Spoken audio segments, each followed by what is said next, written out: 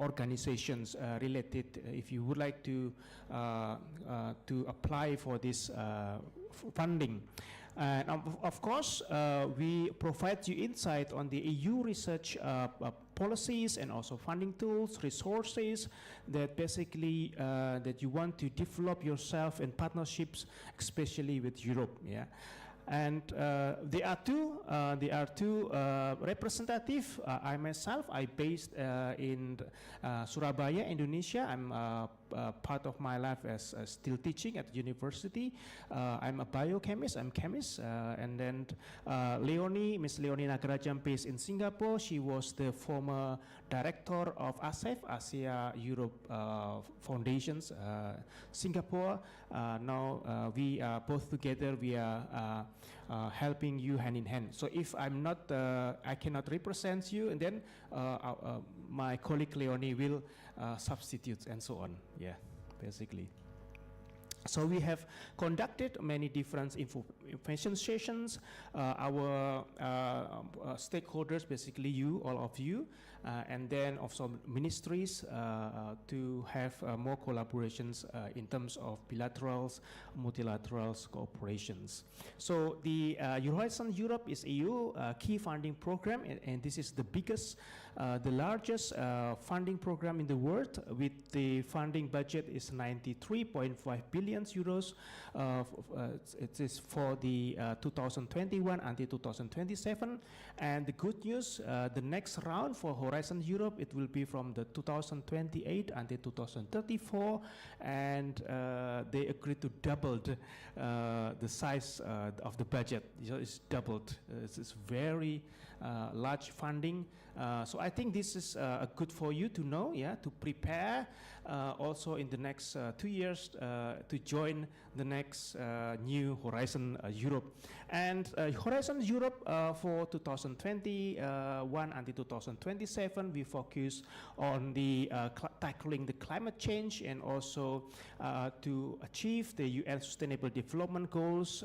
Of course, because this is the funding from EU, so to boost the EU competitiveness and growth. And in order to do that, it is very important for European organizations to open their funding for international collaborations to strengthen the impact of research, innovation, and also support this creation, sharing of the excellence knowledge.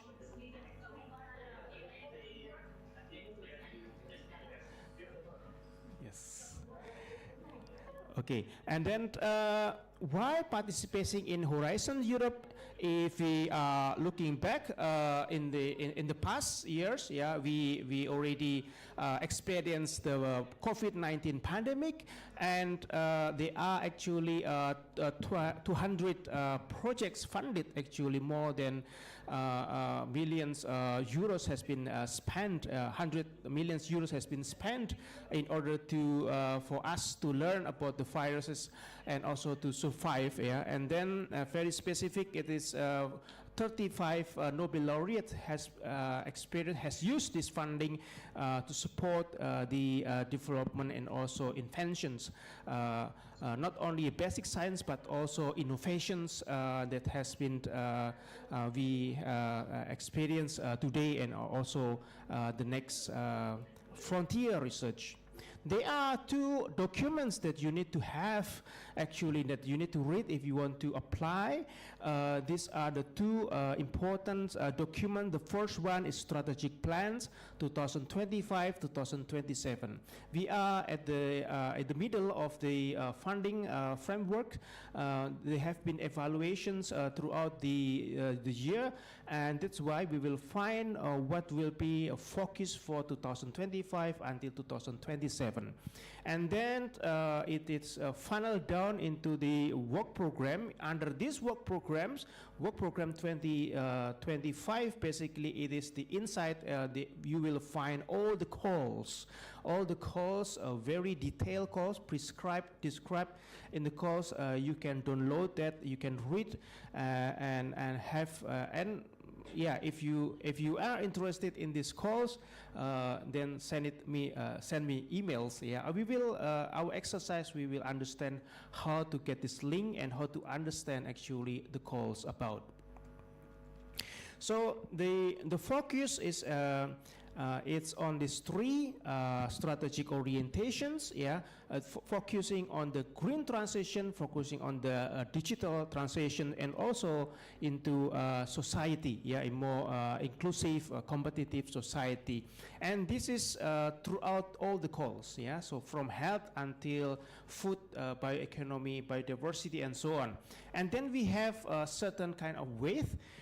So we have like 10% allocation. It is more focused on the biodiversity. So you are here in Malaysia. I think this is a plus for you because you are at the epicenter of the biodiversity in the world.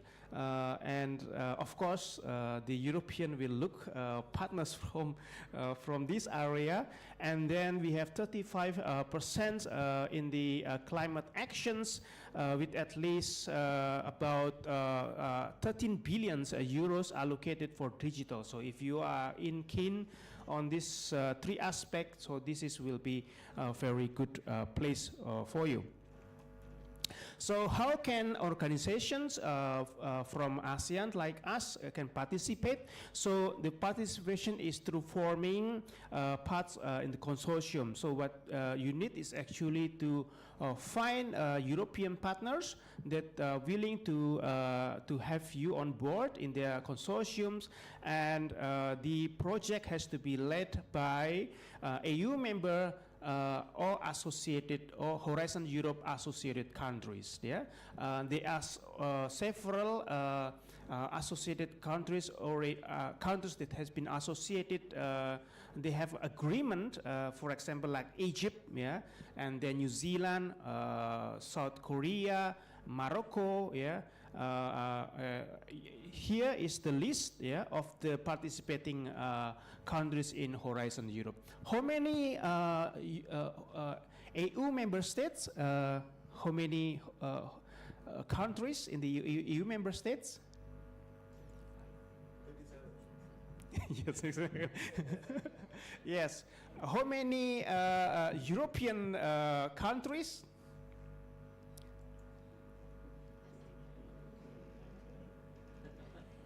44 European countries, but only 27 are in the members of the European Union. And then, so you have 27 countries in the EU member states, and then plus associated countries. So have a look on this, scan this one. Yesterday I met, there is an interest also from Malaysia, yeah. So who knows, yeah, if Malaysia interested to be parts of the associated countries, because these are the countries eligible to be coordinators, to lead, yeah. At the moment, in Malaysia is not yet, so you only be partners, yeah. But very interesting things is the consortium requirements. Once these minimum requirements are met, institutions from ASEAN are eligible for funding. So basically, you are eligible to be a beneficiaries, yeah. Once this minimum requirements are met, so minimum three independent organizations from 3 different EU member states or associated countries. Singapore and Brunei Darussalam is not included in this case because they are third countries but high income.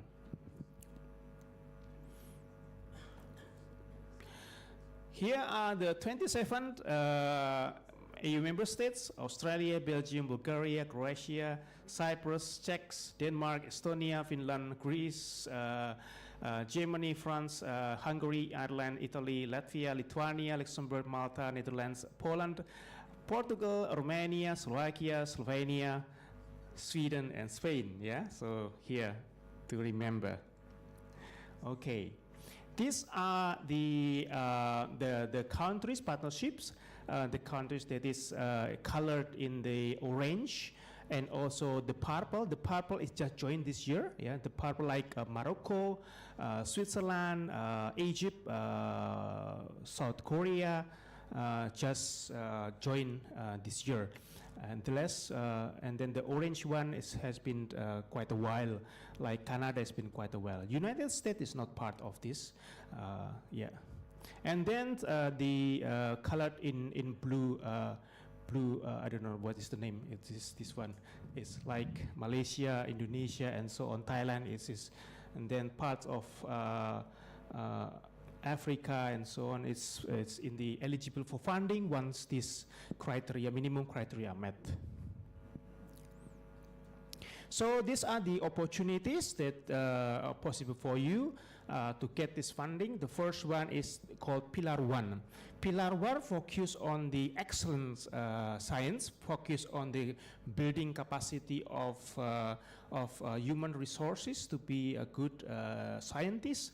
We have two big programs. First one is European Research Council, which give you fund to establish individual researcher to establish owned research group in Germany, in Europe, without leaving their own origin. Yeah, basically they need to spend like 50% of their career in Europe. Yeah, they have to establish there to conduct basic research, frontier research. Yeah, and then Marie Sklodowska actions, MSCA. It's fellowships for you who would like to conduct postdoctoral fellowship. For you who would like, if you are in the senior position, if you would like to have postdocs fellow working under your supervisions, and then for you who would like to create a PhD program together, represent your university to create a PhD program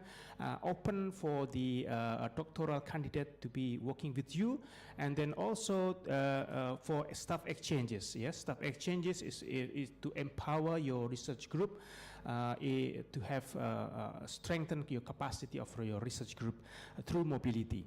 And then Pillar 2 is our focus for today, is to tackle the global challenges. In the case of Pillar 2, this is institutional to institutional collaborations to make a consortiums composed of universities, research institutions, industries, and so on that tackle the global challenges to reinforce the technology and also industrial capacities. We have 6 clusters I will show you later on. And for the Pillar 2, we have 3 types of project that you can develop. The first one is the research and innovations actions. RIA is basically that you can conduct research and innovations. So the lower TRL, lower TRL, and then the proposal like TRL 2 or 3, and then the final one of the project, it will be 4 until 6, and then the innovation action is to produce the project that produce or design or really improve products. This is like higher TRL, is TRL. The end of the TRL, it should be TRL 7 until 6 until 8, not 9. 9 is already different program.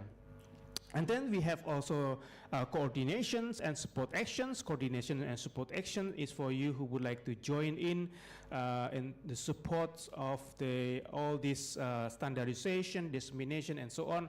Usually ministries and so on join in this CSA. So not for you actually for the ministry or like the agency from the countries. So I would like to give you a brief introduction. First is MSCA, because the MSCA is the most low-hanging fruit. It is the European Union flagship funding program for educations, and the training of researchers. We have in here, we have different bottom-up approach. It means the idea is coming from you. There is no certain guidelines of the requirement of the calls, basically, and then but we have this in here is the panel, reviewing panels, category categorized into like from life sciences, mathematics. We have also social sciences, economics, yeah, environment, and so on. And for the postdoctoral fellowships, plus with Euratom areas, it means related to the nuclear energy and so on, related to this field. And then these are the Marysovska-Curie actions. The actions you have, the first one is the foundation is the postdoctoral fellowship. Yeah, postdoctoral fellowship is for the is a mono beneficiaries to establish postdoctoral training program for you. Already gain your PhD, have experience up to 8 years. You can join these postdocs. You need to find out the host in Europe to be your host. For you who are established researcher, faculty member in here, it means you will join collaboration with the European professor there to open, to recruit postdoctoral fellows under you, because they will work with you like 2 years and then they will coming back to Europe for another 1 year. So this is very good, so that you have this on board. And then you have institutional, so this one is postdoctoral is individual, and then doctoral networks and staff exchanges is more institutionals. You will represent your university to be a PI together with in the consortiums to set up doctoral programs. In the case of staff exchange, it means that you will set up a program that allows equip research and organizational capacities of your staff, yeah, from the research staff and also from the management staff. Basically, it's the staff working with you. So very unique characteristic of the MSCA is the formations of the consortiums should consist of academic and non-academic organization. Academic organization is from the public, private, higher education establishments, and also related to the non-profit organizations, while the non-academic organization, it is listed here. It is also not it is related to the any socio-economic actors, yeah, not included to the academic sectors, yeah. These are the examples of modalities in the case of postdoctoral fellowships that I already explained. There are two types. First one, European fellowship, it means from Malaysia going to Europe, and then from global fellowship, from Europe to Malaysia. You can hire Malaysian who have already in Europe, yeah, to stay over here to take this global fellowships, yeah, if they are they already live for quite a long time in Europe, yeah, as in the period of time. These are the modalities for the doctoral networks. You can establish standard doctoral program. You can establish industrial doctoral programs. You can also establish the joint doctoral program. For the case of industrial doctoral program, the doctoral candidate must spend 50% of their time in the non-academic sector. You can also ask the industry from Malaysia to be part on board, also European industry, of course, on board, so that they can spend their 50%, yeah, minimum 50% of the works in the industry. And then the joint program, doctoral program, means that you need to create the types of doctoral program, for example, ranging from joint or double or multiple degree program. It is depends on the negotiation between the consortiums, and you need to put the letter, the MOU that agreed to conduct this research doctoral program. Yeah. And then very interesting is about supervisions, of course, joint supervision And secondment means that the researcher can spend their research outside of the host. Yeah, for example, you will be the host, and then your research, your postdoc or your doctoral candidate will work with you. But they also, you need to create a program that they can work outside of your labs to conduct research, yeah, collaborate, and the maximum duration is 1/3 of the project.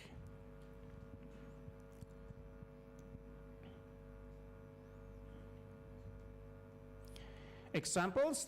This was my case. Yeah, I joined actually in this program long time ago under the standard doctoral networks. At that time, I studied a PhD at the University of Glasgow, and then I received this funding from the Marie Curie, and then I conducted the secondment at our coordinator is from Italy, yeah, research center over there. I studied about the transmembrane structure, yeah, light harvesting structure in Italy. I studied. I used laser, ultra fast laser, so it's physics. And then I went to Germany to study single molecule spectroscopy. And then I moved to France, in the CNR France, for Raman spectroscopy, and then moved to the IBM Research Center, Rooslicon, to study about business. Nothing to do about research. It's really like a business management, business of innovation.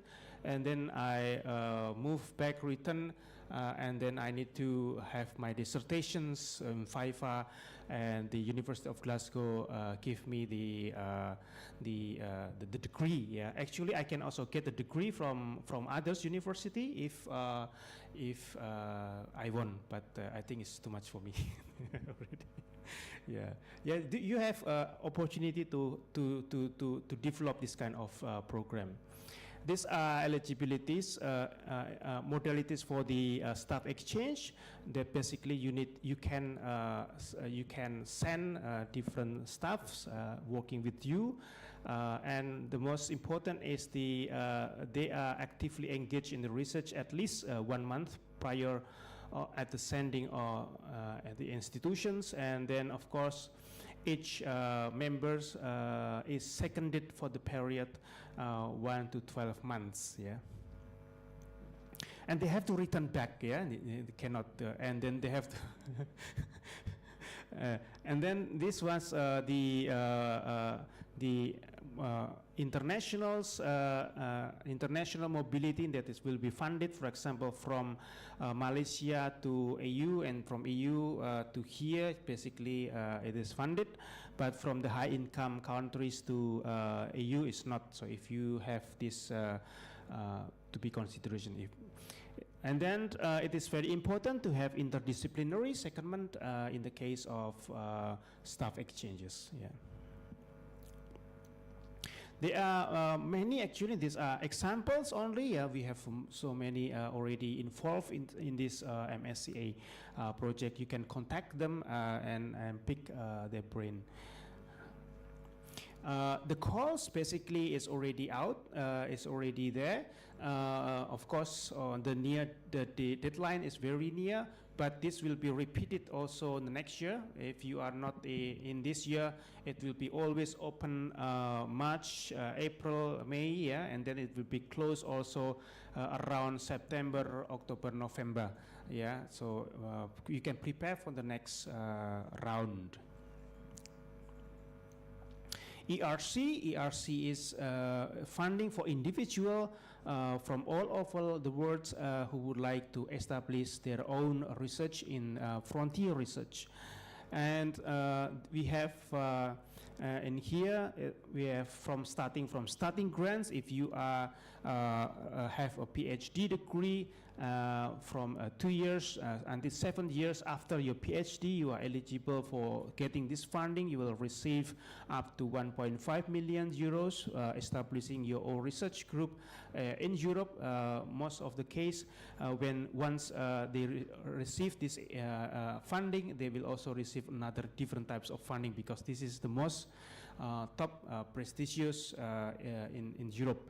And then consolidated grants, and then we have advanced grants, and synergy grant is very unique, because in the case of starting grant, consolidated grant, advanced grants, at least you need to have you need to spend your 50% of your works in Europe. In the case of synergy grant, you can spend actually the entire work here in Malaysia. Yeah, you need to team up with 2 until 4 PI to submit these proposals. It's very large, it's very big, 10 million euros. And this year is very special, thanks to our college, thanks to our colleague across the Atlantic. Yeah, that many of researchers, scientists now is going out from these countries, and that's why the European Commission decided to anyone across the world, if they want to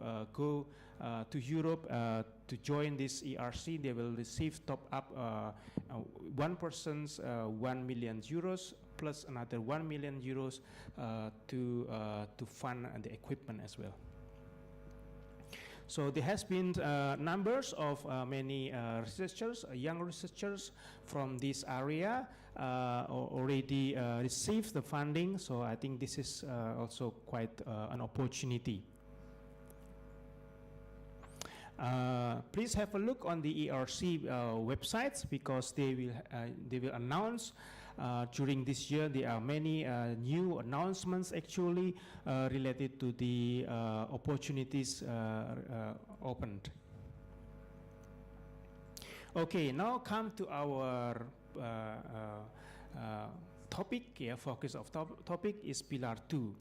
Pillar 2, we have 6 clusters from health, cultural activity, creativity, inclusive society, and then civil security and society, digital, industry and space, climate, energy and mobility, food bioeconomy, natural resources, agriculture and environment. So these are the 6 clusters, and under these 6 clusters we have destinations. Yeah, destination, it means where this research should target in, and then under that you have calls, many different calls.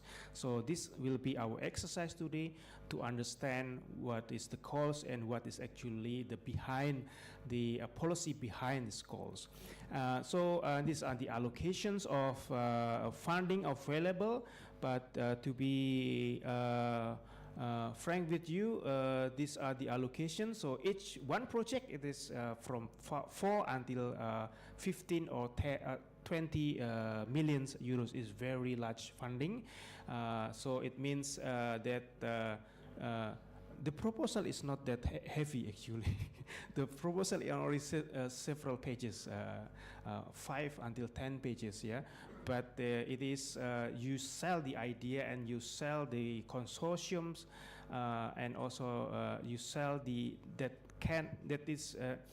you have the description of the calls, and then basically you need to address these calls and give them attractive that you can conduct, you can solve this together with your consortiums. We have 2 actions, 2 types of projects.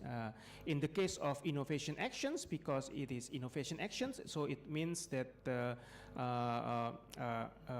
members, industries, industry should contribute. So that's why 70% for other participants. Yeah, basically because you are, I think you are most of the case from the non-profit. Yeah, so non-profit organization always receive 100% of funding, but bear in mind the industry should also contribute in kind and also in cash. Yeah, in cash it means they will give it to you.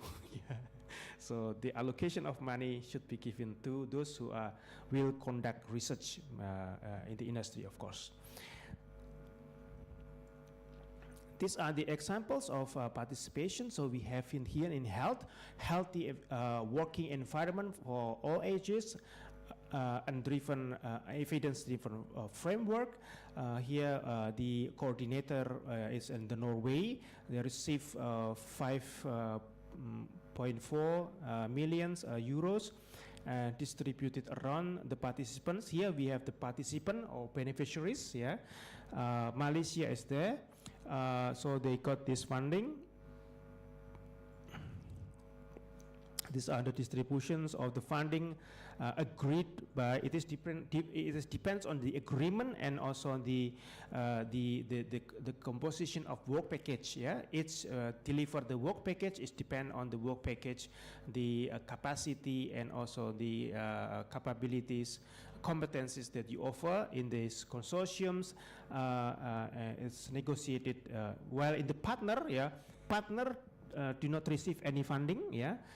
Why? It is because their job is to basically to back up. Yeah, to back up. For example, oh, you don't have like any certain of facilities. Yeah, that special facilities is in this university. It means that maybe they require your funding, or they have their own funding. Yeah,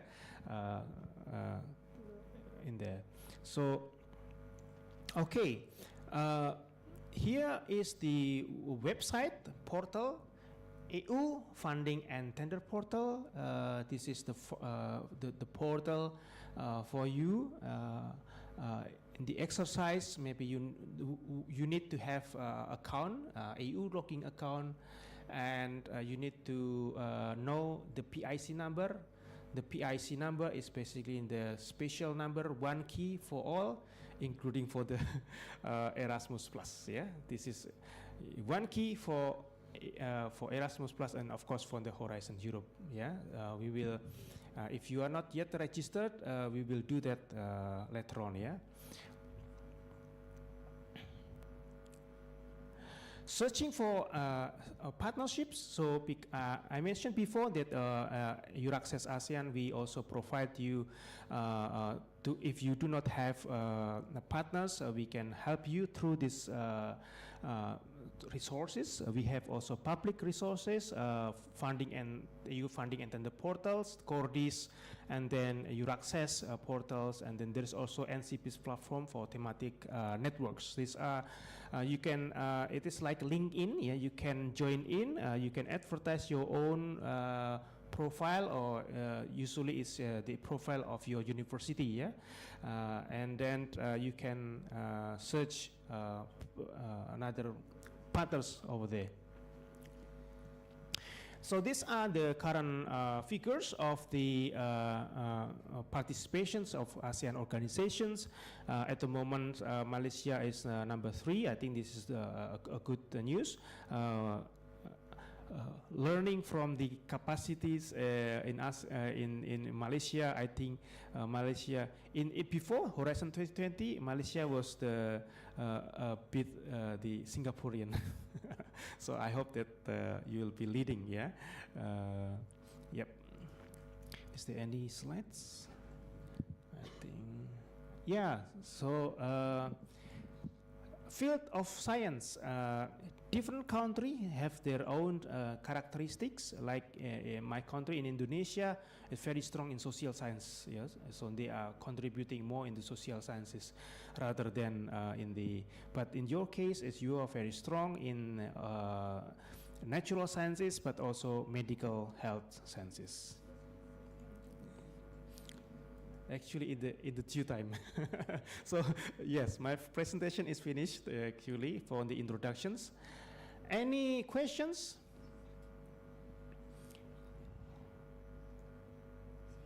Yes. You mentioned that there is. Sorry, thank you for the talk. You mentioned that there is a 2025 to 2027 framework, and then there will be coming a 2028 forward. So if we were to apply next year, will this framework still be the same? Yes, okay. So if next year you apply for this funding, and then the durations of funding is between 3 years, yeah, but usually it's between like 3 until sometimes 5 years. It means it's go beyond the 2027, yeah, the funding, yeah. And if we give the funding, and the funding is basically for you, we are not like cutting cutting in the middle of the budgets, yeah. Any questions?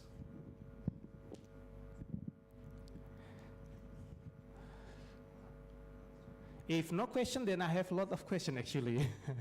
But you need to prepare your handphones and so on. We play games, yeah. Let's play a game together.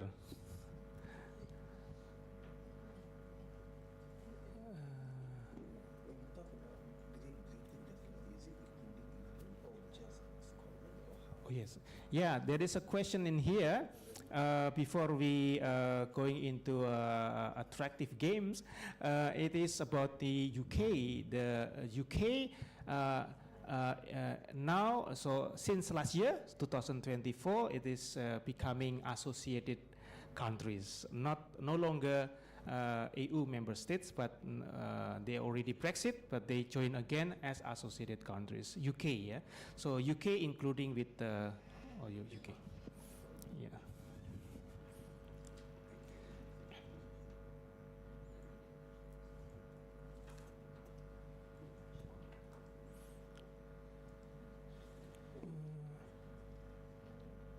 I have to stop presenting, yes, stop presenting, and then here, present,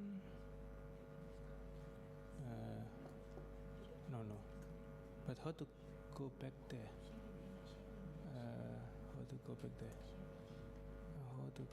here, present here, this one, okay, yes. Okay, all the participants here on site and also online. Hello, online. If you are online, give thumbs. And yes, we have, yeah, thank you, Dr. Eva, Dr. Muhammad Yusuf. Oh, many names, yeah, I cannot names you one by one, yeah. Thank you so much. Join us, join our today.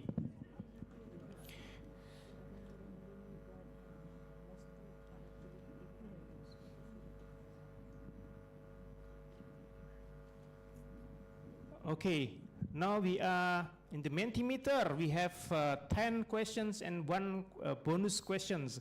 Join me in the Mentimeter, yeah, menti.com. Use the code 5213 9333.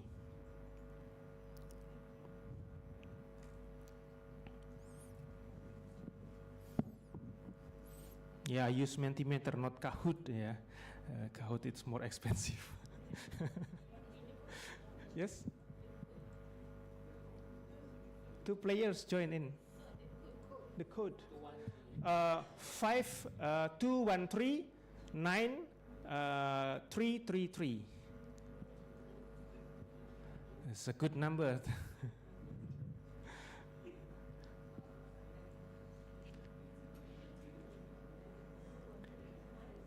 Five 213 9333. Yeah, 3 times 3.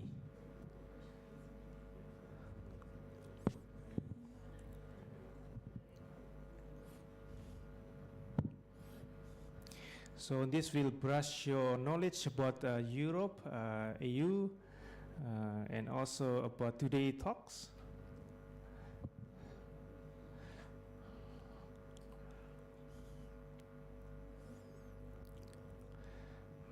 Menti.com, use code 5213 9333.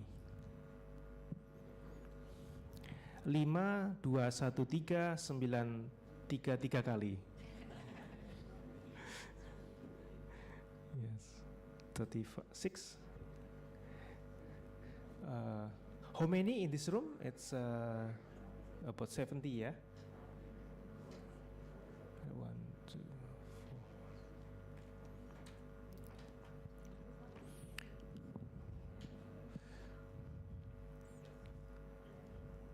4. Okay, online participant also very welcome to join us in here.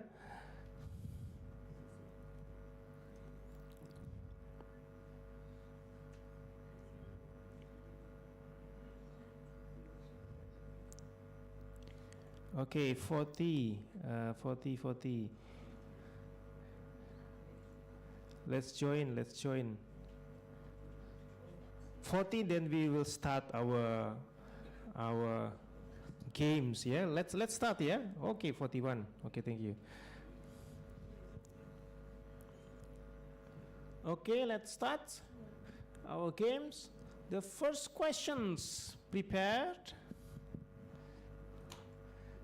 Marie Sklodowska-Curie Action won the Nobel Prize in chemistry, physics, chemistry and biology. Which one? Yeah, Marie Sklodowska-Curie. Yes, exactly. She won. Actually, she is the only one woman, excellent woman. There are many women in here, so it's this why Marie Sklodowska-Curie Actions, chemistry and physics. Yes, yeah.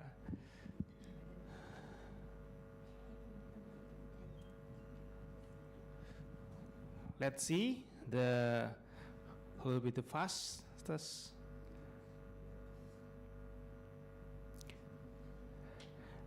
RWB, I do not know.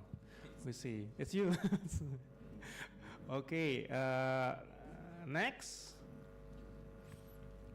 Okay. Let's join together. Prepare. Okay. Second questions. How many countries forms the European Union?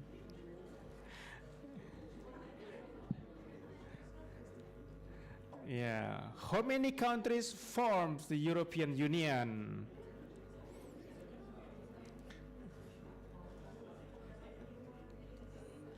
Yes, the correct answer is 27. Yeah. Congratulations. Let's see.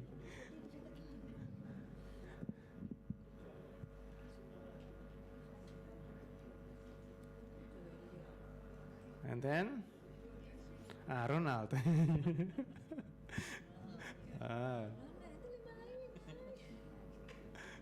Okay, let's join now. Let's see the third questions.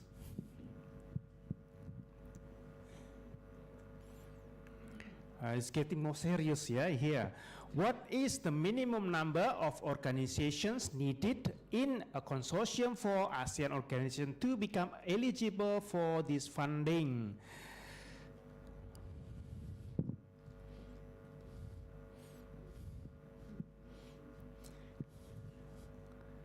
Yes, yeah, at least three different AU member states or associated countries, not at least three different ASEAN countries, yeah. So here we have 20 seconds already won.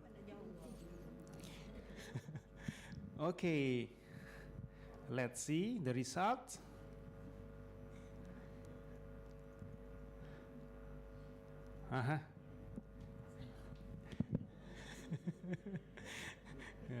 Ronald tidak boleh ikut ya.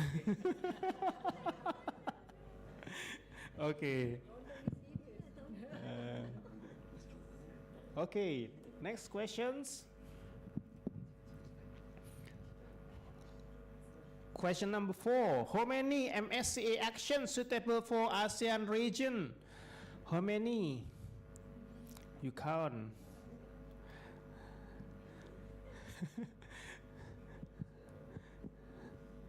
How many actions suitable for ASEAN region? How many opportunities? Yes, 3. Yeah, you have postdoctoral fellowship, doctoral networks, and staff exchanges. Exactly. Okay, let's see. Ah, Ronald is not. That's good.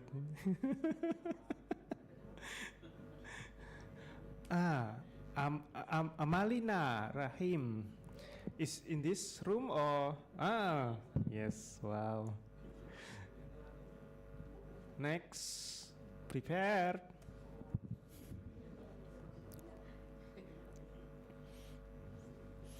Okay, what is the primary goal of research and innovation actions in Pillar 2 of Horizon Europe? What is the primary goal of research and innovation actions in Pillar 2? Is getting more serious here, yeah? Yes, it is to explore new and improve technologies, correct? Yeah, let's see who won.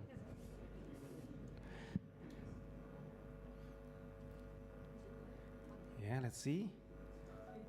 M. Who is M?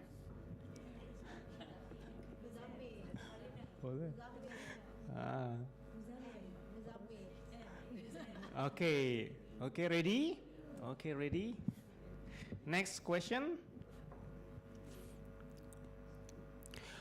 What do innovation actions in Horizon Europe typically include? Innovation actions. Basic research or theoretical studies with no implementation? Oh, yes, exactly. Yeah, prototyping, testing, demonstrating, and market replication. Yeah, that is. I think most of you are ready, yeah, for today, Pillar 2. In depth. Money. Where's money? Oh, okay, congratulations. Okay, now get ready.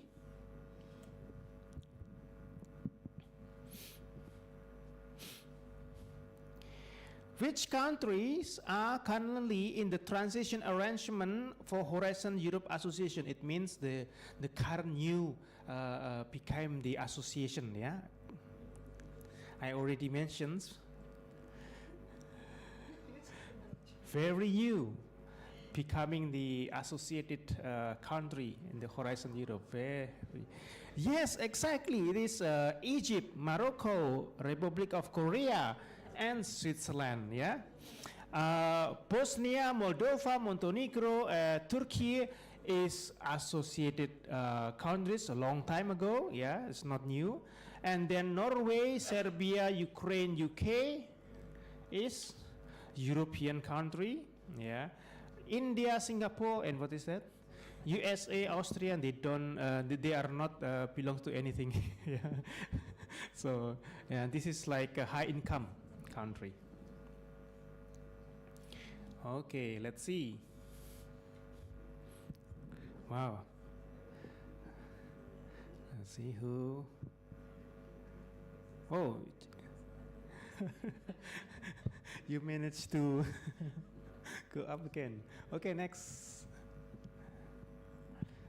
Let's see.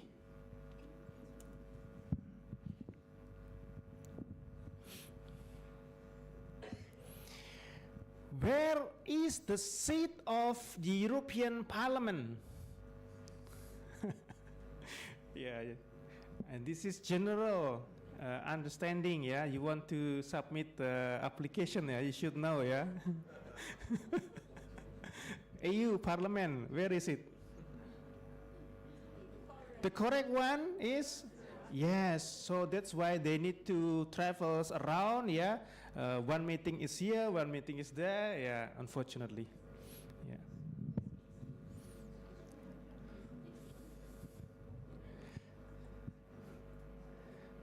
Wagashi. Cat. Rabbit or repeat? Repeat. The fastest one is repeat. Yeah. Okay, next. Okay. Okay, let's see. The question number 9. Which statement is true about EU member states? This is getting very serious about the EU member states. All EU countries are also part of the Schengen area. All EU countries use euros as their currencies. Some EU countries are not part of Schengen areas, and so on. Yeah, the correct one, the most correct, is actually some EU countries are not part of the Schengen areas. So, yeah. So if you got the Schengen, it means you got quite a lot of number of countries actually part of the Schengen, but not all. Okay. Wow. Repeat and Dr. Kamrul. Wow. Who is Dr. Kamrul? Wow. Okay. Next questions. This is the question number 10. Which of the following countries is not a member of European Union? It's not. Yeah. Finland, Norway, Italy, Croatia. It's not. Yeah, not a member of EU. Not member of EU. Yeah, this is. Yes. Yeah. Not a member of EU is different than European World Cup. Yeah, for football is different. This is member. Yeah, Norway is not a member of European Union.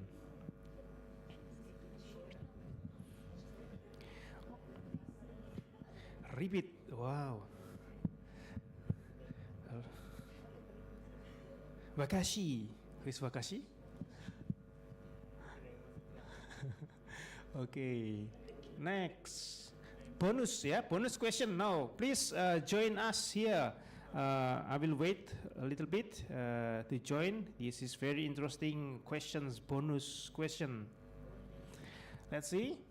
Ready? Go. What will be? Which countries are not part of Schengen areas? Bonus question, yeah? Not part of Schengen areas. You can choose. Can be multiple, not only one, but also maybe two, or maybe three, or maybe all of them. Yeah, you need to select. Yeah, yeah. United Kingdom and Ireland. Yeah, they are not part of the Schengen area. So if you apply visa. If you go to Germany, you can visit Portugal, you can visit Finland, Sweden, yeah. But if you have this UK or Ireland, unfortunately, you have to apply another visa. Okay, that's all. I hope this is give us more knowledge, yeah, about the program. Horizon Europe, but also about the EU and Europe. Wakashi, yeah, congratulations for Wakashi. Yeah, okay. Wakashi, repeat, and the third one is Dr. Kamro. Yeah. Okay, I return back to the MCs or any question from you.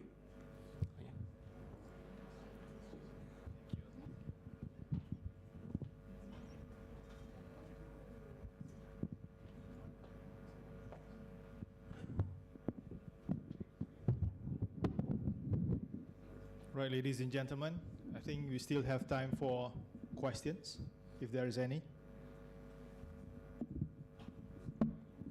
No questions? But before that, hopefully that Dr. Tatas will prepare some prize for the winner of Mentimeter. No questions? All right.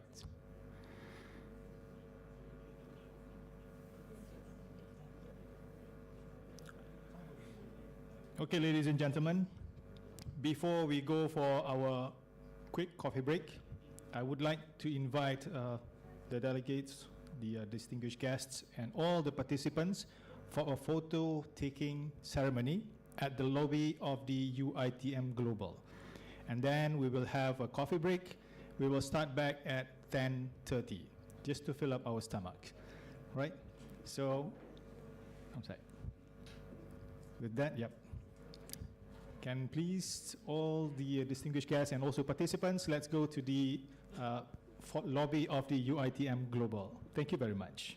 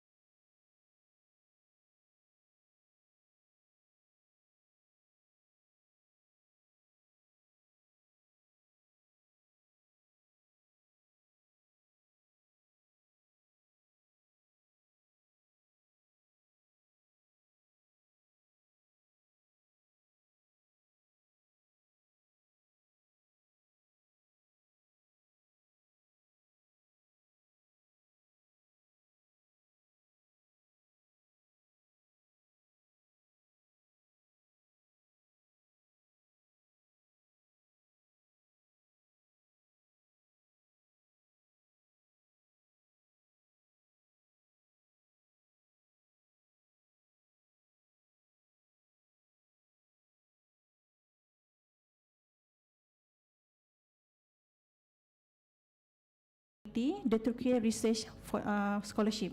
So without further ado, please join. Dr. Thank you. Okay. Ada?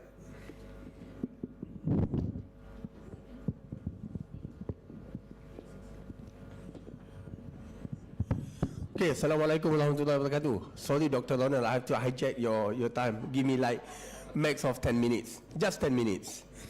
Now, out of curiosity, I know that some of you are also online. Any of you got partners from Turkey institutions, from Turkey universities? Anyone? None. Okay. I believe that some of you, majority of you already got PhD students. Are the PhD students active? Perfect. Now, there's one opportunity that is good for Malaysia higher education institution, especially for UiTM. We call it as Turkey Research Scholarship Programs. This one is offered to two categories. One, the PhD student, the active one. The second one is you guys, the researchers. So kalau you lihat dekat sini, if you talk about the eligibility of the candidates who like to apply for PhD, who like to apply for the scholarship for PhD students, the age must be below 35. PhD student, I'm talking about PhD student, not researchers. Okay, PhD student must be below 35. For the academicians like all of us here, no age limit. Alright, okay, that's one. So the only thing that you really have to have is actually the partners, the counter partner, because we are talking about the attachment of the PhD student, and all of you, ataupun any of you like to go for the attachment dekat Turkey institutions. So you kena ada partner di Turkey. Kalau tak ada partner di Turkey, mungkin you boleh find ways to find partners. If you don't have any partners, if you like to have any prospect and potential partners, then you can contact me. Doesn't matter, it's okay. But normally, for this kind of research-based attachment, is normally is go for the like a personal kind of I would say relationship lah. Kan, kadang-kadang mungkin some of us, when you were doing your PhD, you have friends from Turkey as an example, and now they're attached with the university and in Turkey. So it's up to you. The how, we leave it to you. But good thing is, for this particular scholarship, it's open quarterly basis. Maksudnya every year, it opens 4 times. The first period, the application will be 1st of January until 31st of March, and the punya announcement will be in April, and so forth. How to get all the informations? Dia ada sebenarnya, saya akan share dengan you, dia punya QR.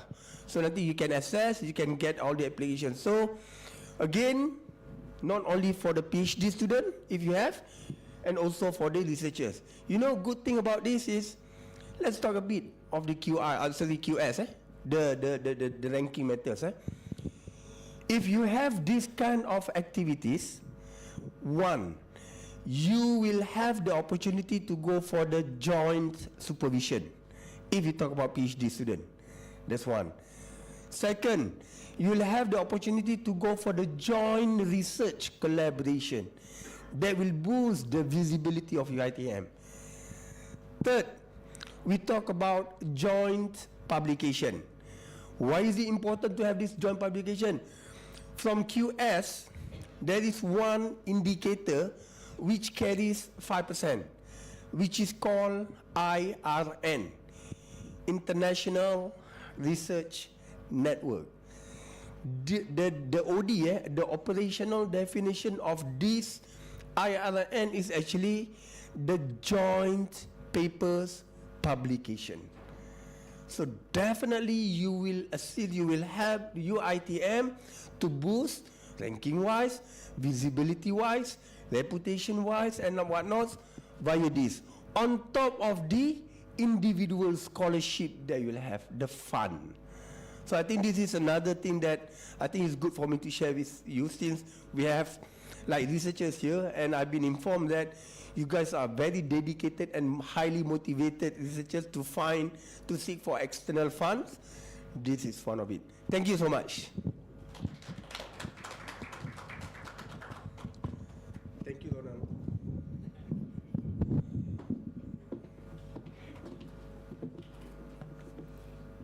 Okay, thank you very much, Prof. Dr. Arifin, for the information. Okay, so now we can proceed to the next session, session 3. So for this session 3, entitled Erasmus Plus Action, Erasmus Mundus Joint Master and Erasmus Mundus Design Measures.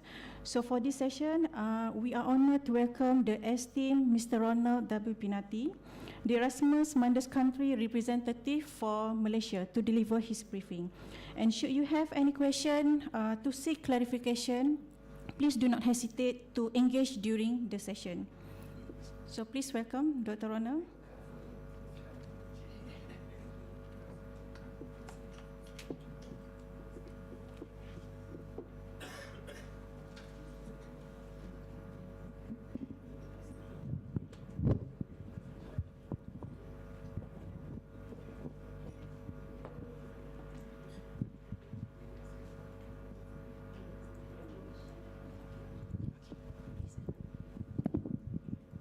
So very good morning, everyone. My topic is supposed to be Erasmus Mundus programs, measures, it's actually design measures and joint master, but Prof. Wan Fairuz asked me to add in some information related to the EU funding instruments. Just now in the morning session, all of you have heard that, you know, we have Pillar 1, Pillar 2, MSCA, and so on. And one of the questions that Prof. Wan Fairuz asks, you know, if we don't have consortium, can we still apply? The answer is no. You need to have a consortium in order to apply for Pillar 1, Pillar 2, and so on. So how do we find partners and consortium?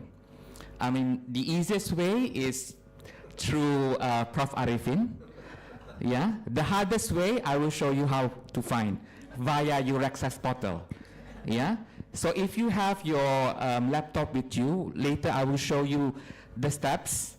Yeah. And from there we can search and explore the website.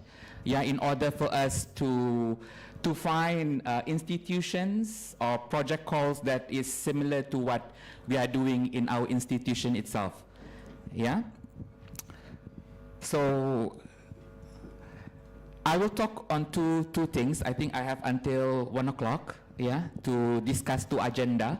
Number one is the EU funding instruments. What are they, how and where to start? Just now, Prof. Arifin also mentioned about the Turkey research scholarship. The umbrella for Turkey scholarship program is called TÜBİTAK, yeah, which you can search online as well. They have many other fundings from undergraduate to PhD levels. You have the EU funding under member states. If you have heard of Eiffel Scholarship, they have also the matching grant under Hibiscus that is under the French government, but we won't be talking about that today. And number two, I'll be talking about Joint Master Program, EMJM, and also Erasmus Mundus Design Measures. Basically, Erasmus Mundus Design Measure is a funding that helps institution set up joint master program. So you can apply up to 60,000 euro if you want to set up a new master program in your faculty or your institution. But the core idea is your master program must come with mobility, physical mobility. First semester in Europe, second semester in Europe, third semester in maybe UiTM Shalam. Yeah, that is to set up that program, not to become an Erasmus Mundus Joint Master Program. So whether or not after the end of that 16 months or 14 months of preparation, you did not get the status of Erasmus Mundus Joint Master, it's okay. Yeah, but you have money to set up a new master program in your institution. Yeah.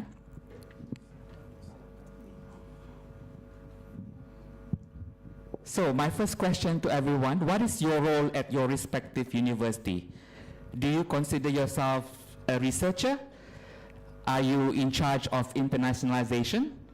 Or you are solely doing teaching track? Means you don't do research, you don't do internationalization, you just teach.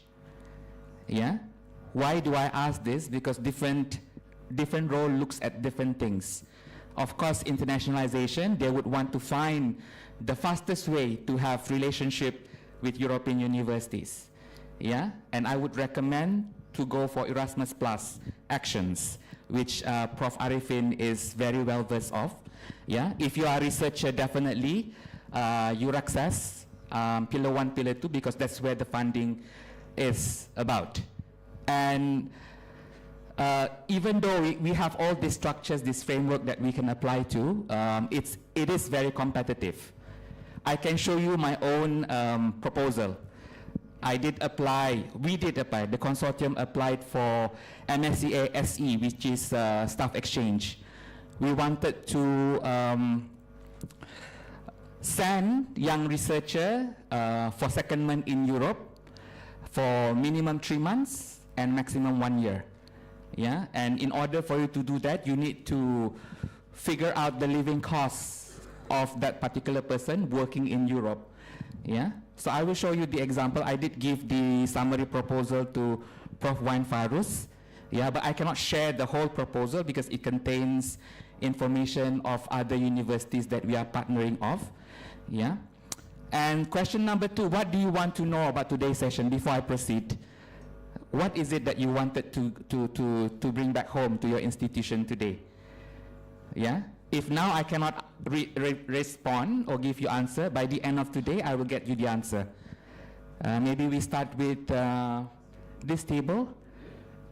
Do you have any question? What is it that you want to get from this session? Uh-huh. Okay.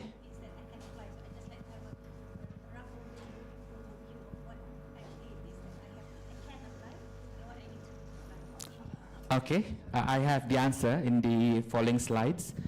The next table.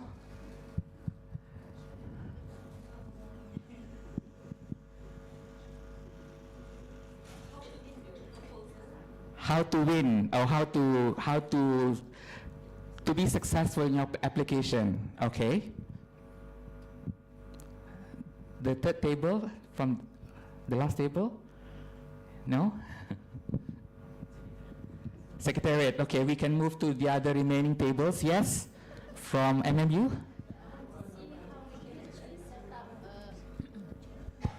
I want to see how we can actually set up the joint masters with Erasmus. Okay, how to set up joint master. Yep. Yeah? The table at the back.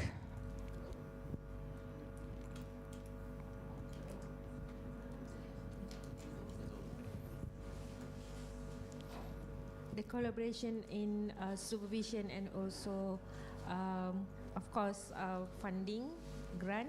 Okay. Yeah. Joint supervision as in you apply for funding so that your doctoral students here can do secondment in Europe to use their lab facilities. Okay, that is under co-fund MSCA Mary Sodorska, which I will talk a little bit. Yeah, but I have never applied for co-funding. I've only applied for staff exchange under Marie Curie. Is there any other question? No? We can move to the last table. I mean, yes.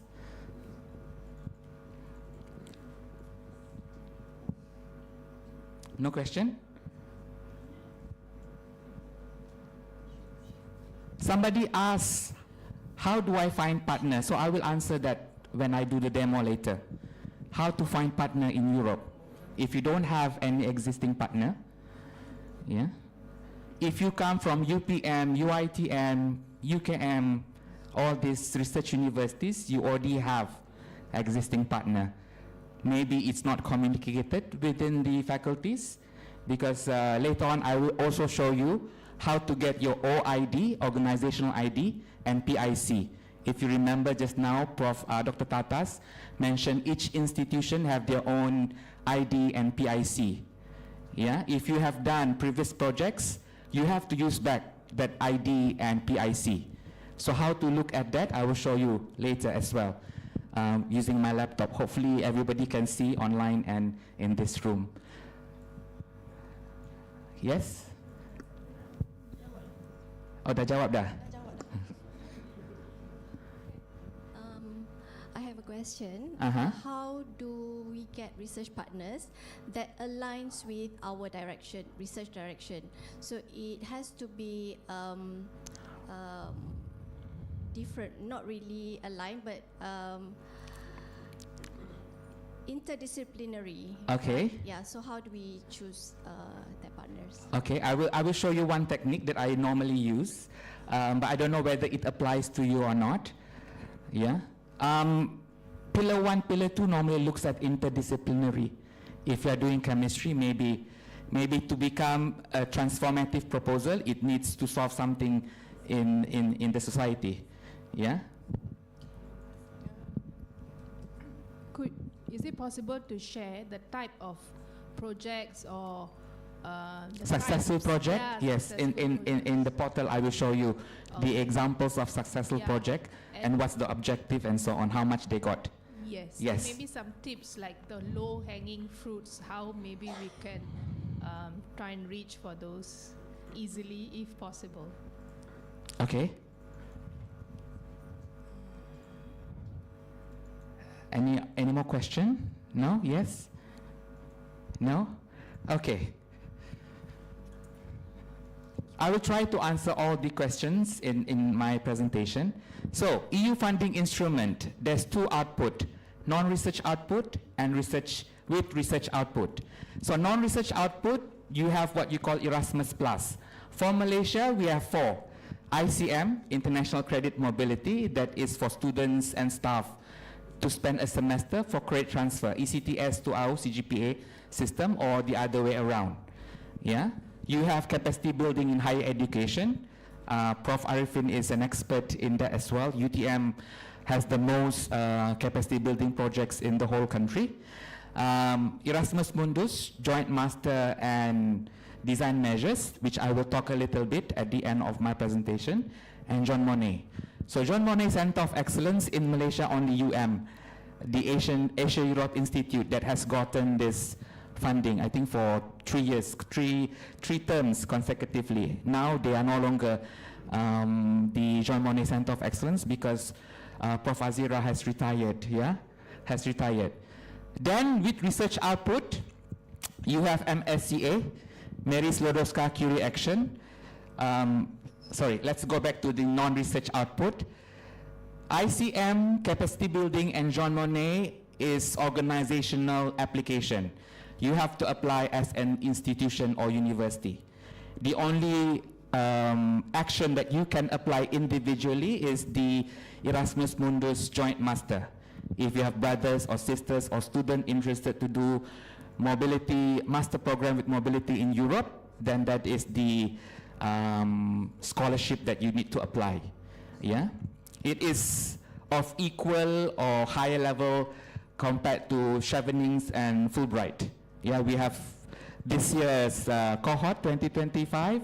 We have students that have received admission into Harvard master program, but decided to take up joint master for Erasmus Mundus instead, because you go to 3 different countries minimum. Yeah. So research output, you have MSCA, Mary Sklodowska-Curie Action. We know she won two Nobel Prize in chemistry and physics. So doctoral and postdoctoral position, individual can apply. So later I show you how to apply through Euraxess portal. If you have your laptop, straight away I will ask you to register, so you have an account in Euraxess straight away. MSCA Staff Exchange, institutional application, cannot be individual. Yeah. COFUN, institutional application. Pillar 2, consortium. You have to have a consortium in order for it to apply. Cannot be individual or individual university. Yeah. So from this brief slide, you know which one individually as a researcher you can apply, and as institution or as a faculty, you can apply. Yeah, not many, only 3 from this slide. Yeah, or you want to apply for your doctoral student that is under COFUN. Yeah, you tap into an existing consortium and you say you want your doctoral student to use a facility, a lab in Germany, for example, then MSCA COFUN is the way to go. Yeah. So based on this, the low-hanging fruit are the Erasmus Plus. Yeah, the Erasmus Plus. You need to have a European partner for all this. Yeah, except for the one that you need to apply individually, then you don't need to have European partner. Yeah. So important keywords that will be repeated throughout the whole day is mobility. Whatever actions Erasmus Plus or MSCA or the Pillar 1, Pillar 2, they need to be a mobility component, people to people, physically, not online. It has to have that component. Yeah. So it goes to keyword number 2, people to people. There should be some physical movements from here to Europe, from Europe to here, or from other continent to Malaysia, or the other way around. Yeah. Work packages. If you are familiar with capacity building projects, yeah, you must have heard of work packages. Yeah. For Pillar 1 and Pillar 2, when you are preparing your proposal, work packages needs to be specifically mentioned. It's almost like doing a Gantt chart. Action 1, what do you do? Action 2, what do you do? Action 3, what do you do? And in order to arrive at the output, let's say publication or whatsoever, all these are clearly defined and who do what. Yeah, but in EU project proposal, these are known as work packages. Yeah, and in a consortium, work packages are distributed differently. Maybe UITM do work package 1, UM do work package 2, MMU do work package 3. Yeah. From there, the money will be distributed equally. I mean, depending on how difficult your task is. Yeah. That's why before you apply for Pillar 1 and Pillar 2, you need to have a consortium first. Yeah. We need to go and ask. If you don't ask, you wouldn't know whether or not they are interested to be your partner here in Malaysia. Then there's this term, coordinator, partner, and consortium. Yeah, there is one question about Malaysia being associated country. Malaysia have not gone to that level yet where we are now still beneficiary, our partner we call it. We apply through a consortium, and that European university will become the coordinator. In Erasmus Plus capacity building, we can become the coordinator. But in Pillar 1, Pillar 2, especially under European Research Council, we can be partner or beneficiary, but we will never be a coordinator. Yeah, unless we become an associated country lah. Yeah. Any questions so far? Are you confused? No? Okay, good. Yeah? So far, so good. Dissemination. This is also one of the biggest component that you need to think about. If you have a proposal, at the end of that project, how do you want to communicate that result of the project to lay people, to the people surrounding, maybe society, media, or whatsoever? Yeah? Because in the end of the day, somebody needs to take charge of communicating the output of the result of the project. In any of the Erasmus Plus project or action, and also in Pillar 1, Pillar 2, in your proposal, they will need you to specifically mention how do you plan to disseminate it. Yeah? And then the following question, sustainability. How are you going to sustain the result of the project? yeah, in the next 5 years or 7 years. Because you see, just now, Dr. Tatas mentioned, Horizon Europe, there is a cycle, yeah? The next cycle is 2028, 2034. So if, let's say, your project is accepted in 2028 and ending in 2030, people from the EU will still come and audit 5 years later, you know, whether or not you still maintain what you promised to the EU, yeah, before receiving the money. And then this 3 word, excellence, impact, quality, and efficiency, yeah? So this is the main component of the proposal under Pillar 1 and Pillar 2. Not like our doctoral thesis, you know, they ask you methodology, they ask you literature review. You know, now they are using these 3 main subsection, and I will show you an example in a while, what excellence, impact, quality, and efficiency means. Yeah? Okay, step number 1. Yeah?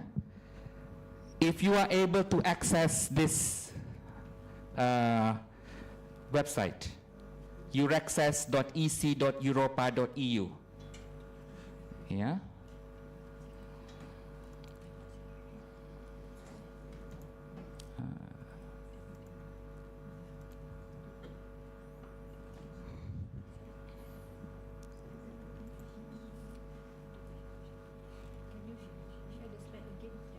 Which one?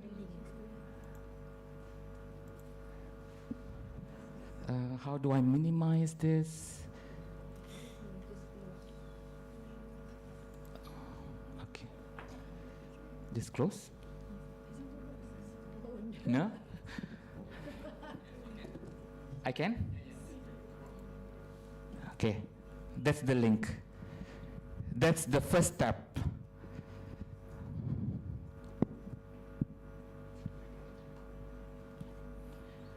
If you don't have an account, you can still browse through it, but you are not able to save because there's so many calls inside this portal. Maybe it is near to you, it's a discipline or something that you think can work for your institution or faculty, then you can save if you have an account. If you don't have an account, you cannot save. You can just maybe copy paste or whatsoever. Are you in this website? Yes? So this is for individual researcher to find your contact, funding opportunities, hosting opportunities, and even job.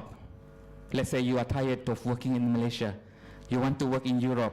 Cuba-cubalah 3 tahun ke 5 tahun ke. Everything is in there. Yeah? So let's click at job and opportunities. Find jobs and opportunities.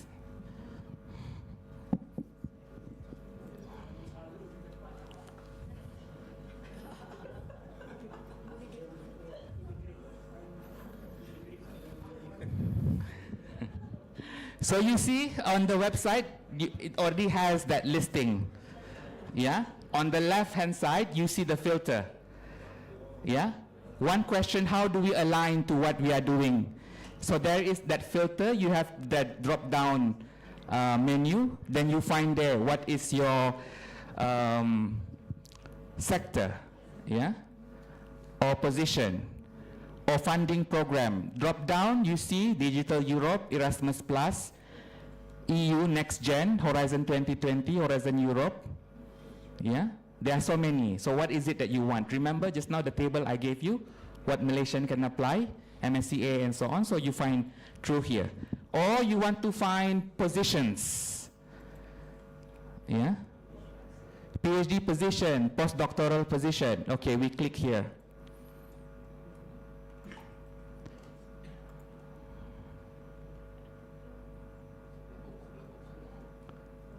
So postdoctoral, you have one that is closing soon, 30th September. Professor of History of Art specializing in Middle Ages. Ataupun Disorder of Consciousness Research. Let's, this one. Postdoctoral researcher in advanced therapy medicinal products for cartilage regeneration. So when you click at one of the postings, you scroll down, then there is the descriptor. Yeah. Normally, offers inside Euraxess, doctoral and postdoctoral, they are part of that consortium. Yeah. And normally there is a name attached to it, Dr. Eamon Sheehy and Prof. Fergal O'Brien. And location, Tissue Engineering Research Group, Royal College of Surgeons of Ireland. Yeah. How to apply? There is an application link here, but sometimes they will also include email. Yeah. Human resource, Clarissa. So there is a contact. So let's say you want to be part of that consortium, you send email, since you are doing research on cartilage medicine as well. So that's how you try to find research consortium or partners in Europe. But this is in Ireland. This is in Ireland. So what did Dr. Tapas mention about Ireland?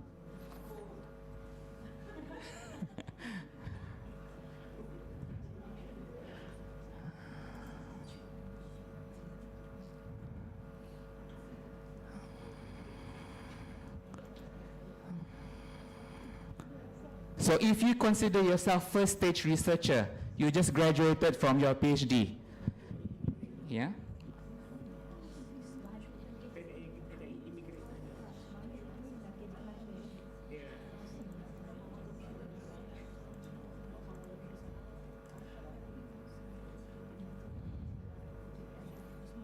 So for first stage researcher, you just graduated from your PhD, you apply that, there is 4,891 position.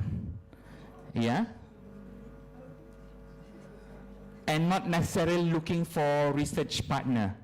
It's really job position to work in Europe. If that is something that you want to apply, yeah, you can. As long as you have created an account in your Euraxess portal. Yeah?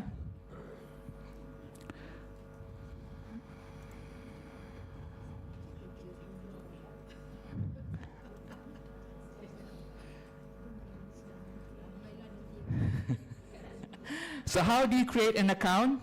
Very easy lah, macam biasa you create account on your email and so on. New account, create EU login account. It would take you a few minutes to create an account. Yeah, you can do it on your own time, but try to explore Euraxess as your first point of contact. You want to find researcher, hosting opportunities. You want to find out about who can be your probable partner in Europe. This is one of the way. Any questions so far?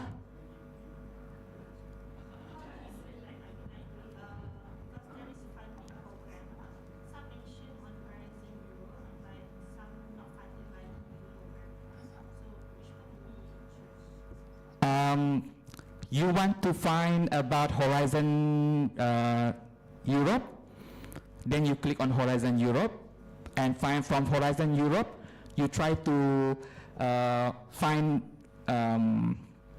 filter that helps you want to apply individually.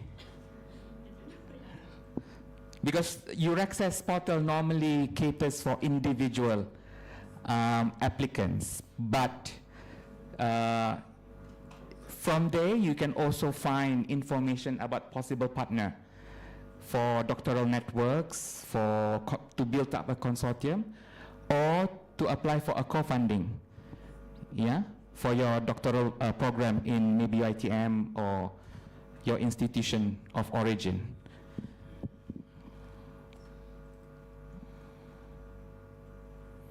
They do have information about living and working in Europe. I'm not suggesting anything to you, yeah, but they are opportunities that allow you to work in Europe for maybe 2 years, yeah, and to come back in Malaysia. If let's say you want to bring your family, how much will you get? Because that is also stipulated in the doctoral networks. If let's say you are doing postdoctoral under Marie Curie Skłodowska Action, MSCA. If you are single, you will receive around how much? If you decide to bring family together when you are doing your postdoctoral or secondment, there is an additional money that is given. Yeah.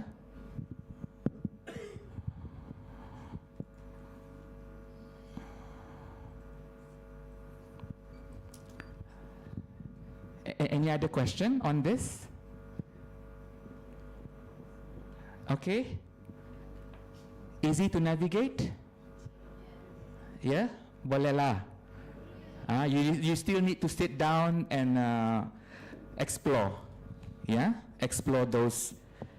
How you want to apply? Like I said, you click on the advertisements or the calls. Everything is there. How to apply, when is it closing, and so on. Yeah? So in case you are looking for partner, this is one of the way to look for partners. Yeah?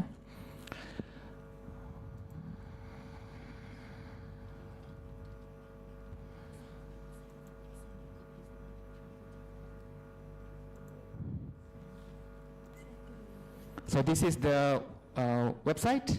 Yeah, I think I already shared this to Prof. Wan Fairuz. Yeah, this set of slides. So Euraxess portal, just now we have explored for individual researcher. On that portal, you will be able to find doctoral and postdoctoral opportunities. You can apply as individual researcher, hosting opportunities and funding, yeah, as an individual or as an institution.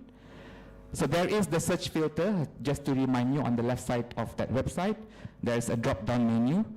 From there also a tip, you can search for contact of universities, consortium, matter expert, and potential EU partners.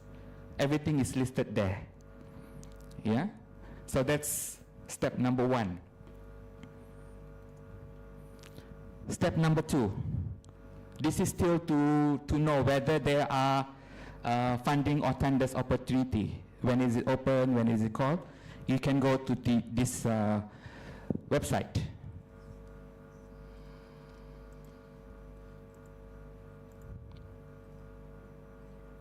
On the landing page, there is already 4 instructions or 4 tips for you. Are you looking for proposals? Do you want to view projects and results? Oh, sorry, the website.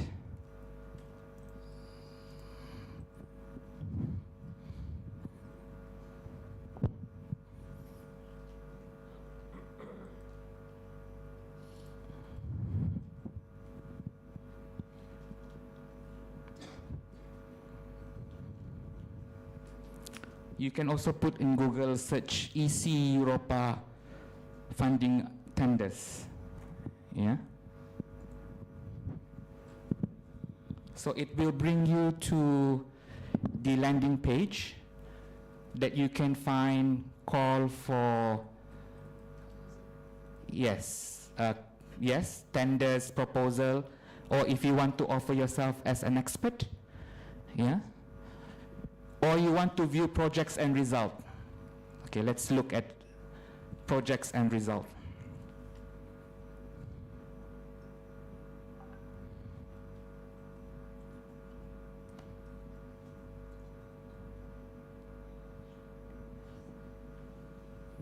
$10,000 plus items found. Yeah. So you have everything listed there. Either you're doing an Erasmus Plus project or you are doing a Horizon Europe project. We look at efficient confluent edge networks. So this is under Horizon Europe. You see the amount of money provided is 3 million euros. Yeah, it is still ongoing. Started in January 2024, which is last year. Yeah, coordinated by Chalmers Techniska. I'm not sure which university is this. We can click. From there, you can also find possible partner, European partner. depending on your area of specialty.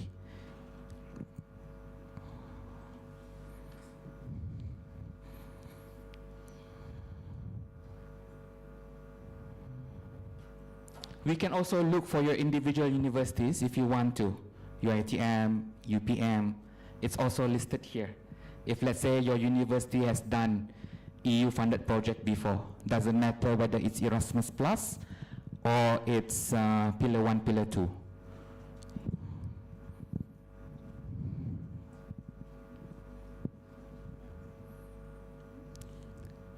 Can anyone name me one specialization?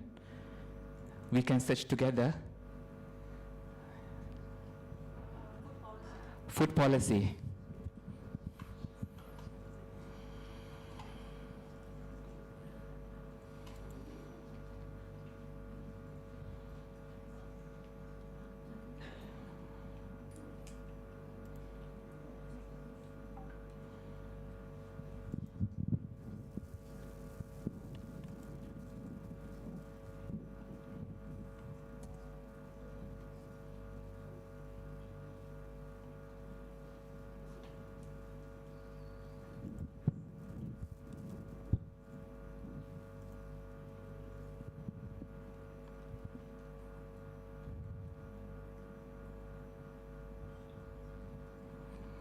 Food policy, there's a few. I think UITM did one project under food policy before the pandemic.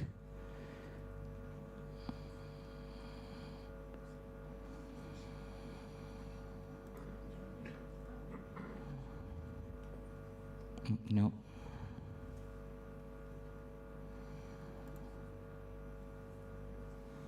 So we need to explore. I'm not that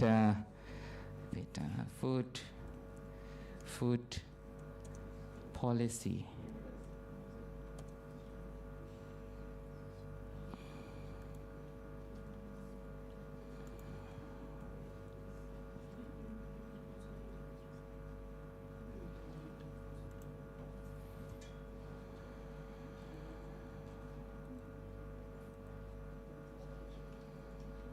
It doesn't show.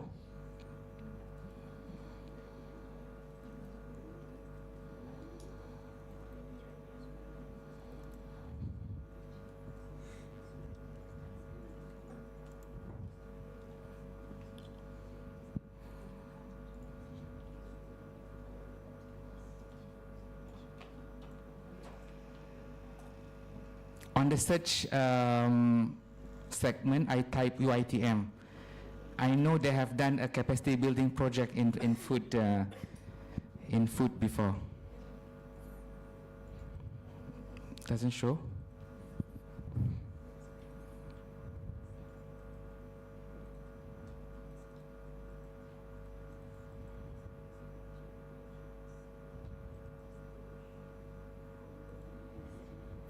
We can explore later. It's just loading. It's not giving me result. EU funded project.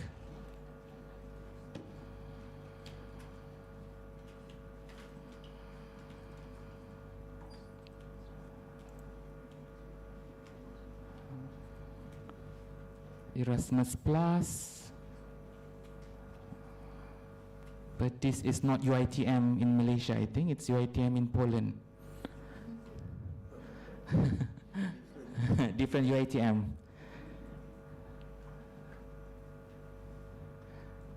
So this is also another portal that we can look for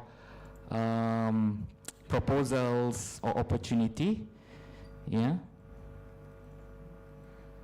And it's also listed there. If you look at funding, under funding and tender, yeah, the project is specifically mentioning MSCA co-fund, Horizon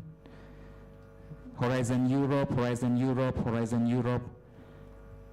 Yeah, deadline 17 February next year.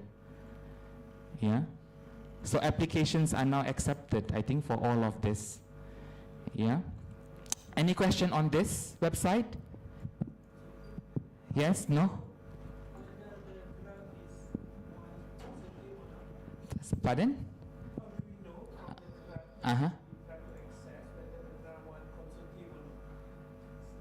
How do we know whether they are wanting a consortium or not?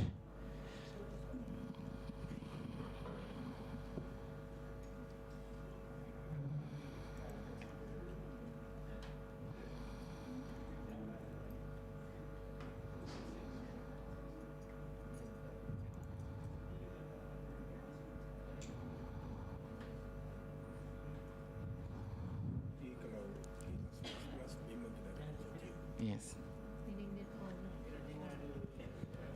If I can respond on from the perspective of Erasmus Plus, for any capacity building and higher program, you need to have a consortium. Definitely.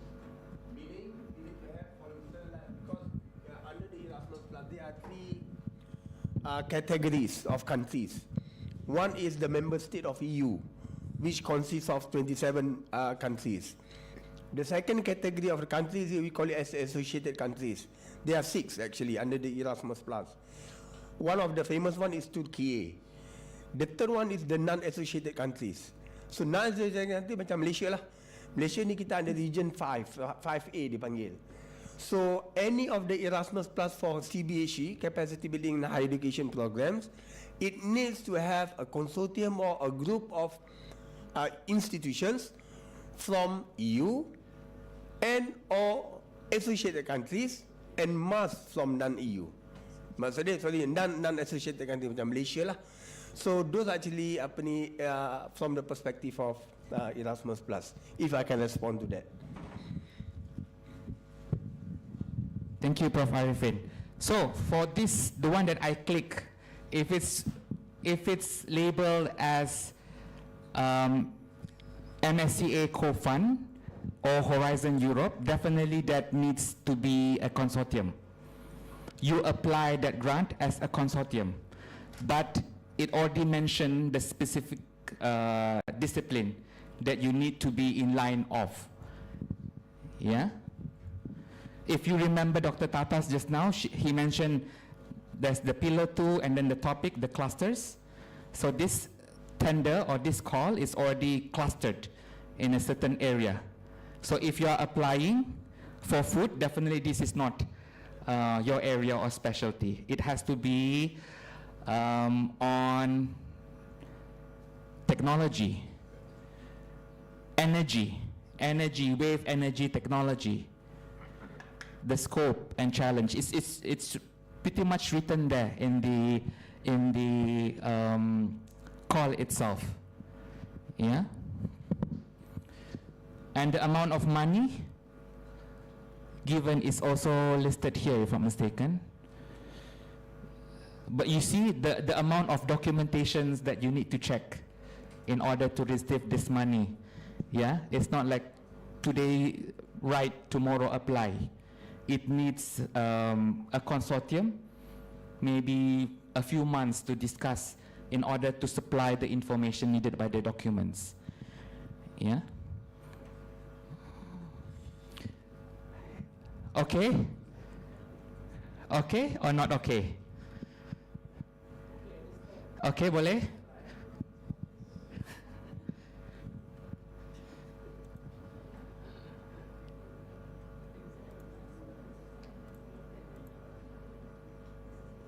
So now number 3, web gate.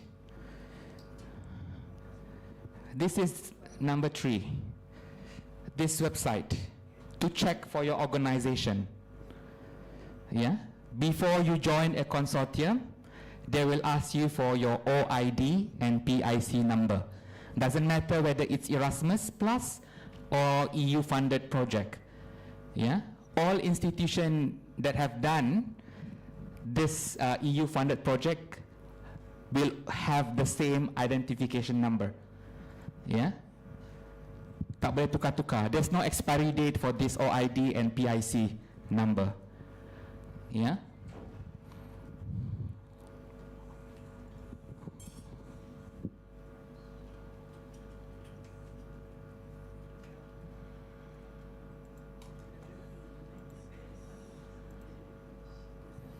So you will come to this page, search for an organization. The first two websites just now, the funding portal and Euraxess portal, you will need to find for your partners and consortium. Once you have agreed, okay, we will make a consortium on this topic, then your European counterpart will ask you, can I have your OID and PIC number? So this is where you find your OID and PIC number. One institution, only one set of number. Tak boleh tukar-tukar. It's also not by faculty. Yeah? Anyone from UiTM? Anyone here from UiTM? Let's look at UiTM.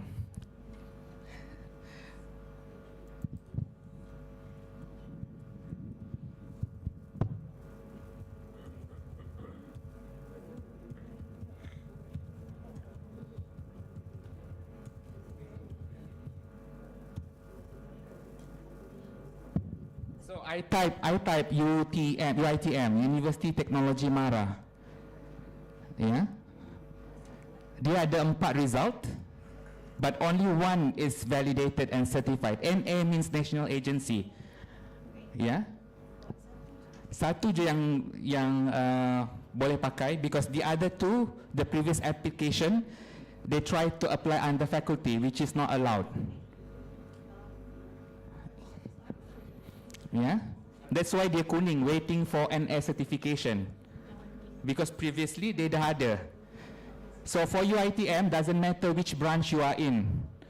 Yeah, you use the same number. PIC is 8 digits. OID normally starts with an E, and then 8 digits, 9 digits in total. Yeah. So if you are doing Erasmus Plus project, capacity building, or Jean Monnet, or you apply for design measures, you need to mention that number. Or you are doing Pillar 1, Pillar 2, MSCA, you also need to provide this number. Yeah?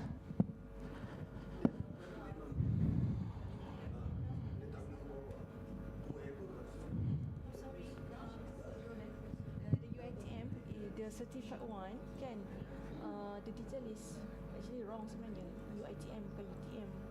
See? Okay. UiTM, one of your colleague mentioned that there is a wrong website. Yeah? So whoever is in charge of the research of the university need to write to this portal to correct the wrong data. But that is the correct PIC and OID. It's already green. Yeah? Yeah, the green one. We have to use the green one, not the red one, not the yellow one. The green one. Website dia utm.my.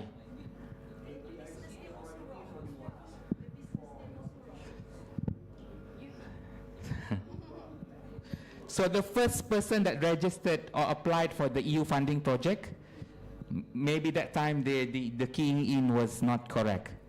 But that number is the correct number and PIC number. Yes, it will never change, and there's no expiry date. Will never change. But the other details, somebody from the research, the head, or needs to inform that the data is wrong, the contact number and so on. So Faculty of Music last time tried to apply it. Yeah, tapi tak dapat. Because it's not the correct ID and PIC. Faculty of Applied Sciences also tried to apply it, but tak berjaya.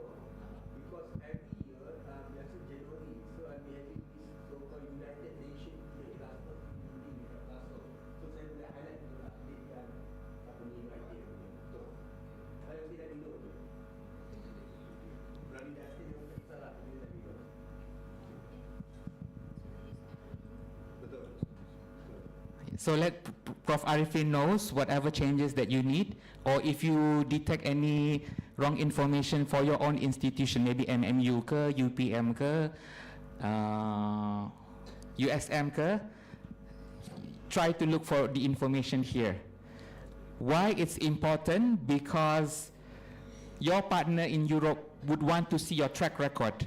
If you have done any Erasmus project or any EU-funded project, and that is that covers legal matters. You did not breach any contract before. You did not require to pay back the funding given. You know, there are certain universities that were blacklisted. You know, because they could not give evidence on the money, how they use the money and so on. No evidence or whatsoever.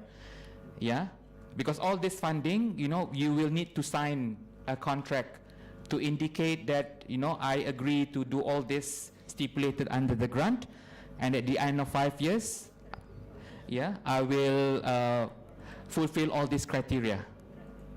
Yeah.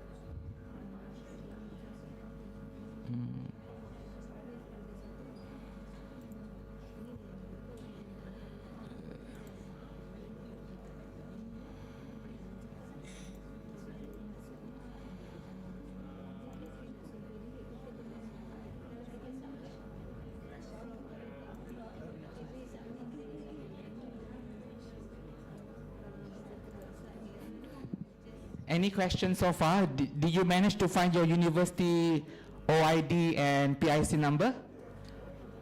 Not yet. You're from which institution? UiTM. So that's the number. Biarpun salah website, that's the number that you need to use for your application.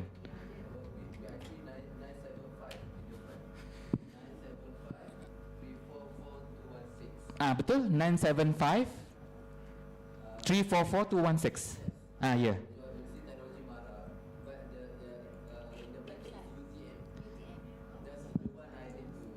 Yeah, Prof. Arifin will assist in verifying, changing that.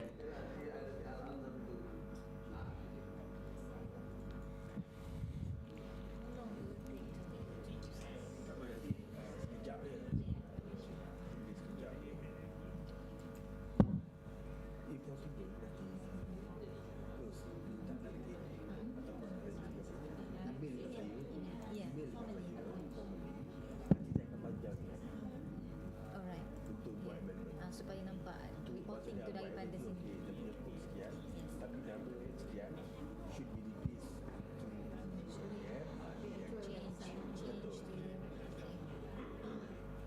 So nanti email direct.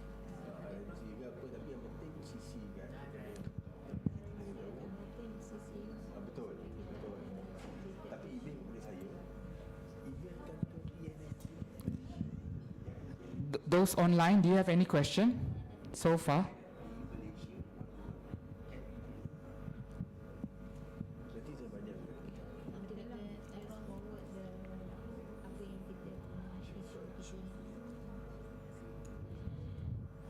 So it's good that we detect some mistakes in UiTM ID. Yeah. So your individual institution must have their own ID, a single one.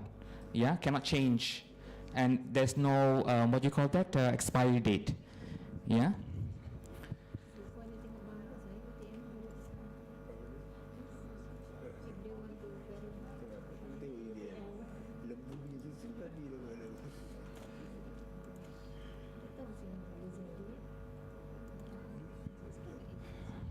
I think the first person that registered, the first project tu yang I think made that mistake.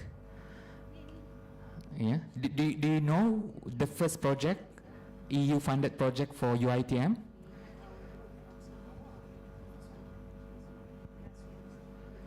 From Prof. Margaret. Prof. Margaret.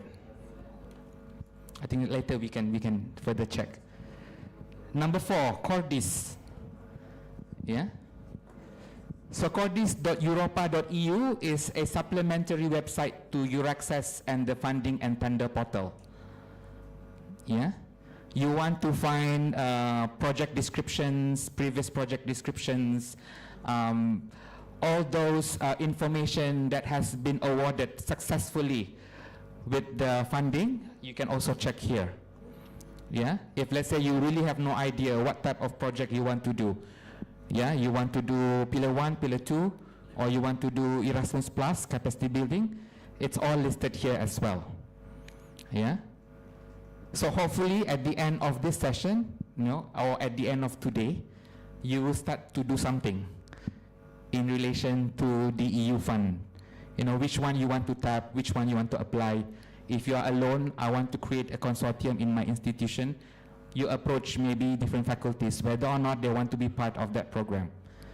This is for research. I have not gone through the Erasmus Mundus part. Yeah, the one that do not have a research output, but you create a new master program. Okay, we can proceed with Cordis. Cordis, europa.eu.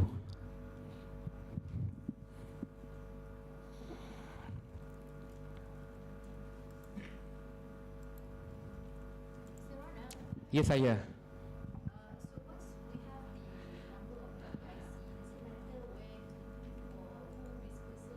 No. Yes.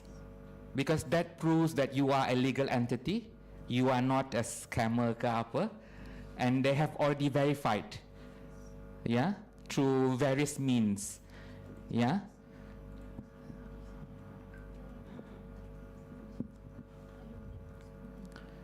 So now we are on the landing page of Cordis. It's also mentioned there, where you can access comprehensive information about EU research and development project, R&D, research and development. Bukan rehat dan duduk. Yeah, research and development. So what do you want to find? Yes, Prof. Van Fairuz.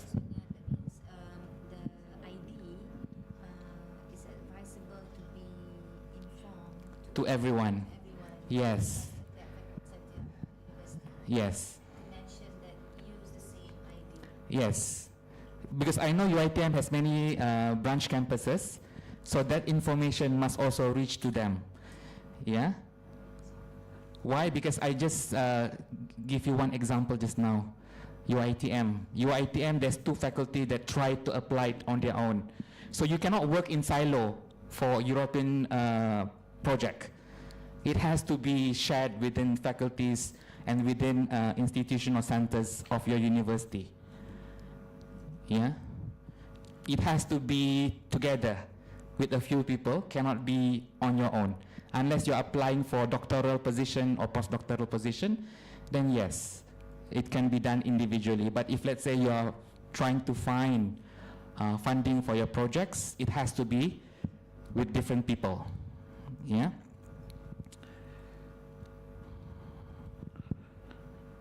Okay, we stop scrolling with the website. Yeah. I show you my, not mine, it's actually our consortium proposal summary. So when we decided to make a consortium, yeah, the form that we use already mentioned excellence, implementation, and impact. Yeah, I don't know whether you can see or not. I shared this to Prof. Van Fairuz as well. Yeah, this document. Yeah. So in that excellence part in the proposal, it is to answer why, what, and how. Implementation, how, who, where, when, that's the input. And the impact, outcome, short term, is mentioned there. So this is a proposal for MSCA SE, staff exchange. Yeah, like I've mentioned, this proposal is to train young researcher graduated from PhD or currently doing PhD, secondment to Europe, minimum 3 months, maximum 1 year. Yeah, but the hard part of this proposal is to ask for permission from the university to allow your staff to be seconded in Europe, because it also involves HR intervention. Now, what happens to your contract if you work in Europe for 1 year? Who's going to pay? Definitely Europe going to pay you your salary, yeah, in Europe once you're in Europe, but what happens to your work here in Malaysia? So this is also something that you need to mention specifically in the proposal, yeah. Can also be inbound, means somebody from Europe will come to your institution to work and to contribute, yeah. So that excellence, implementation, impact and quality plan, if you remember the important keywords, so pillar 1, pillar 2 proposal includes this, yeah. And the project is called DG Core. Let me show you the full proposal.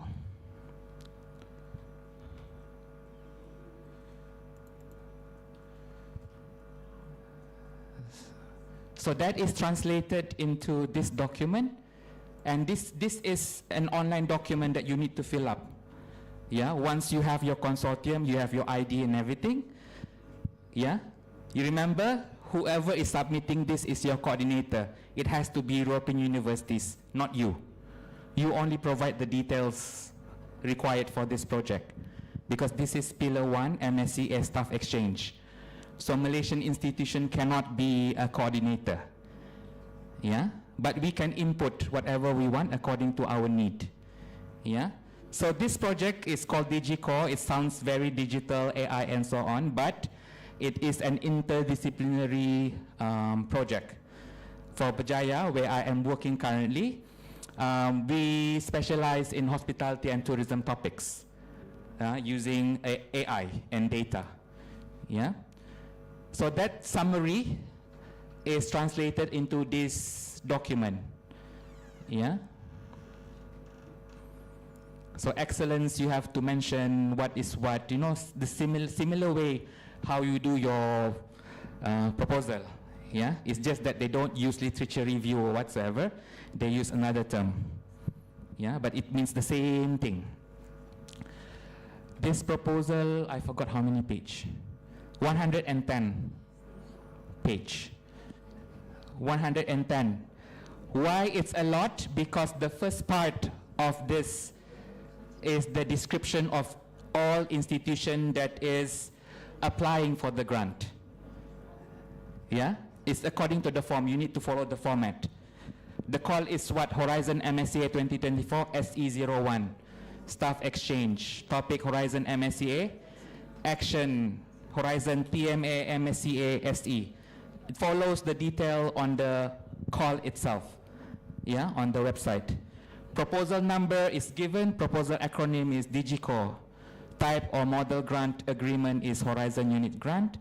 And this is the table of content, general info, participant budget, ethics and security. Similar like how we do research, it's just that some of the components are a little bit different. It took us, the consortium, around 1 year to compile this information. 1 year. Because of time differences as well, because the consortium is made up of, is there a summary? Sorry, huh? So, participating organization, Kauno Collegia in Lithuania is the coordinator. We have University of Tirana, Albania. We have the Netherlands, we have Finnish University, Kenyan University, University of Nairobi, 2 from Asia, Lovely Professional University, California State in the US, and my institution, Berjaya. So this is the consortium. Yeah?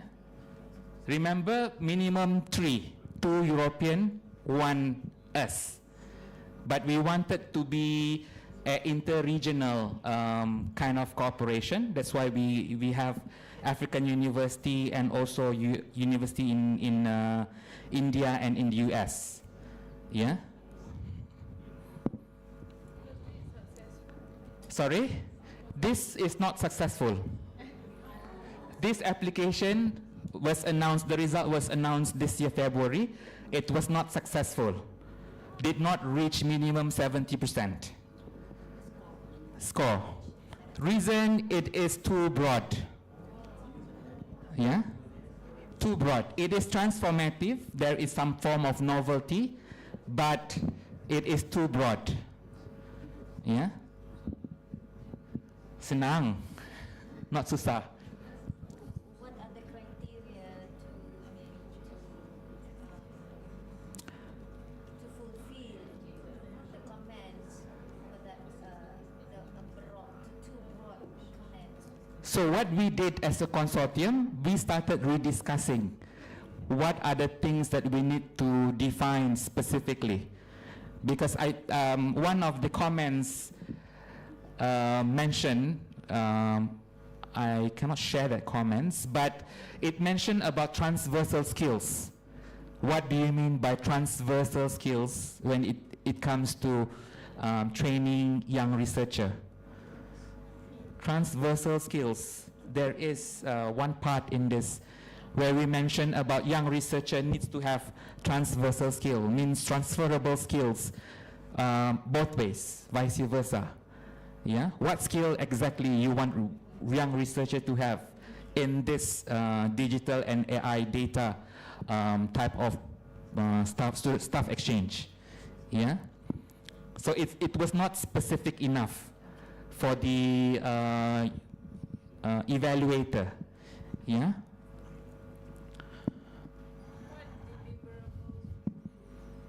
What deliverables? Before that, this is the example of the descriptor. Everyone that participate in this project must have an ORCID ID. Do you have ORCID ID? Yes. Did you fill up all the components in your page? Because they will cross-check one by one. Yeah? So it is also mentioned in the form. How do you identify this person? And an ORCID ID was given. Yeah? So they can cross-check one by one. This is for pillar 2. Pillar 1. So pillar 2 most probably would have similar requirements. Yeah?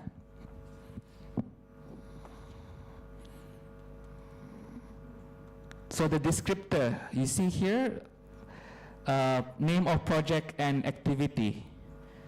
Any Erasmus records, if you have access, needs to be put inside the proposal as well to show that you have done and you have a good track record. Yeah? And that goes back to the OID and PIC. I forgot how to check the record. Yeah, let me try to find out in a while, because once you click on that, you can actually see from the first project to the last project, ongoing project of your institution. So you can put that in that proposal as well, that indeed your institution has done some projects, EU-funded projects before. Yeah? UTM, UITM, UPM, all has good track records. Yeah? It's just finding out that detail. What is the number of the project and so on.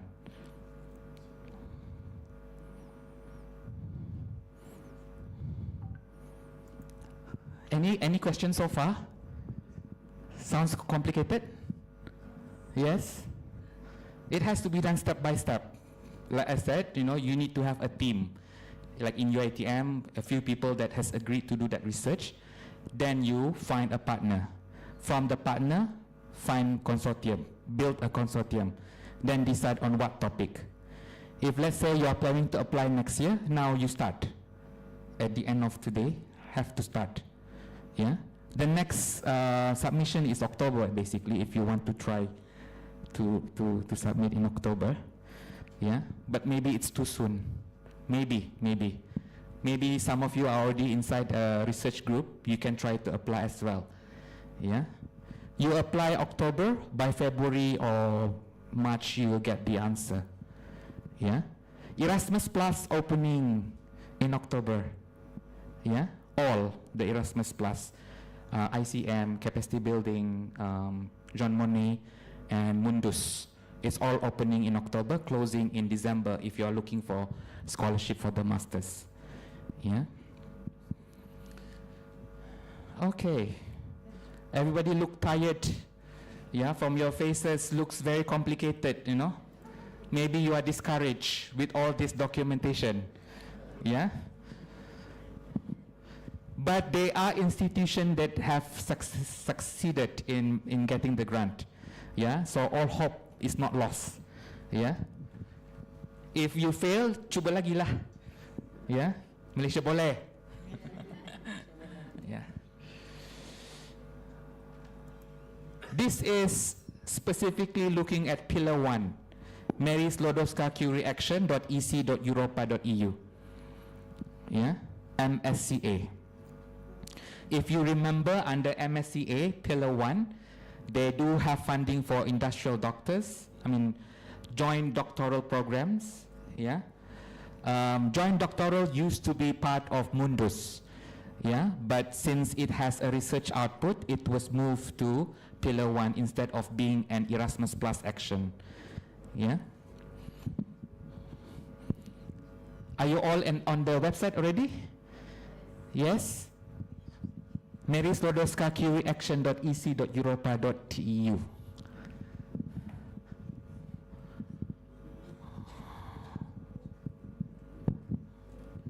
Mary Sklodowska is from Poland. She's Polish, but she married a French guy. That's why the name Curie. Yeah. If you have been to Poland, her tomb is in Krakow, and you cannot visit. You know, it's enclosed because she works with red barium, and she still emits some nuclear, so you cannot visit very near. Okay, let's go to the website. Marie Curie.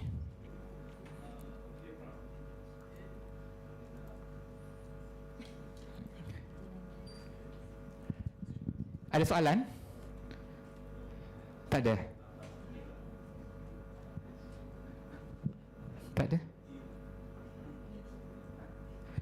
So, Mary Sklodowska-Curie action. This is looking specifically at Pillar 1. Euraxess is a combination of everything.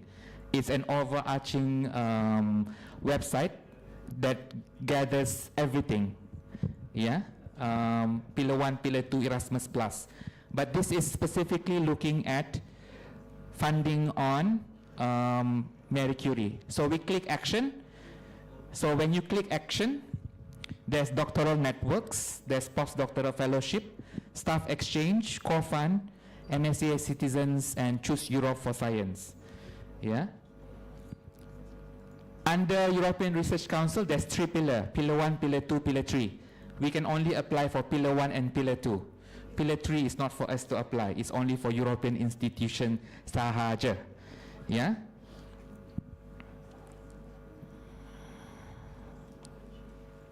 So let's click doctoral networks. Yeah. So doctoral network call schedule, it's already mentioned there. The call is open, you can apply. The call will close 25th November this year. And you can click the application guide. And you can read the objective of why they are doing this. Yeah.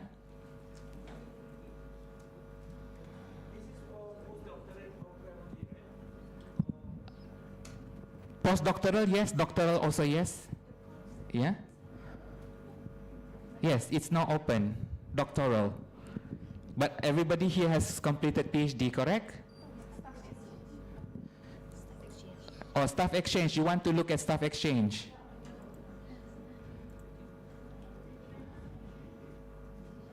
Erasmus Plus also have staff exchange, ICM. That's the easiest to apply because it's institution to institution. Sorry?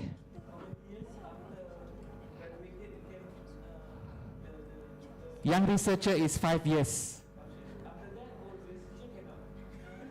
For which you want to apply? Postdoctoral.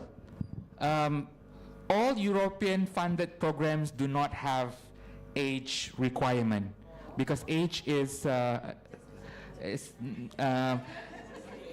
EU projects cannot have any discriminatory factors.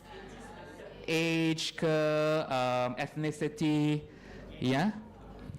So it's not a factor to apply. You know, that's not come into picture. But if you are applying for member state funding from France, from Norway, from Sweden, all those member state program has age limit, unfortunately. Yeah, for example, you're applying for doctoral, postdoctoral to France under Eiffel scholarship, it has to be 35 years and below. Yeah, same with TÜBİTAK, the one from Turkey, it has to be 35 years and below. But for EU funded projects in general, there's no age limitation. Yeah. Even for the Erasmus Plus action, you know, you have somebody 60 years old wants to apply for master scholarship, yes, you can apply. Yeah. So any question on staff exchange? Yes. Correct. MSCA organization has to apply? No. Organization also has to apply. For both. For Erasmus Plus staff ICM, the amount of money you will get is not that big. They will give you 1,500 euro for travel and allowance for 1 week, around 1,800. Yeah? Between 1 week to 2 weeks only for Erasmus Plus staff exchange. But for your student, can be up to 2 semesters. Yeah? Can be doing credit transfer, means they take subjects in European university. Their students also come here, or now they allow your students or our students to do internship in Europe, provided you manage to find an organization that wants to accept Malaysian students to do internship in Europe. So you can also apply that under ICM, Erasmus Plus ICM, International Credit Mobility. Yeah, the code this year is KA171. Yeah. But the exchange is shorter. Compared to MSCA, the exchange is longer. Yeah, as stipulated by your proposal, a minimum 1 month, maximum 1 year. Yeah.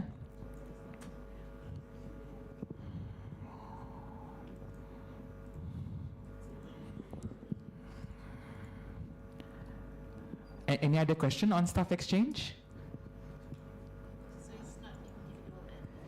For staff exchange? No. It's institution. I mean, normally the international office will apply, depending on what is the structure of university. Can be applied by the faculty as well. Yeah. So maybe Prof can talk a little bit about ICM. Okay. Yes. ICM is easier to apply. It's like one institution to another institution.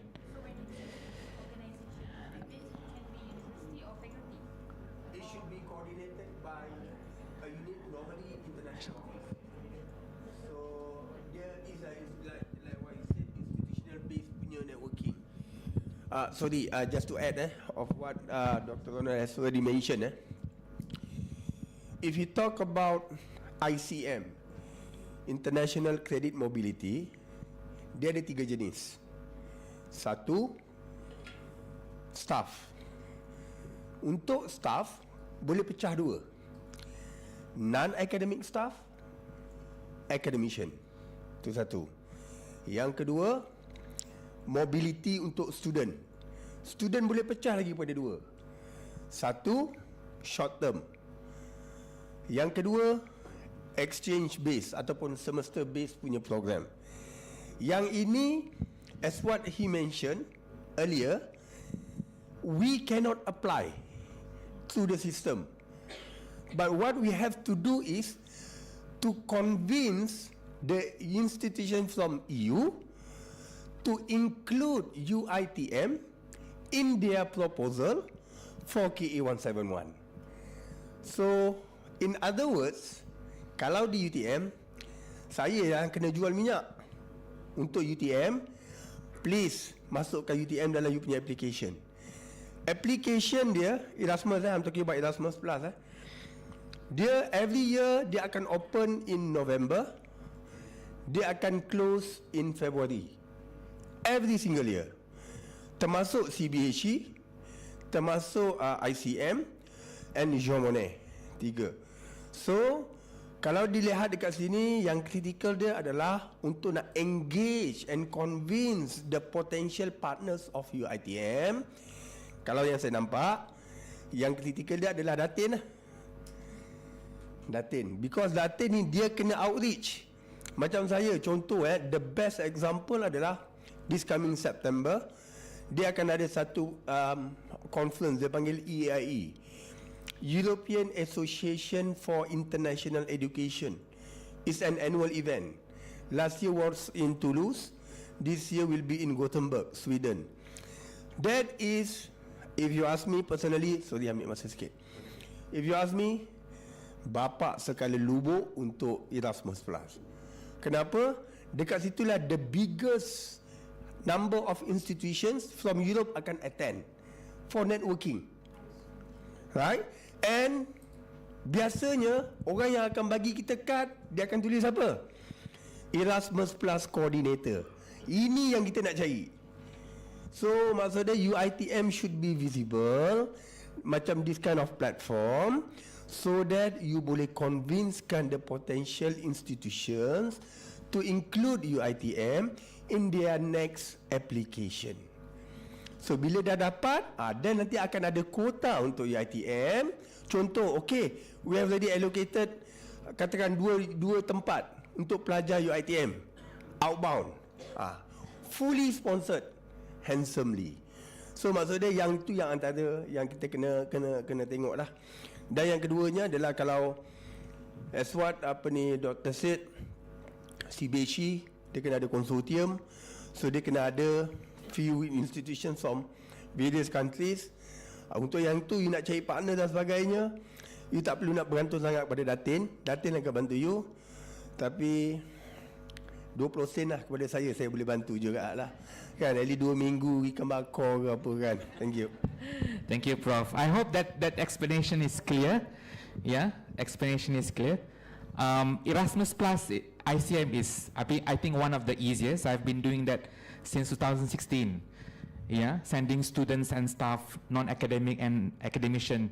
Even our Vice Chancellor also went there to see how they manage the institution.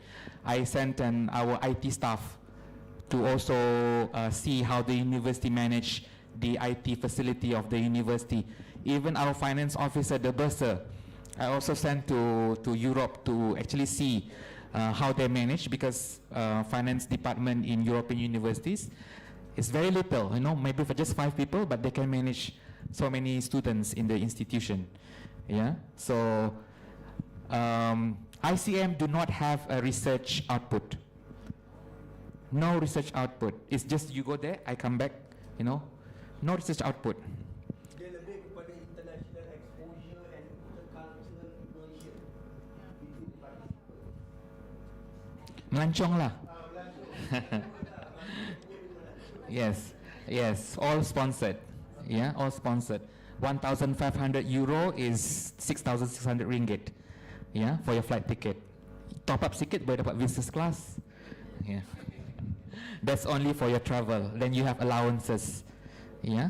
So yeah, you should consider this as well for ICM, because no research output. Yeah.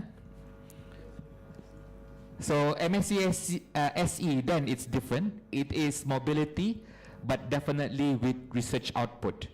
In the proposal that we wrote, publication is part of the staff exchange. You know, after the end of the first year, second year, and third year, how many publication in Scopus, you know, Q1, Q2, it's all listed there.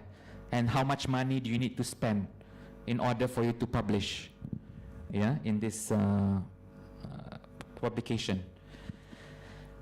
Any question? Any more question? We have almost 1 hour more before I stop presenting on items related to research output. All good? All good? You can imagine how to find partners now and to build consortium? Okay? Yeah? All good?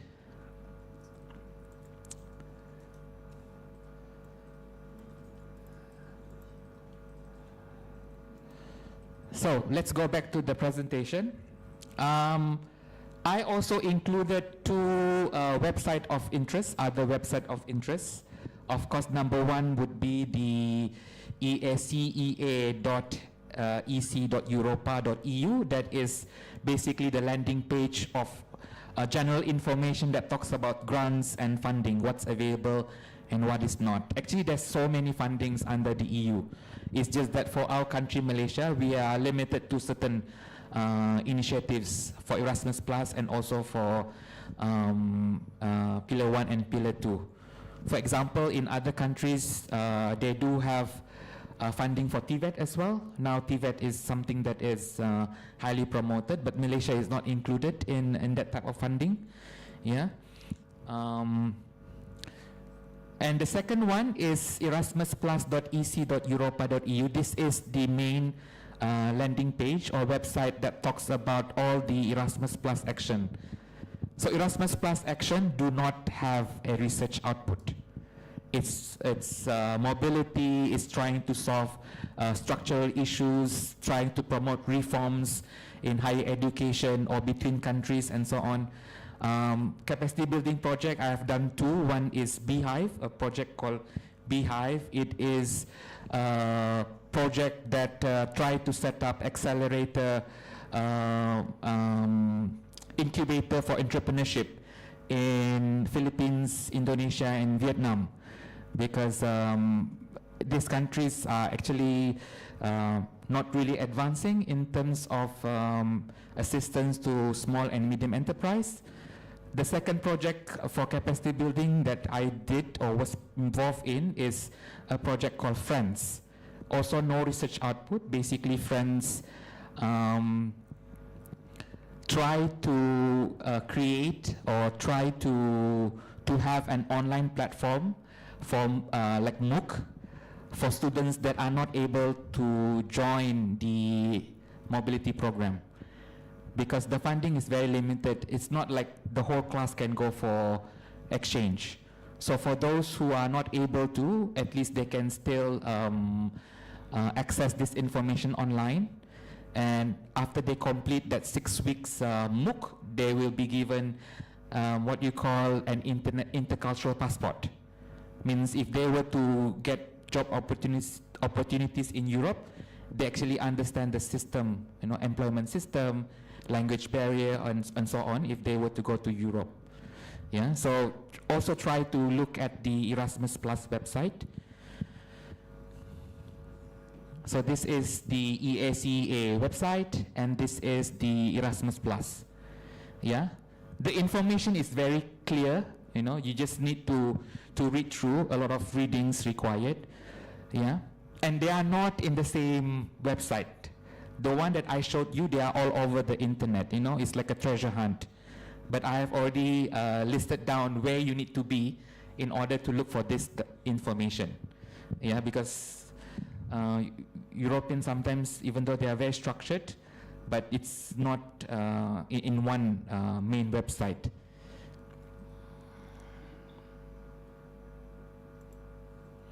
Okay, now I want to talk a little bit about Erasmus Mundus design measure. Yeah, this has no relation to research output. This is basically for institution to apply for funding to create or set up a joint master program. Yeah, and whether or not this master that you propose will be selected as Erasmus Mundus joint master program, that is not the main requirement.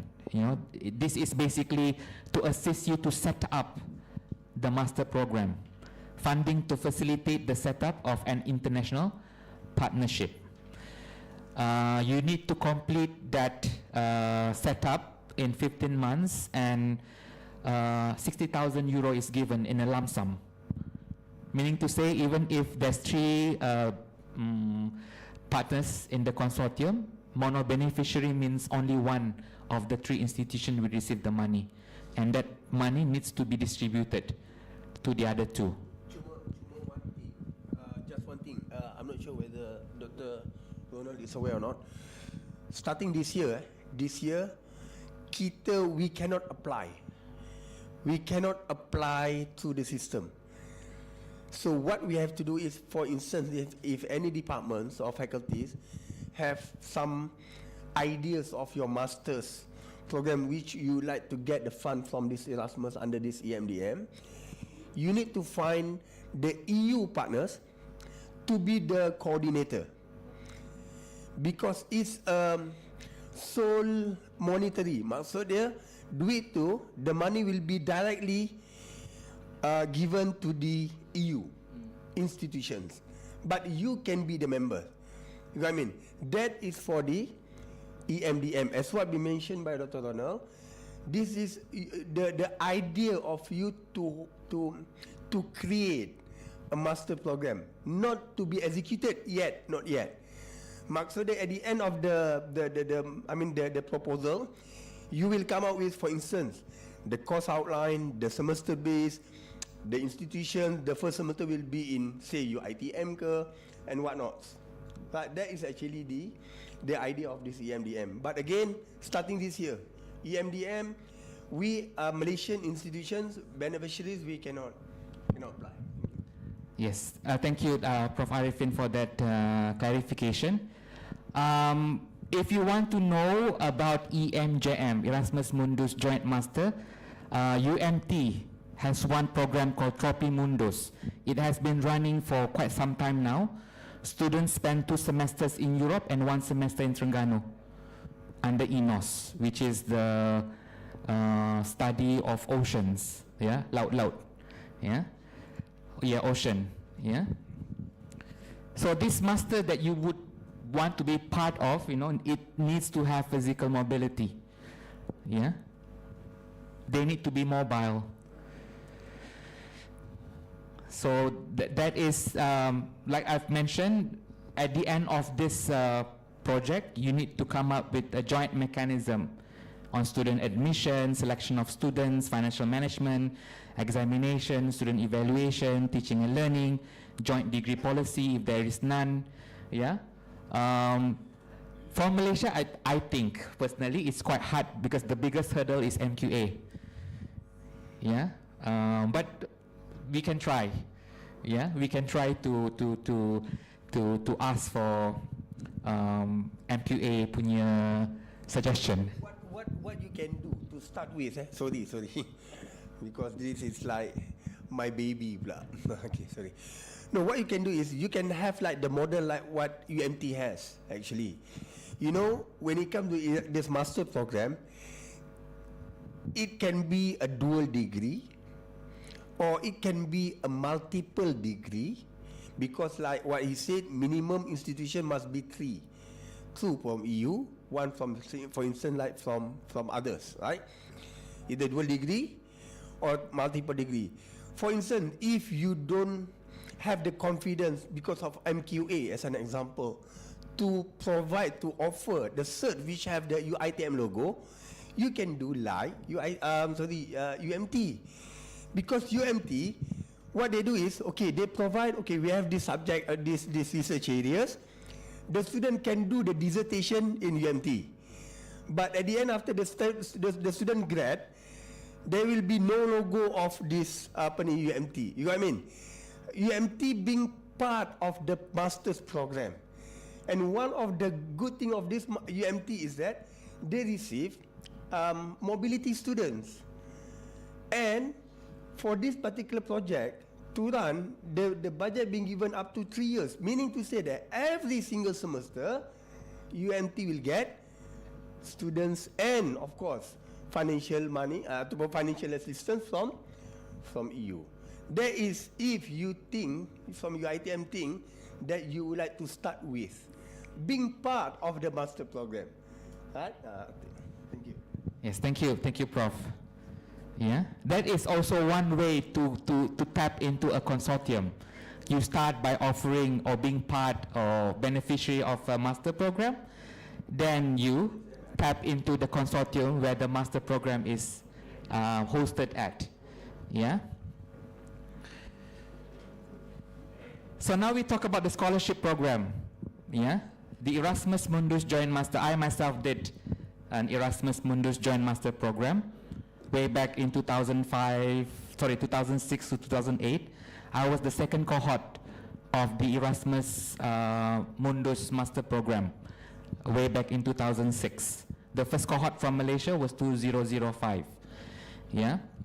This is a master program with mobility. Everything is covered. You know, your tuition fees, your travel arrangements, your visa application, your living allowances, you know, all are provided for you. And there is no bonding. There is no need for you to come back to Malaysia. If you compare it with Chevening, you have to go to the UK. It's 1 year master program and you have to return to Malaysia. That's compulsory requirement for Chevening scholarship given by British Council. Yeah. For this Erasmus Mundus Joint Master Program, minimum 3 countries. I myself, first semester in France, second semester in Italy, third semester in Spain. And for my 4th semester, up until today, you know, 4th semester, you can choose which country you want to go in Europe, where the consortium is located. So during my time, we have 8, including Greece, including Switzerland, yeah, including Belgium. Yeah. So if you have anyone or any students that are interested to apply for the master program, you know, ask them to look for the information, EMJM. Yeah. Application normally opens between October, specifically 15th of October every year, and closes January following year. Yeah, but for scholarship application is closing at December 15. So you only have like 3 months to submit all the documentation and prepare. Yeah. We'll have a session with the finalists. Yes, we will have a session here for the final student. Yeah. This year for Malaysia, we have 17 students that have been offered the scholarship. Out of that 17, 2 rejected. They don't want to go to Europe. Yeah, full scholarship. They don't want because one is taking up the Chevening scholarship. The other one, I'm not so sure. Out of that 17, 3 comes from UMPSA, from the same engineering program. Yeah, I think that is the first since becoming the country rep. Yeah, once one institution have 3 students from the same program given scholarship to Germany. Yeah, it's because they were part of a project before. So maybe that is the trickle-down effect. You know, the consortium, and you send the students, and they were offered the scholarship to study in Germany for the first semester. This is individual application. You don't need institution to apply for you. Students can apply directly. Yeah. Or if you have any children or brothers and sisters that is looking for opportunity abroad, so you can apply, yeah, for this scholarship. So you can go to the website. Yes, sorry. Yes. Yes. They only apply to the coordinator.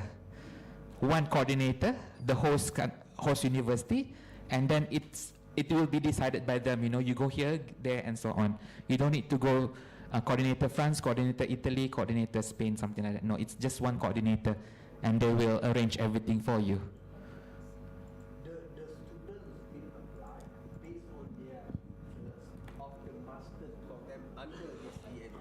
Correct. right? And just to contact the main coordinator. But if we talk about the three institutions, that one is from institutional base, meaning if your IDM would like to create to have this EMPF, that is individual. So we are talking about institutional and talking about the individual. Okay, so currently in the course catalog, the link is given there.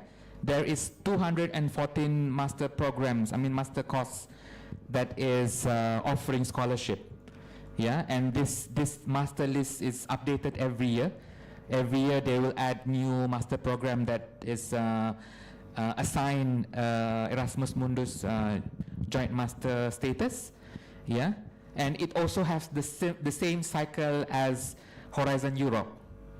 Yeah, some masters are ending 2027, some are ending 2028, so it depends. You have to look at that in the specific website of that master program. Yeah. So this is the catalog. I print screen some of the programs. Yeah, you have Erasmus Mundus master course in mechatronics. That's the latest one. Yeah, they just started last year, 2024. And that is the program where the 3 UMPSA student is going to. Yeah, for that master program, mechatronics. They also have digital creativity, art and science European master. This is interdisciplinary master program. They also have mathematical modeling, simulation and data science. Also interdisciplinary. Yeah. So the programs offered is not only on science, technology, engineering. It also includes economics, social science, humanities, and so on. This year's cohort, there is one student that is doing migration and disaster relief master program. So 2 semesters in Europe and 1 semester in Uganda, Africa. So I have to travel from Europe to Uganda for the 3rd semester. And 4th semester, if she or he wants to come back to Europe, they will give money for her to return to Europe to complete the dissertation and thesis and so on. Yeah. So there is also information for organization or higher education institution to apply if you want to be part. Yeah, like what Tropimundus in UMT is doing. Yeah, and the grant is up to 5 million. But I'm not sure UMT receives how many million, because they have been doing that for quite some time. Okay, that's it. Thank you very much. Yes, questions? For master program, no age limit. When I did my master, I have a classmate that is 55 years old doing master. So he came together with the wife and kids. Yeah. But relocation funding is not given. Yeah. Relocation funding, because the student is from Argentina, my colleague, and to relocate himself from Argentina to Europe is given, but for the family members it's not given. Yeah. But for MSCA it's given. Family relocation is part of that funding. For Marie Curie, yes. Marie Curie Pillar 1 and also Pillar 2. If they need to be family members included, it is also funded. Yeah.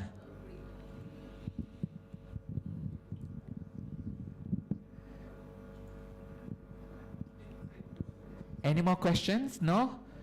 Prof, you want to add something? Can I conclude a bit on this? Yes, yes. Okay. Thank you, Ronald. Thank you so much. Okay, let me conclude a bit from the perspective of Erasmus Plus. This is like a teaser sebenarnya. Because why I say teaser, I've discussed with Datin, there'll be a very solid session which will take another 1 day, mainly on the Erasmus Plus. That's one. The second day, half a day, we'll have a session with the final year students of UITM. for them if they would like to apply for this scholarship under the Erasmus Plus Erasmus Mundus, then they can also have the motivation to apply. Now, from the Erasmus Plus, there are 4 elements that Malaysia higher education institutions are eligible of. 1, CBHE, as what we mentioned, capacity building in higher education.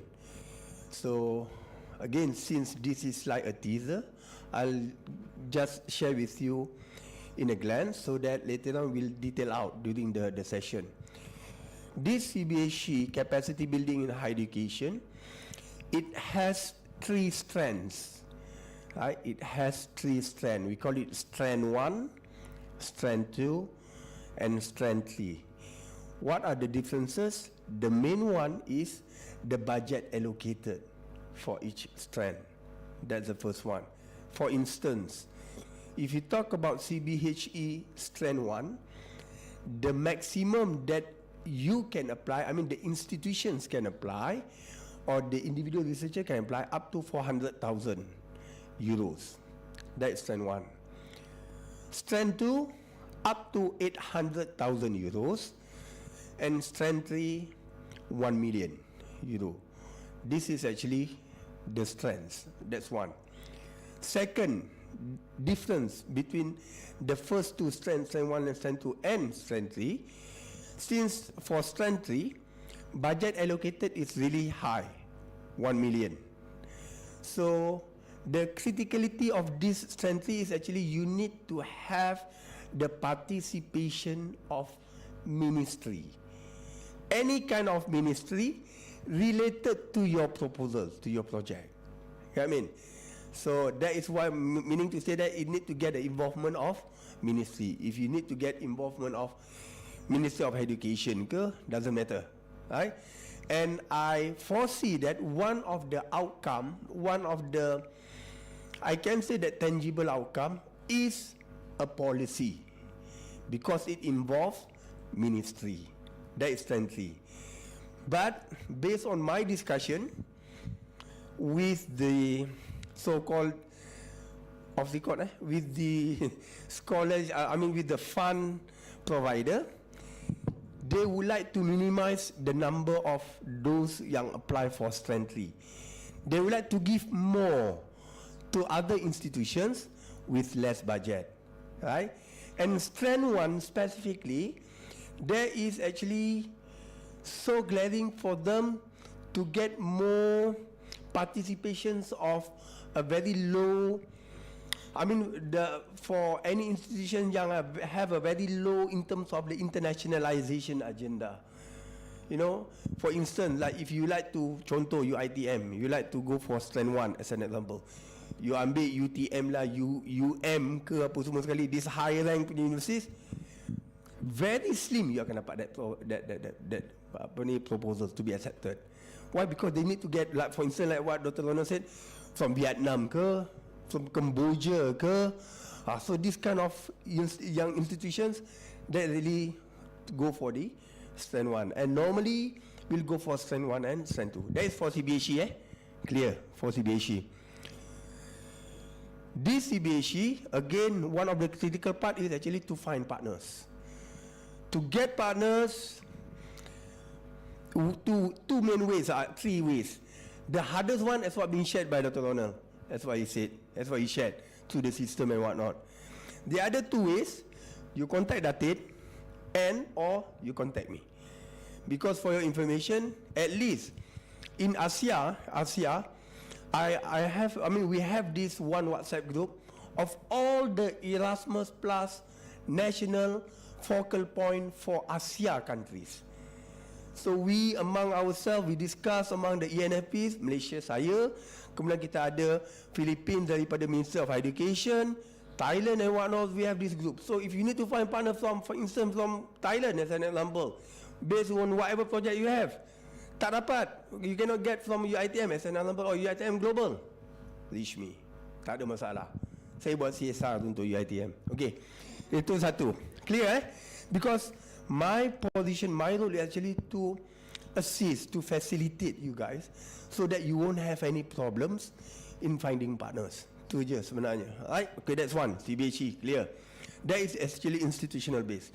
Yang kedua, ICM, we did discuss. Right? ICM for mobility, staff, academic, non-academic, or even students. So 2 seconds. This one, mainly, if you ask me, the responsibility is to UiTM Global. Because they have to go for the outreach. Get partners, find partners, convince potential partners to include UiTM and so on and so forth, so that in the next cycle, hopefully, once get accepted, then UiTM is already in the list, then it's just a matter of continuity in terms of the sending and receiving students. Outbound, inbound. Bring UiTM to the world, bring the world to UiTM. That's second. The third one, talk about Jean Monnet. Jean Monnet, this is something that not touched yet today. Jean Monnet can be in 3 categories. 2 for individuals, 1 for the departmental base or faculty base. These two individual, one is, we call it as module.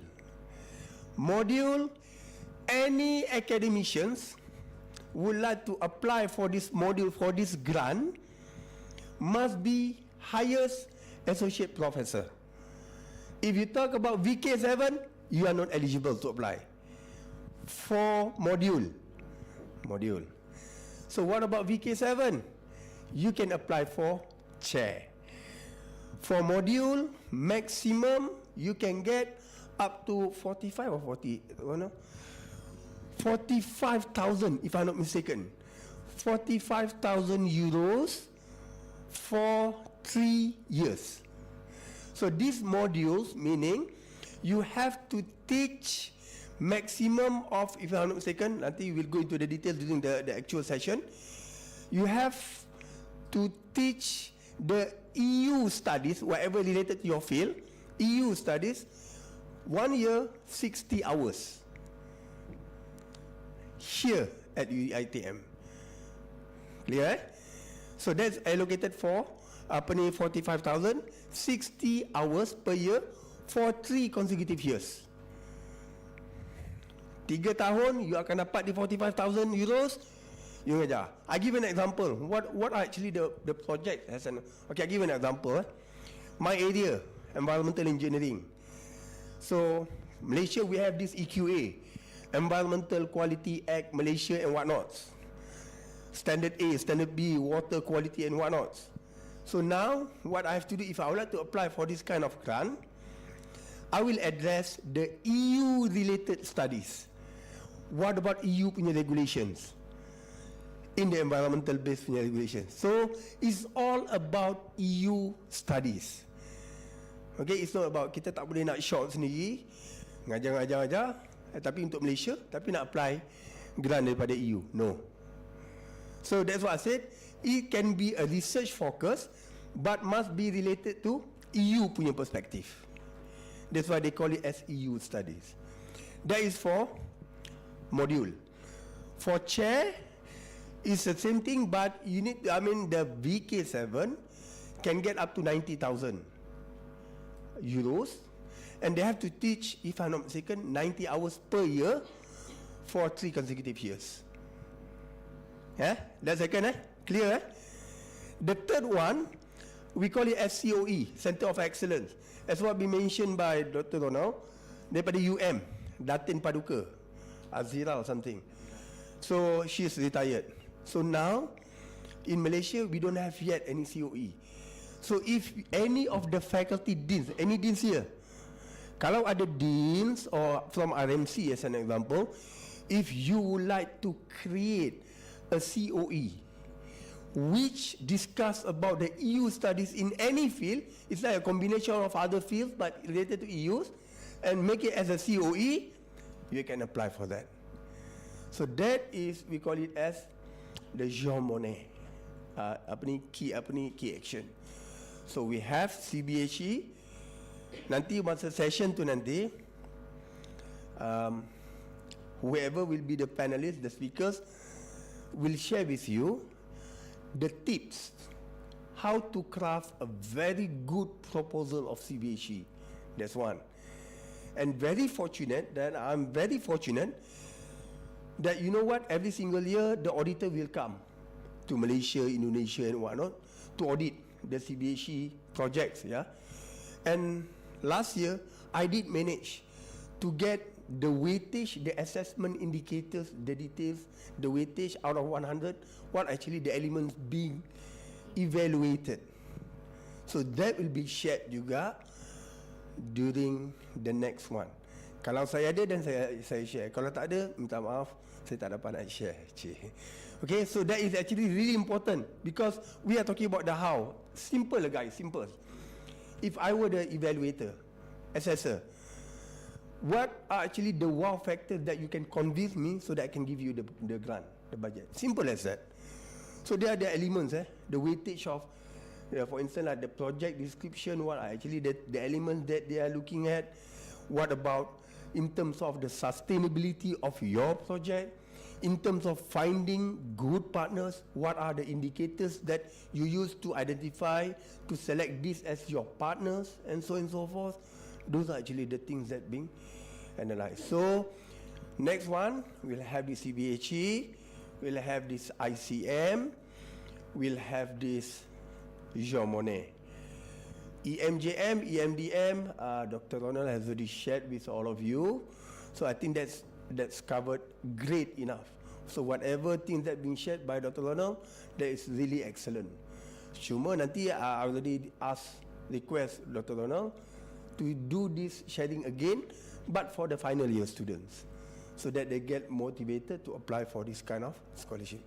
Right? That is actually the teaser from the Erasmus Plus Focal Point Malaysia. Thank you. Thank you very much, Prof. Arifin. If there is no question, I think we can break for lunch. If you have any question, you can either come see me, yeah, or maybe before we start the afternoon session, you can also tell me the question, and before we go back to our respective institution later on, you know, we will try to give you the answer, yeah.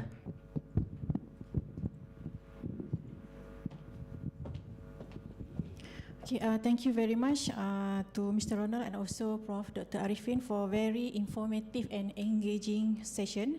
And so for those who are interested, do take the time to explore the platform. Who knows, we might just find our next big research grant here. So with that, we have now concluded the morning session, and up next is lunch. So we invite all our guests to proceed to the designated dining area and enjoy the meal. So, and we will continue for the afternoon session at 2:15 p.m. sharp. So please do return on time as we have more informative sharing session by Dr. Tatas again. Okay, thank you everyone and enjoy your lunch break.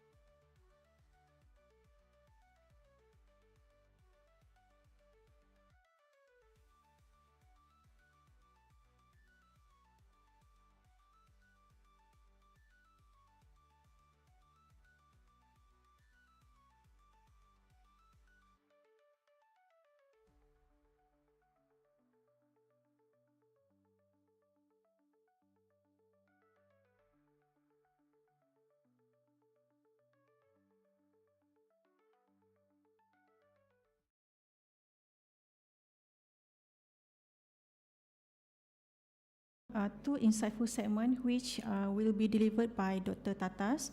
So for the session 4 is will focus on the academic excellence programs, frontier research, postdoctoral fellowship, doctoral networks, and staff exchange. So for these sessions, we will explore on the prestigious opportunities aimed at promoting academic mobility, fostering international collaboration, and advancing research excellence across border.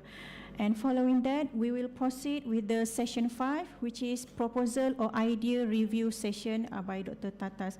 So for this session, we'll offer a valuable platform for participants to receive a constructive feedbacks and guidance on the research proposal or project ideas. So without further ado, please join me in welcoming Dr. Tatas to deliver his presentation. Thank you.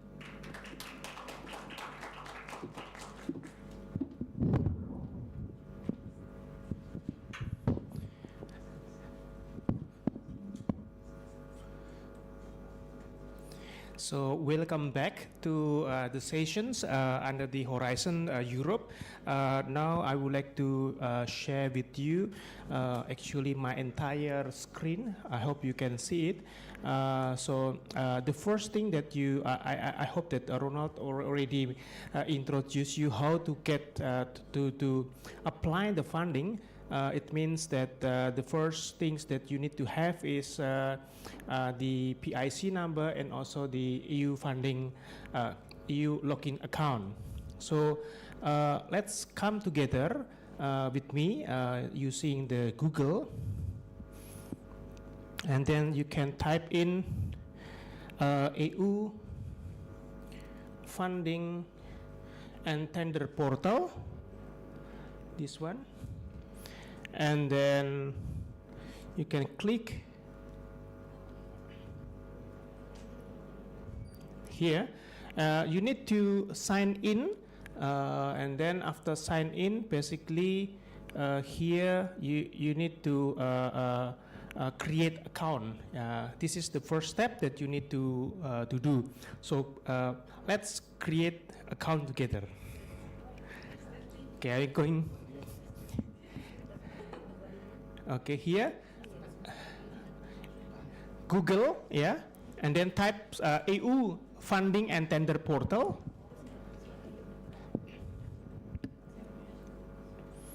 Yeah, EU funding and tender portal, and then you log it in. Yeah, and then you create account through this sign in, and then create account. Yeah.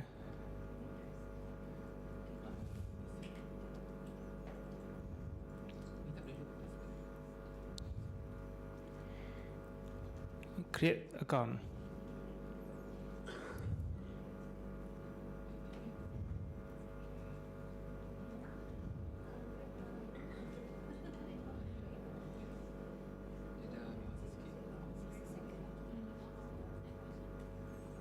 Already create account? Yes, let's step by step, yeah?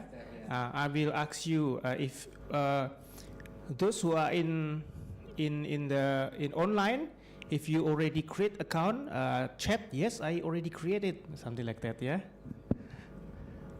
Let me see here, chat, yeah?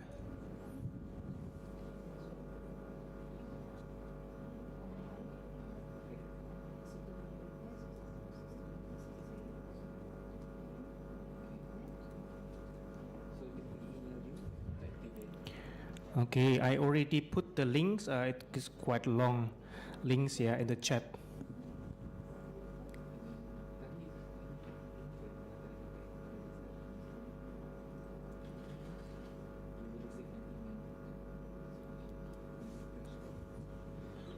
Yes.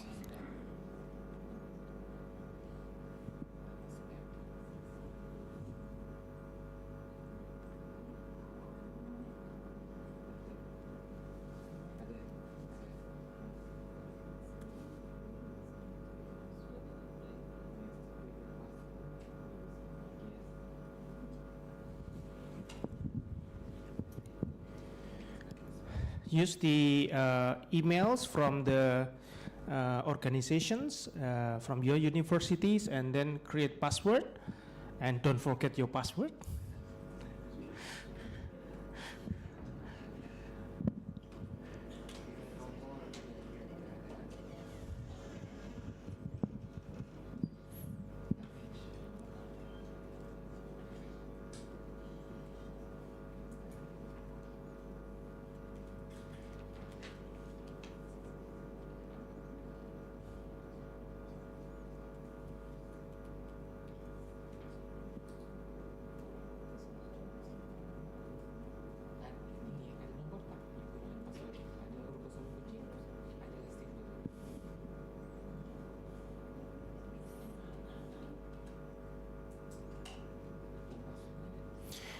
Yeah.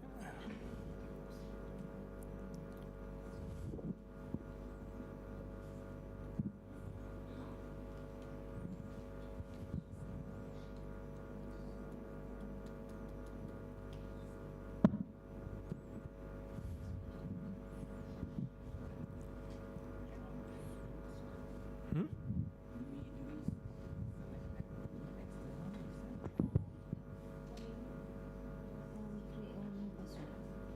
Create new password. Please choose your new password. Yes, you need to create new password. Yes.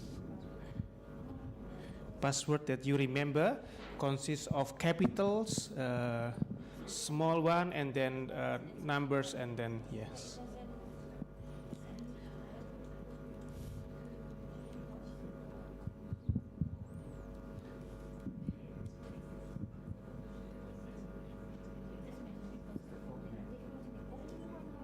Or requested first, yeah.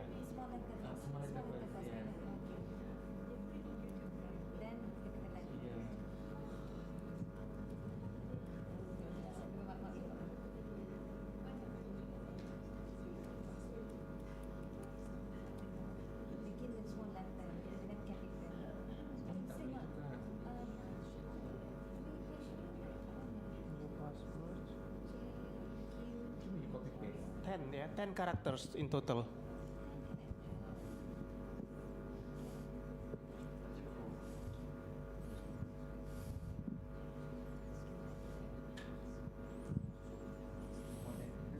Yeah, once you have the account, yeah, my account, and then you need to return back to the EU funding and tender portal, and then sign in.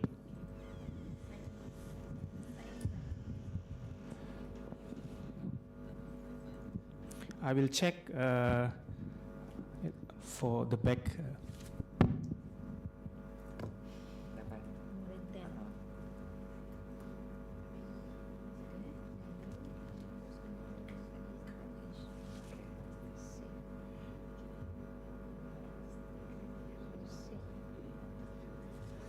Ini dipanggil apa?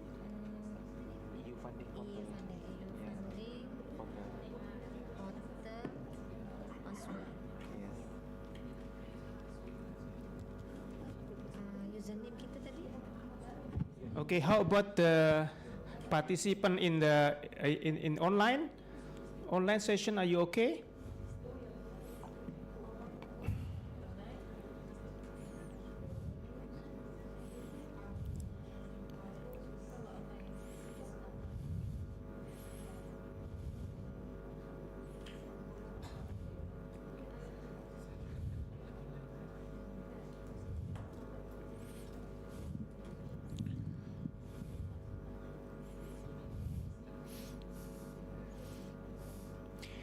Oke, sudah semua ya? Sebentar. Sebentar.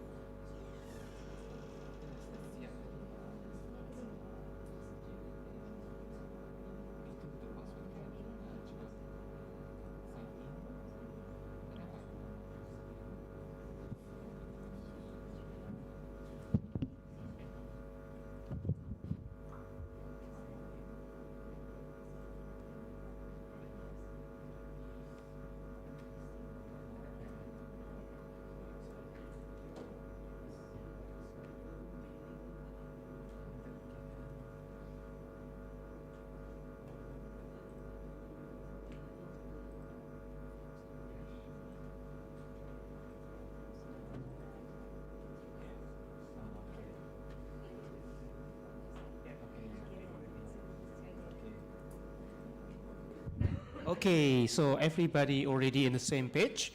Now, basically, this is your personal, your personal portal, and then the first thing that you want to know is actually the PIC number. PIC number is the 9 identification code number of your institution. You need to check here in the participant register, funding and then participant register.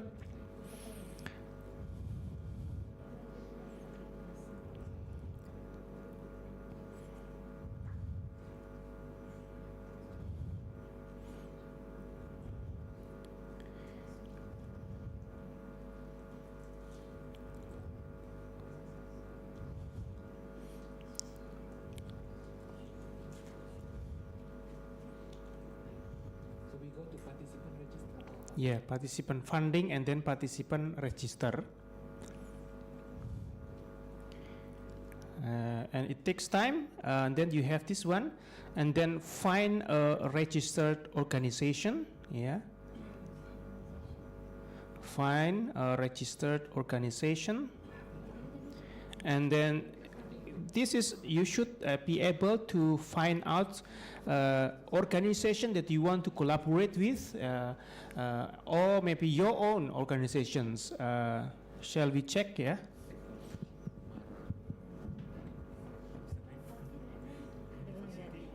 Teknologi marah. Bukan itu salah. Again. Okay, have a look in here. So funding and then participant register. There is a home, and then next to home funding, and then you click participant register. Yes. Okay. And then find registered organization. Find registered organization. Are you okay? For your ITM, choose the one, the validated one. For the other universities, you may find your own PICs. For your ITM, choose the validated one, the one in the green color.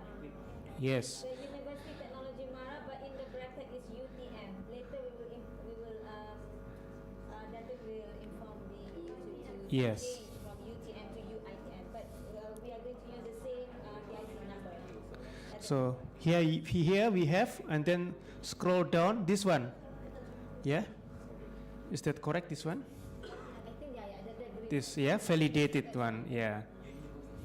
So this will be the PIC number. Yeah. So don't forget, whenever you are try to submit, apply, contact first the office. Yeah. So inform the office. International office or the Who the one holding the account. Yes.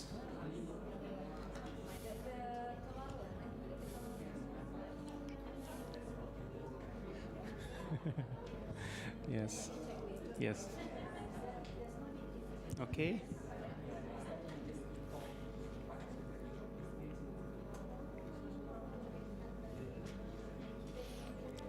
Yes. Yeah.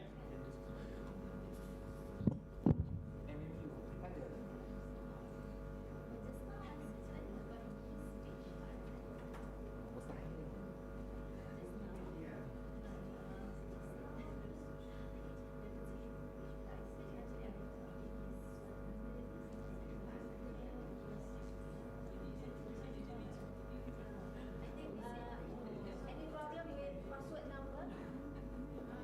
Because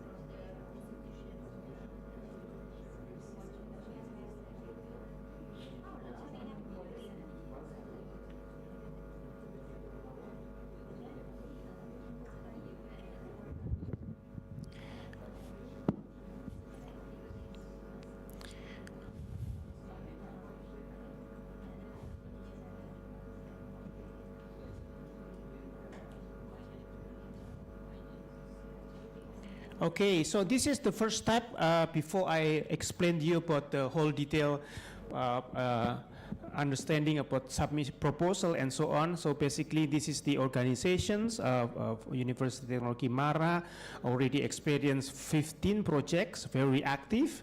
In the past with the framework 7, for example here, with the Erasmus plus Erasmus, yeah. Here is the names of the project that has been funded, yeah. I can put it here. So you have 15, mostly Erasmus plus, yeah. I think the next step will be Horizon Europe, hopefully. Yeah.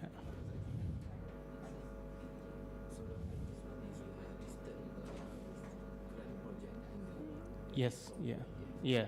So with this number, the PIC number is very important key, yeah. It's a key to access the whole EU funding, not only Erasmus, but also Horizon Europe and many others. If you want to have like a bilateral cooperations, you can talk to the ministry for example, to access special funding that is also through this PIC number. Yeah. So this is very powerful, and don't forget the office, not to forget the password. Yeah. Yeah. Mm-hmm. Yeah. Should know, yeah. Inform, yes. Usually it's no, but for the sake of the organization, management or funding, I think it's better to be informed. Yeah, yes, yeah. Yeah, because this is representing the organization, yes, yeah.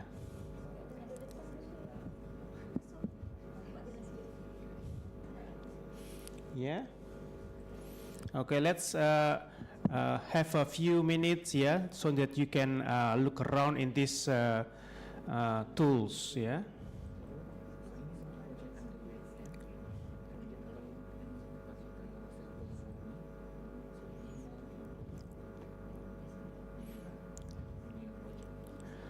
So you can also find out the university of partner with in the European area or associated countries. Yeah, have a look on this, whether they already have validated. Yeah, their status already validated. If they validated, means it's good. Yeah, if not yet, then they have an no experience with the EU funding.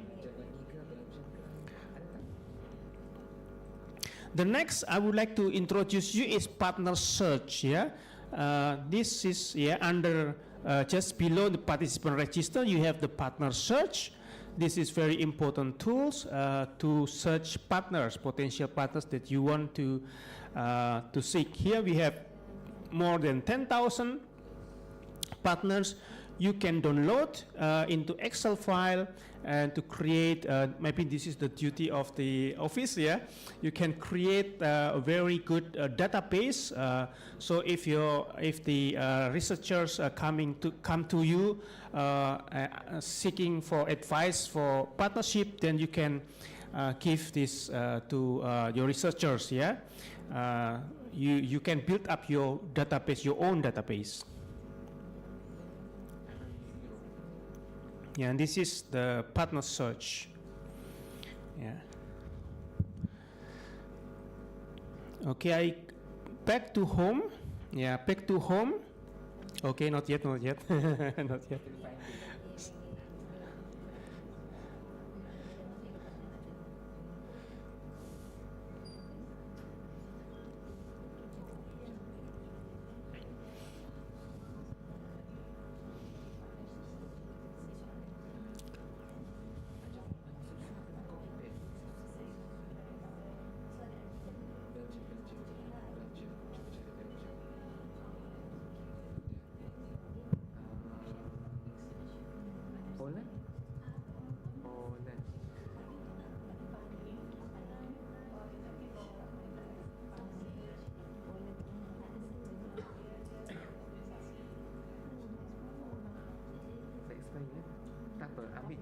copy paste nama tu. Boleh copy paste tak nama tu? Copy. Lepas tu dekat search tu. Search sini.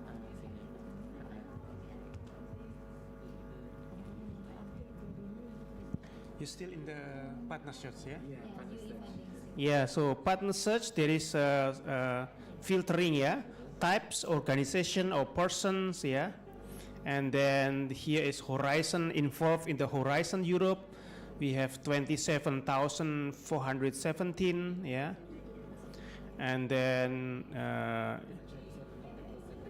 many layer filtering, yeah?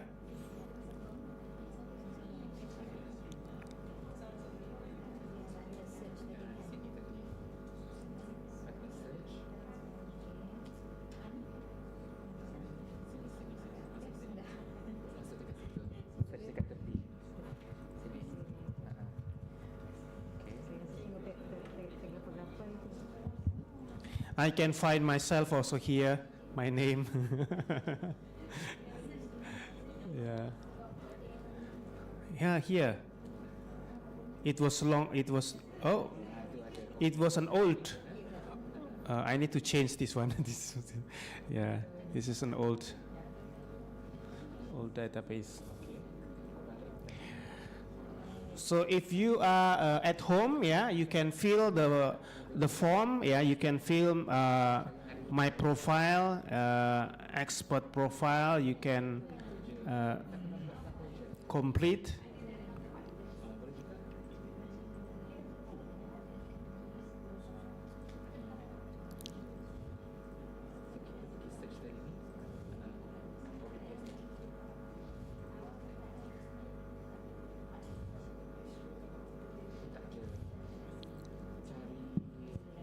Negara lain.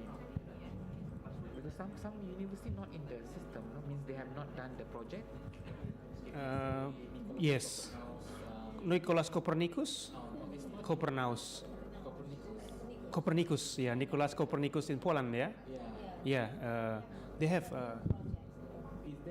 They should have, yeah. They should have, yeah. Let's see. It doesn't show in the partner search. How to spell it? Nicholas Copernicus. Nicholas Copernicus University. Yeah.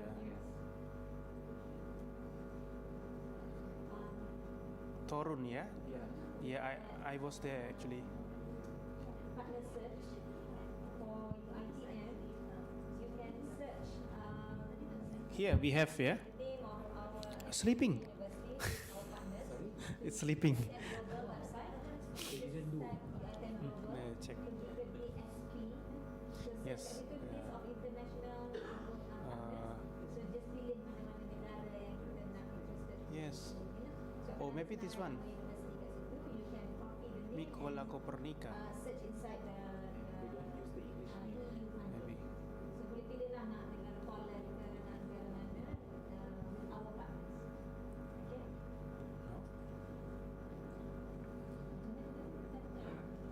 No. Copernica. Maybe it's not that name that they use because itu English name. Maybe use the Polish name. Maybe you try search again. GHEM.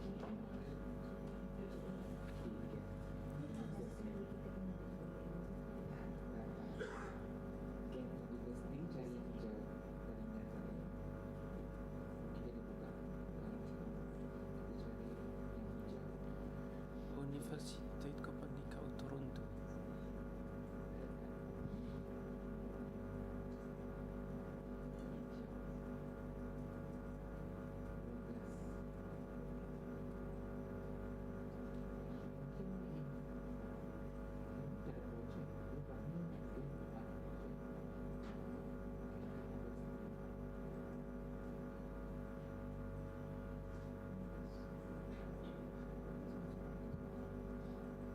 Yes, so Nikolai Copernicus is in Poland, Polish.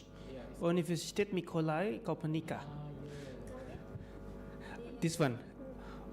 Universitet Mikołaja Kopernika. Yeah, no wonders. Yeah, because this is should be the name of the based on the certificate of the foundation. For example, in Indonesia, Universitas Islam Indonesia, it's not Universitas Islam Indonesia, but I forgot the name. Badan, I don't know, Badan Syariah something like that.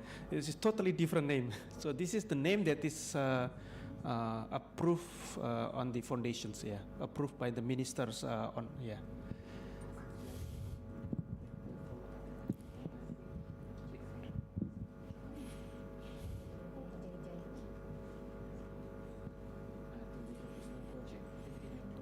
Yeah, 59 project. This is very strong, yeah? Very strong partners if you are partnering with them.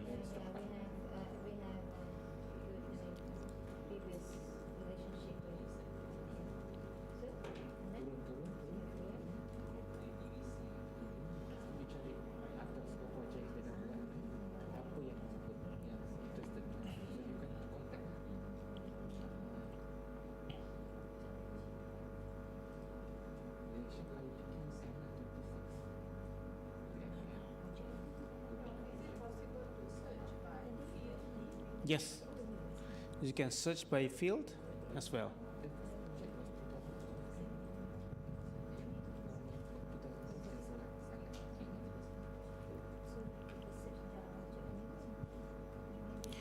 Okay.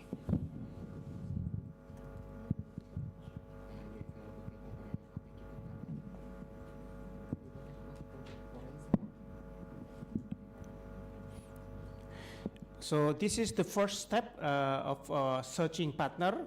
You can also use Euraxess, yeah, and you can use the our portal to search for the partner, yeah. Sometimes the partners more. This is like a LinkedIn, yeah, basically, yeah. It's you can find it here. Here in the Euraxess, yeah, you can type in Euraxess and then you will take in the home and then down at the bottom you have this partnering, yeah, search for researchers, search for organizations, yeah.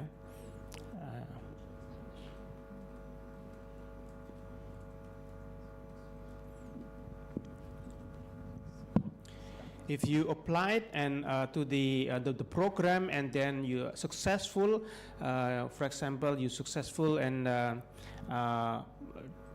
staff exchange, or you are successful in the doctoral networks, yeah, meaning that you can post, you have to post the jobs, yeah, open, for example, recruitment of a PhD candidate through Euraxess, yeah.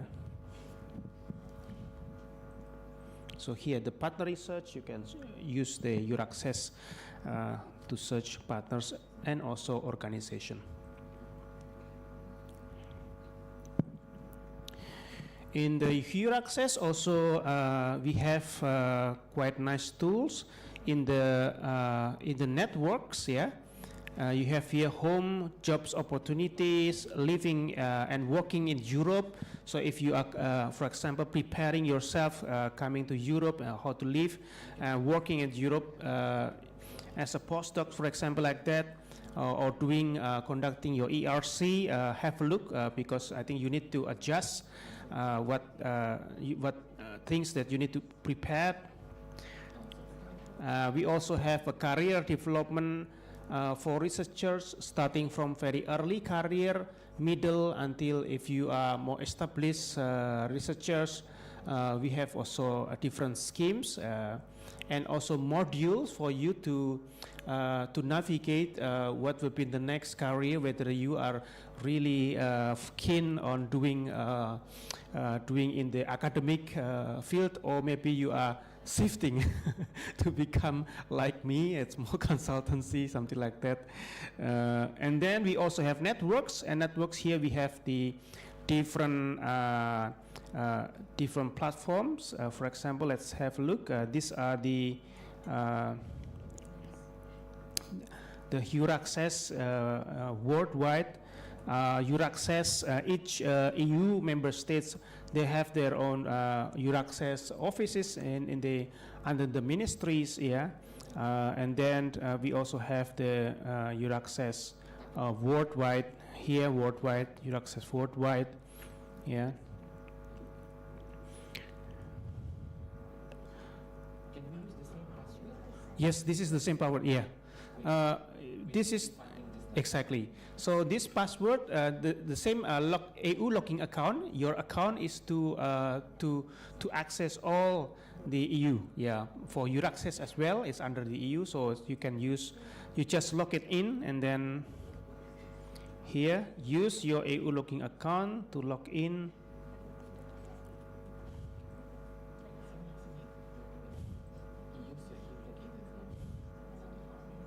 Yes, and then you will have this kind of, you can choose your nice and beautiful pictures and post it there.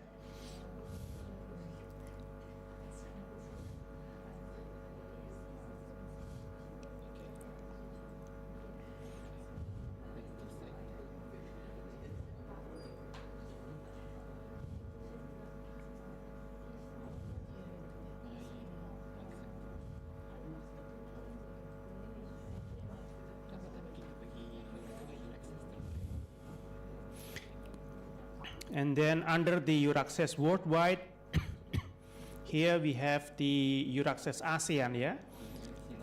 Euraxess worldwide ASEAN, yeah, worldwide ASEAN.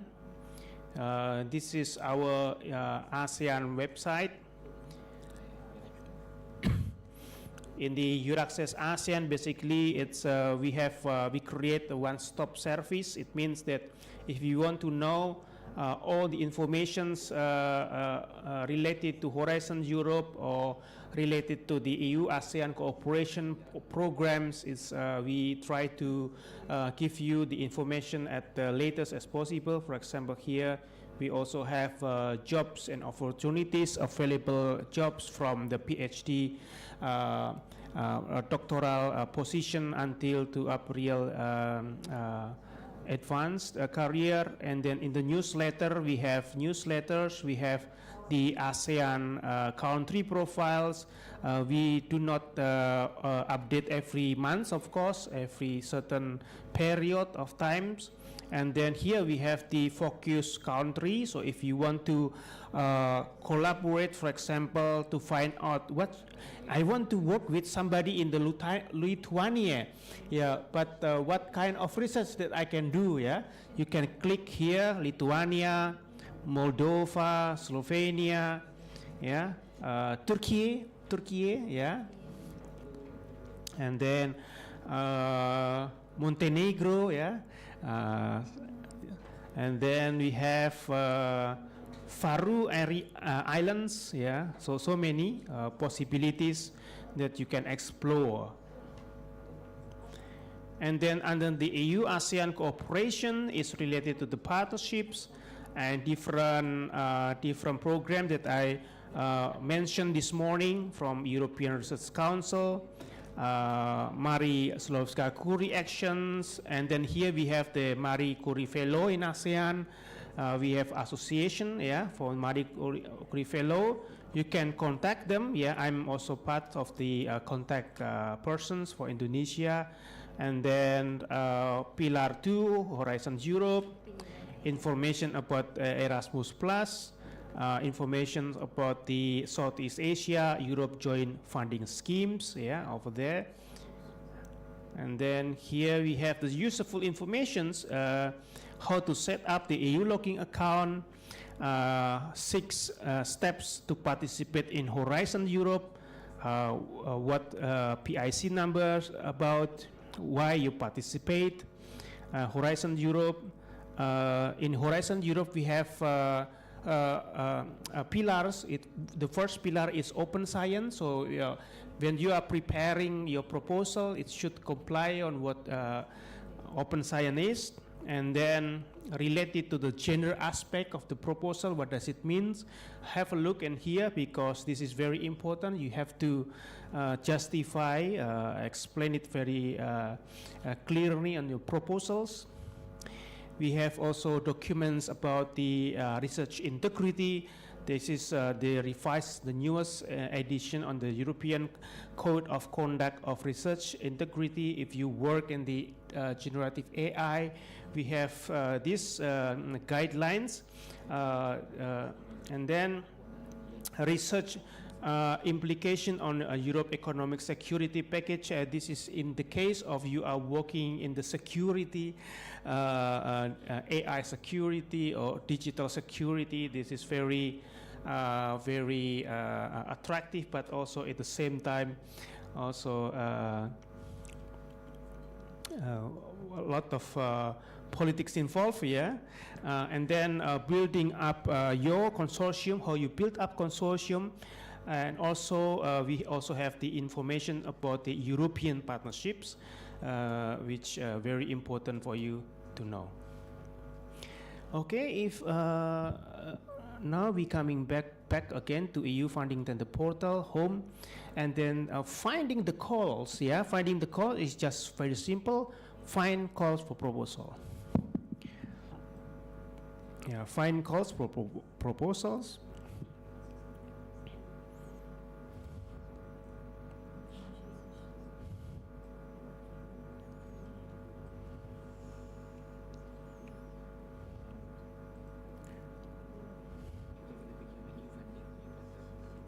We are now at EU funding and tender portal, and then home, and then click find calls. Yeah. Yeah, you need to be finds call for proposals. Here, so here we have the let's have a look. Yeah, here let's everybody follow me. Yeah, we are at this page, calls for proposals. Yeah. So call for proposals, you need to filter, select the open for submission. Yeah, open. We close here, filter, select only the open for submissions.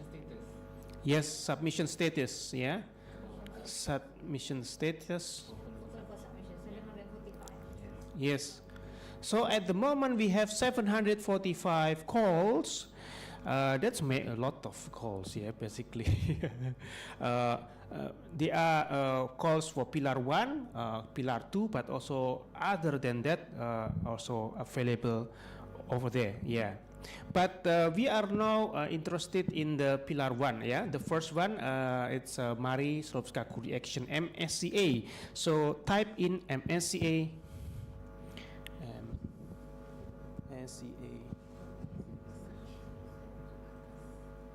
MSCA here. Quick search. Let's. Here you have the 6 items found. MSCA currently open. MSCA stock exchanges open, and it will be closed October. Yeah, and then here open for submissions. Yeah. Doctoral networks 2025 open until it will be closed November 25th.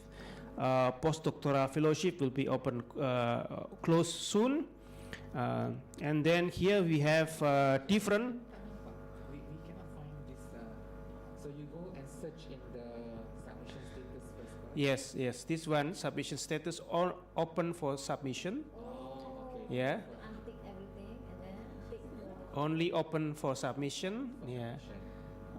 Yeah, and then yeah. MSCA in the quick search. Yeah. Bisa boleh dapat? Ya, open ya. Dapat.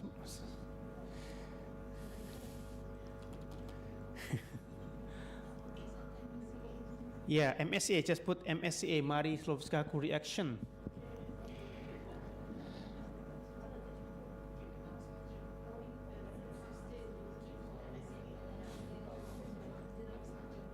Yeah, still working around searching, yes.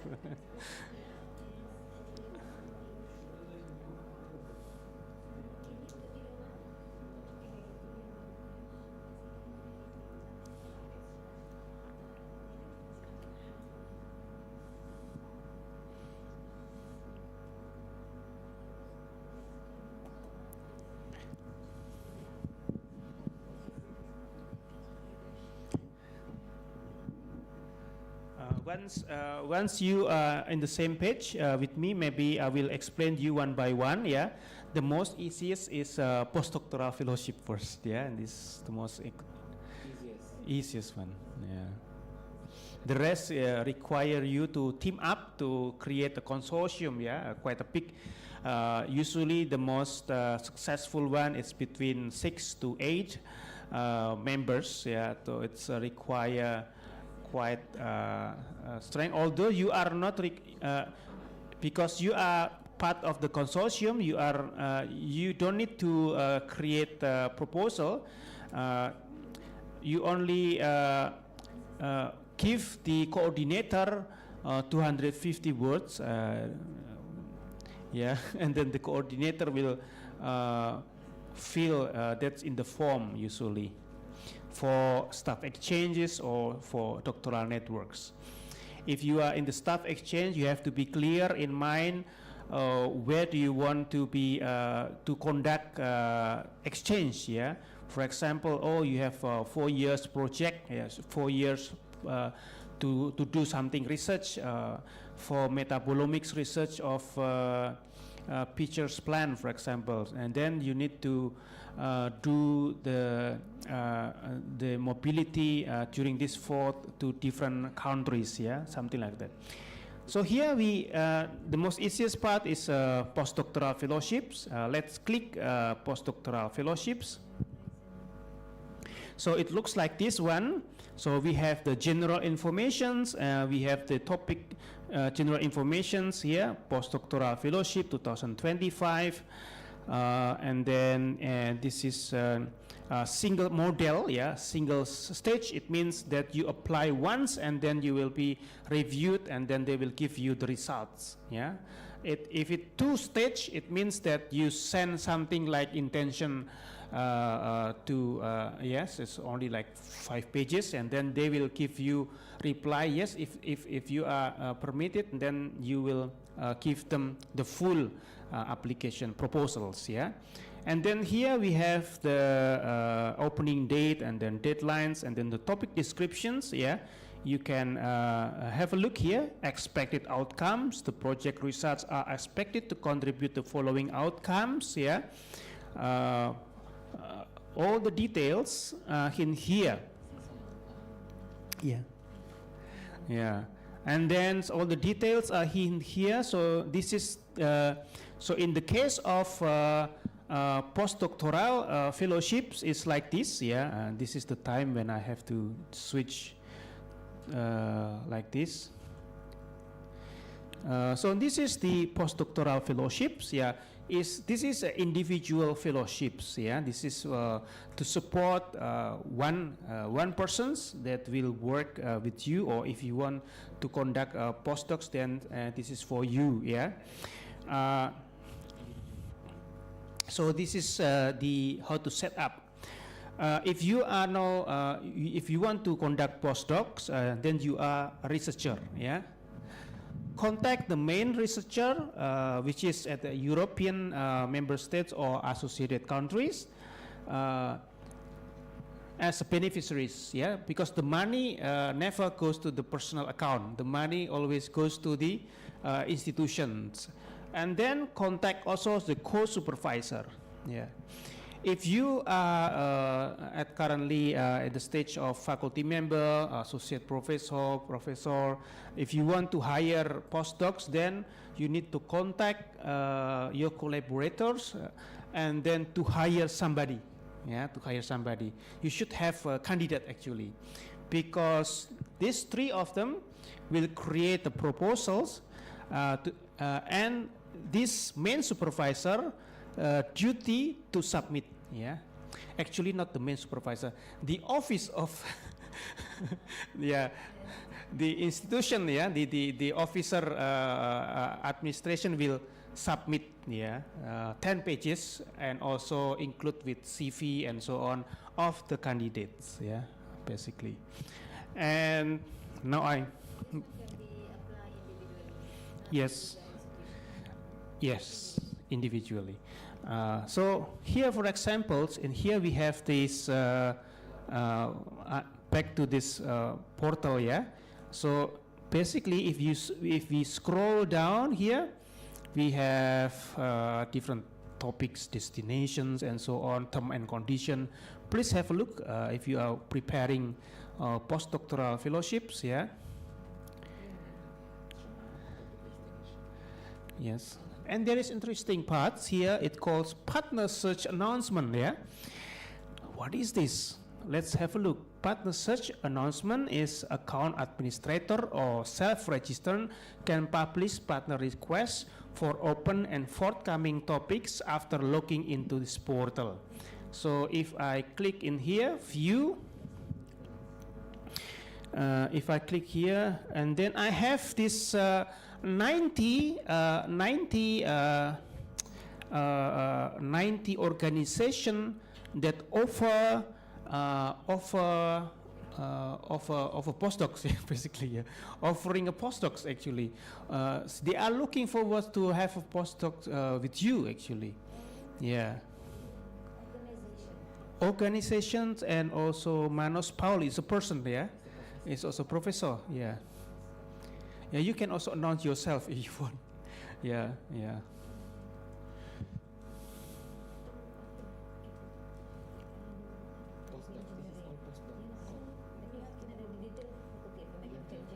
Yeah, for example, here, yeah, Manos Paul, his professional profile is category A, full professors, yeah, director of research, yeah, for example, offering something like that. Request date 5 August, so basically like that. Is there a limit of when do you do your PhD? You can apply for postdoc. Oh yes, yes, I will do it very soon. Okay. Okay, now here, back to here. Before that, I would like to explain you for MSCA, postdoc, MSCA doctoral, MSCA staff exchange. There are keywords, yeah, that you need to understand. The first one, beneficiaries. Beneficiaries, it means always a legal entities based in member state, associated countries to Horizon Europe. They will receive the EU fund, yeah. They will receive EU fund, and then the postdoctoral candidate will be registered as the staff of this university, and then you got the salary. Yeah, basically the work, it works like that. And associated partners located anywhere in the world contribute in the secondment usually contribute, and if any cost, yeah, it will be taken care by these beneficiaries. Yeah, this is the requirement. It means for professor here who would like to hire postdocs, the money will goes to your collaborator in Europe, but any costs related to you, you need to take from agreement from them.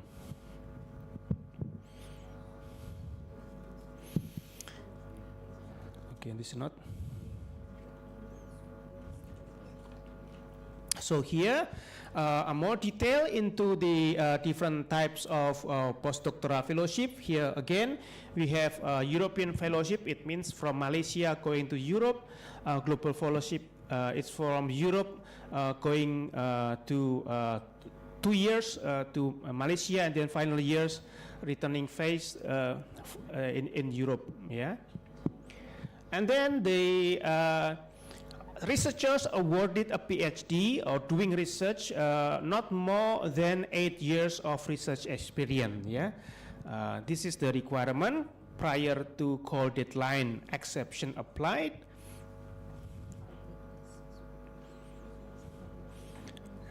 Yeah, this is the eligibility of postdoctoral candidate. Okay, let's stop in here. Any questions? So if let's say I got my PhD at the age of 50, which was last year, and then I can still apply for Can.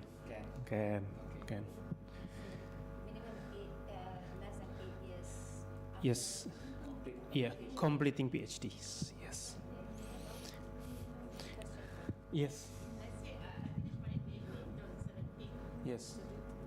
This year is the 10th year. Yes. They apply for next year. Uh, The application is do you have a break? no. breaks, like you have a child, you need to have conduct outside of not doing research. Yes, you need to calculate that. Yes. So this is like 8 years research experience. So if you have a child, you have to, with your child, it means you have to deduct. Yeah. And then if you, for example, you work out, I don't know, you work outside of your research. Yeah, this can be able. Yeah, you will. For example, you become a dean. you are not doing research. Yeah, because you are doing administrative. Yeah, it's also you need to do that. Yeah.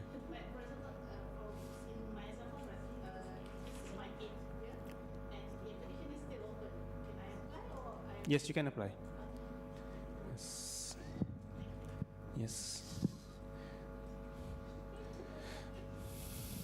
Secondment, it means because this is postdoctoral fellowship is to it is a program that to develop your skills. It means you need to develop the skills not only with the main supervisor, but also different types of skill. You have to conduct secondment. Secondment can be anywhere in the world. You can go to to anywhere. Yeah, this basically it trains our capacity to to do networking.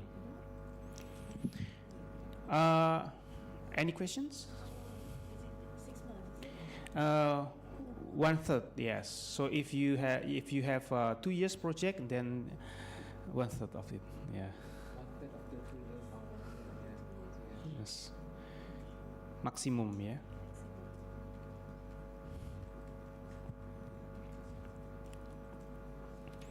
Okay. Any questions? Yes.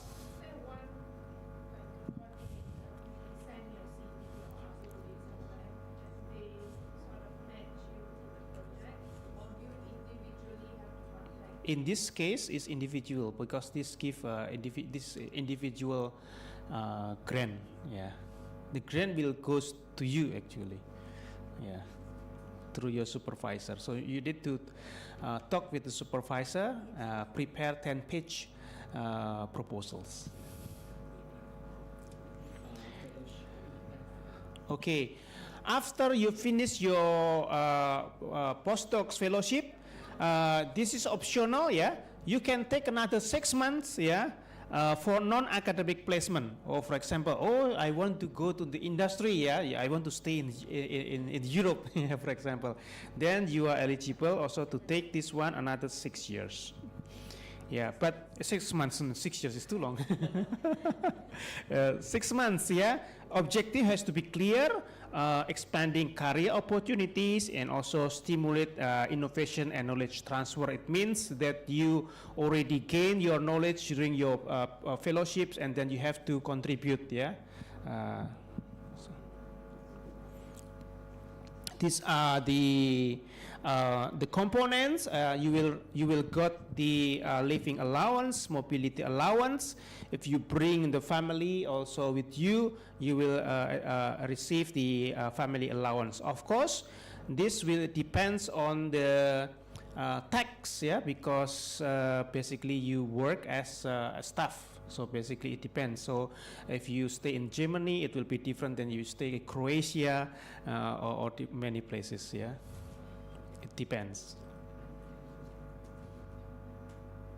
I think it's good. Yeah, it's good. It's good salary, but sometimes if you are like in Germany, it will be quite tight as well because the tax is quite high, or Denmark. Yeah, for example. And this is institutional unit contributions. The institutional contribution is you can use it for supervisor, for example, for research, for training, networking, management, and contributions as well. So preparing your proposals, you need to fill part A, administrative form. What is administrative form? Administrative form is this one, start submission. Yeah. This one. So here we can choose here global fellowship or European fellowship. For example, because I'm a professor in Indonesia, I have a collaborator in the Netherlands, and then I can start submission. Hopefully it's okay. Let's do it. Here, yes, and then start submissions. Yeah, and then if you would like to conduct your postdocs, yeah, you can select this one here, European fellowship. Yeah, because you are going to Europe. Yeah, in my case it's this one because I want to host postdocs. Yeah, I can start submissions.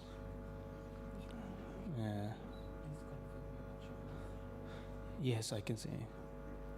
This is just an example. Yeah, afterwards I will proceed. Yeah, for example, like this one.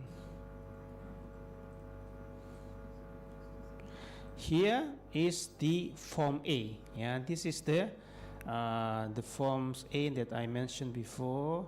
So here, yeah, this is the part A. Yeah, part A administrative form. So make sure that you put the PIC number for those who would like to conduct postdocs. This is the PIC number of your host. Yeah, the beneficiaries. Yeah, and then if you are a professor.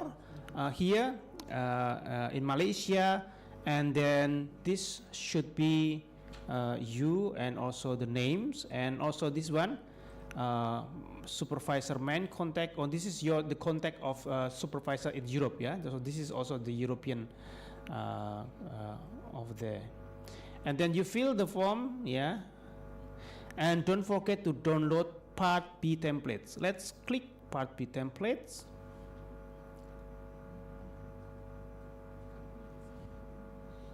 Here we have Part B templates. Download it. I open application form. Here, basically, this is the template that you need to fill in. This is actually the supervisor will not fill in, and this is the duty of the student, the postdocs candidate. Yeah, the postdoc candidates. Yeah. Please have a look, and the supervisor will, of course, will read and then will give the feedback until it finished and then ready to be submitted. Yeah. So here, yeah, all the details. Yeah. Here we have this. I will show you a bit bigger maybe. Yeah. Here we have the beneficiaries. This is the host, the main. Supervisor. Here is associated partners. If we are professor here, then as an associated partner, although we will receive. So PIC number, yeah, and so on. We can add more collaborators in it, yeah, and so on. All the details, and then don't forget to sign in. And this is the Part B template, yeah. Then you need to explain here. For example, on the excellence, yeah, excellence. So before we are going to this one, yeah, this is the criteria. This is the criteria of evaluations. It will be evaluated, and then here we have excellence, impact, and the quality, efficiency of implementations. Yeah. So basically, this you need to address all these questions. Yeah. You need to address impact and so on. Yeah, I think maximum 10 pages. Yeah, maximum 10 pages.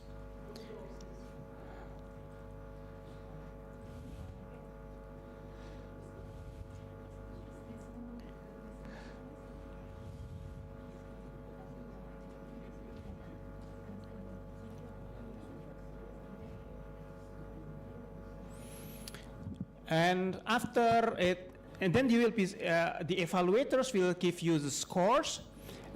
Should not less than 70%. Yeah, should not less than minimum is, and then resubmission is possible. Usually, if you are achieving scores like 85, you will got this kind of seal of excellence. If you just 70 almost of most of the case you are not accepted actually, because they will take, although on the paper 70%, they will take higher than that. So here is 85%, yeah, and also depends on the how many. If you receive this, if you are not get the funding, you will receive this kind of seal of excellence, which means you can use it actually to submit it the next year. Yeah, it's allowed to use it. Yeah. Resubmission proposal involving and the same individual researchers with the same recruiting, yeah, and so on. Yeah, it means you can use it. What is the acceptance rate normally for this? Applications. Do I have it here? No, it's not. I do not know actually.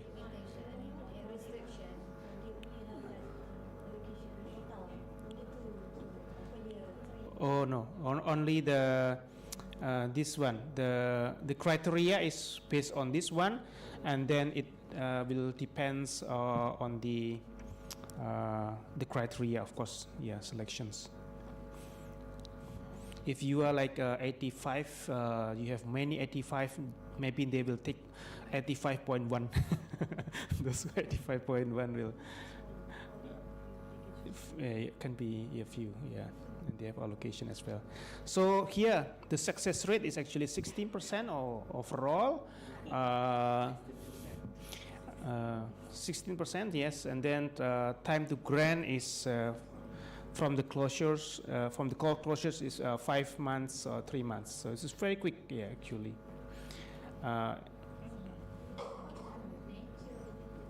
there any percentage rate of marks given to three different excellence, impact, and each criteria under the three components? Yes, excellence 50%, impact 30%, and then implementation 20%. But in most cases, you need to score a little bit even. Yeah, so not if you have too focused on the excellence, most of the case of all you're not achieving. Yeah. So there will be 3 evaluators, 3 experts will evaluate you, and then they will discuss in the discussions consensus, and then we'll give the reports. And these are actually the scoring, yeah, marks. If you are the proposals is excellent. The meaning of excellent means proposal successfully addresses all relevant aspects of the criterion. Any shortcomings are minor. Yeah, it's not 100%, but they are shortcoming, but it's minor. Then it is okay.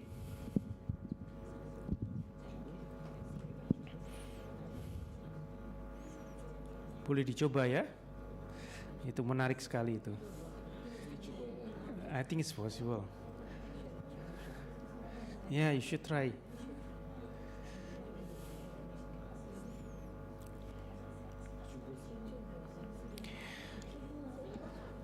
You should try because your supervisor will be also evaluated.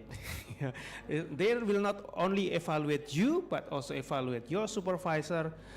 That's why it is important to have a good supervisor.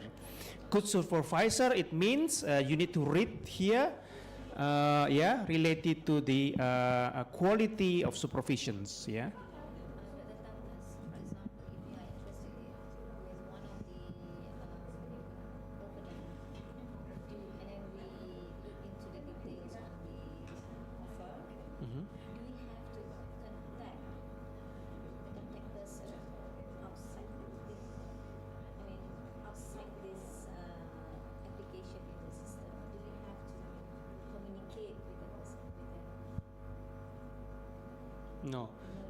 No need. Yeah, no need. Actually, for this one is no need. For pillar 2 is you need.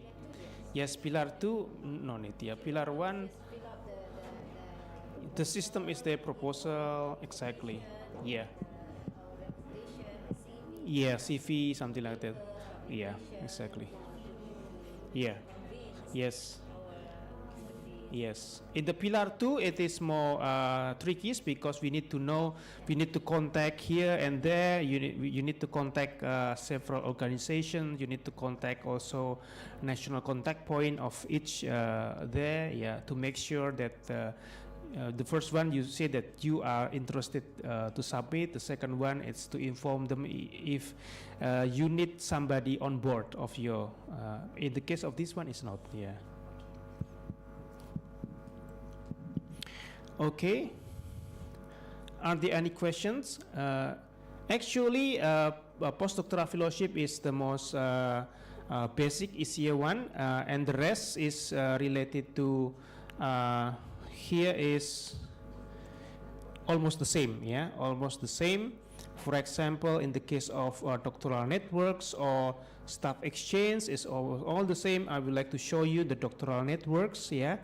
The doctoral networks almost the same because the idea is to create a doctoral program, yeah. Here, we are here as the associated partners from ASEAN. It means we need to team up with beneficiaries from Europe and also, and here we are representing our institution, yeah, and then we create a proposal, yeah, and to create these doctoral programs, yeah. These are examples of doctoral, standard doctoral networks, something like this one, yeah. Basically, yeah, and then for example, the university here in Germany, for example, they will give this award, PhD, yeah, and then this is the industrial networks, which involve many industries, and then somebody, beneficiaries in Europe will give this award. In the case of joint doctoral networks, this is quite interesting that you can create this kind of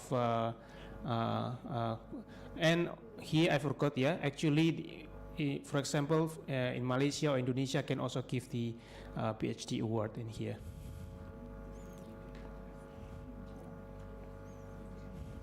I do not know whether it is possible or not for Malaysia if you are conducting like joint or double multiple degree PhD. Is possible? I think it's possible. So far. So far. Joint doctoral supervision. Okay. Yeah, they do have, but Forestry. Yeah. Yes. Yeah, and this is you need to have MOU. Yes, MOU. MOU.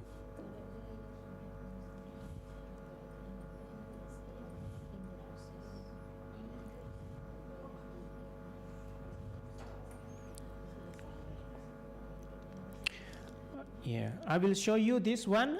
So each doctoral fellows will receive this one. This is one person and per month, yeah, person month. So each doctoral students, yeah, will receive living allowance, mobility allowance, and also family allowance, yeah.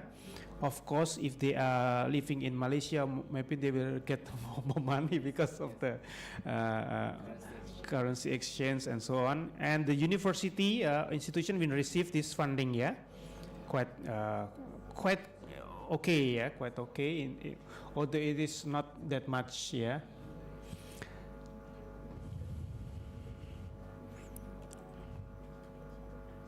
These are examples, yeah. If you are interested, maybe you can have a contact with Professor Pong Rama. He experienced many times also with the doctoral networks, yeah. And the procedure almost the same. The procedure almost the same. A little bit more, yeah. It's 30 pages because 30 pages and also others. Part B2, no limits. Part B2, for example, like MOU and so on, you put there on boards.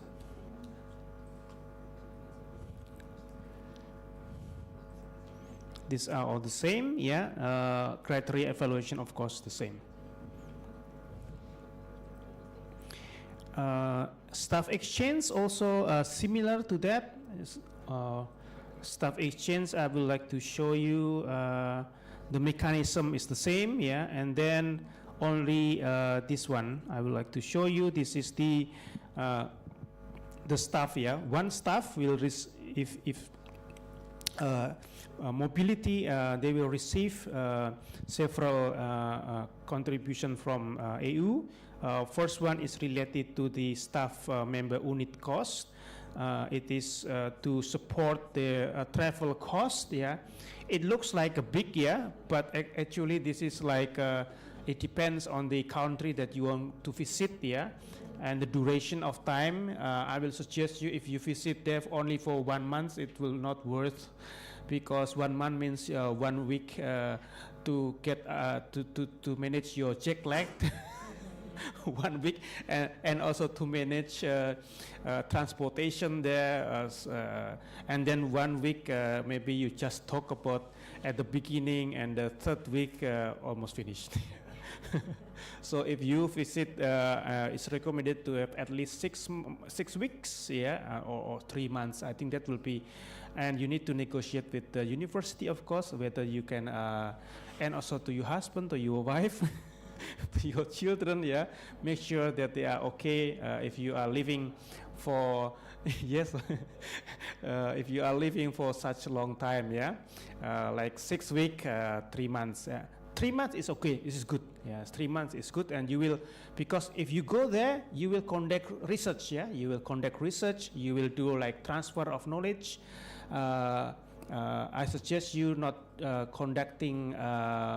If you go there, means that you will be with your team. Yeah, or 2 or 3. Yeah, going there, and then from their side also will visit here.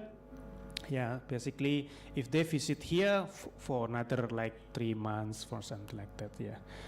And if you have, for example, if you will conduct, for example, meetings or conference, it's better to use secondment, while you are away, so you can conduct this kind of conference outside, yeah, because conference is not in here. It's not, it will not be funded except if it's funded as secondment.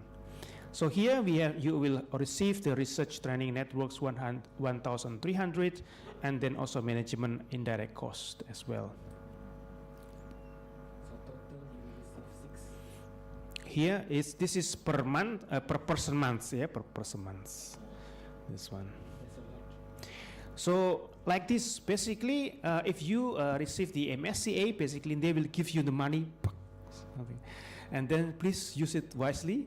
If not, then you have to, you burn your money very quickly without any results, because they doesn't care. They only care about the report, and that's it. But the money is on your account, basically. So 85% will be transferred to you, and then at the end of the project, if everything is submitted, yeah, final report and so on, and then they will give the another one, yeah, another 25. Okay.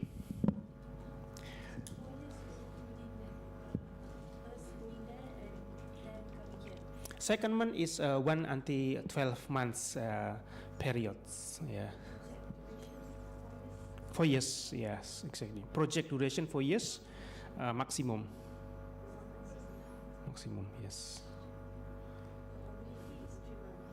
The mobility 1 to maximum 12 months. You need to negotiate within the consortium.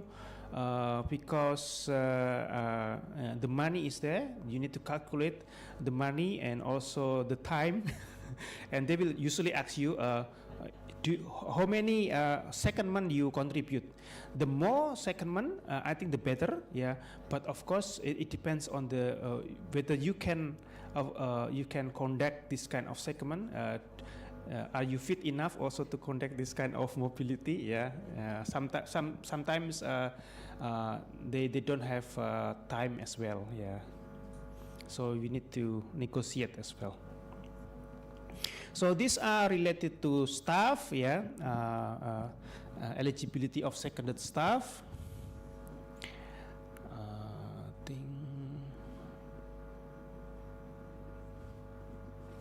Okay, these are a little bit games, yeah. For example, if you have this kind of consortiums, the consortium, if all the consortium in the same sector, at least one from the non-associated third country. It means consortium A, because consortium A is all academic sectors, Austria, Turkey and France, these are not eligible, yeah. Because most of them are EU and also associated countries. Consortium B is good because they have somebody from Malaysia, yeah. Consortium A, for example, this is also possible, yeah. This is the mobility, yeah. For example, Australia, for the mobility has to be different sectors, yeah, and also international mobility. And this one, this mobility.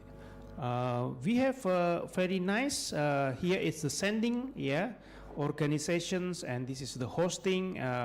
In your case, you are the sending, yeah. You are the sending. It means you can go to here, yeah, or to here, yeah.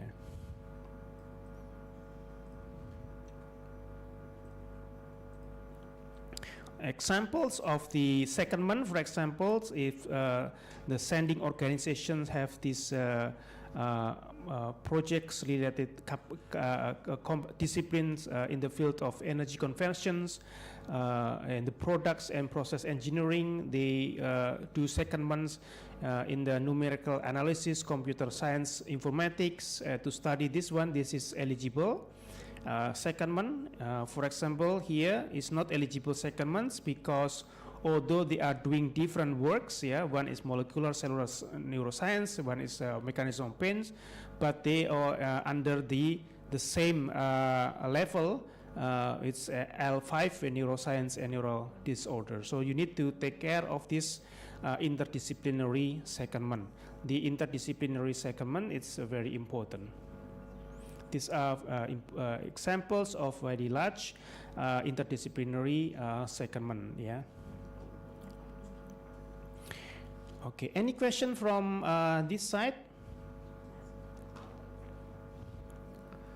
Almost the same. Yeah. Almost the same criteria evaluations. If you would like to know about the project related to this one, you can visit this project. This is actually one of the nice examples of the staff exchange. The project's called Rise in Family. Why it is interesting? Because this is like interconnected to each other and involve different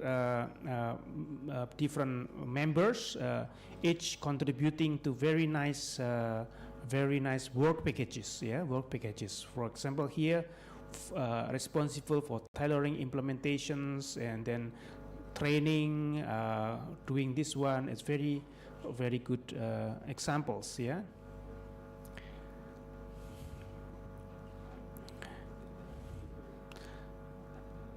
Okay, any questions maybe for the MSCA? Yes.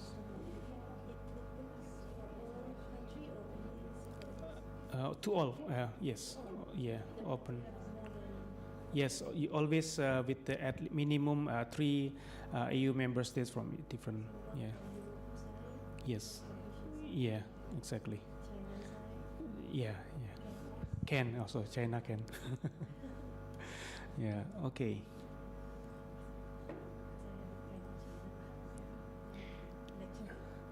But you cannot go to China. You have to go to Europe. Yeah.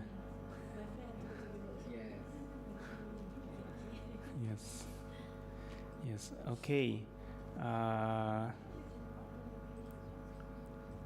Any questions maybe about this one? I would like to ask you who would like to continue with the ERC, or let's go to the Pillar 2. Pillar 2? Or let's game first. I have also many questions. Games. How about the times? Is the times? Oh, almost 4. Yeah, it's almost 4. Yeah. Ada break nggak? Ada.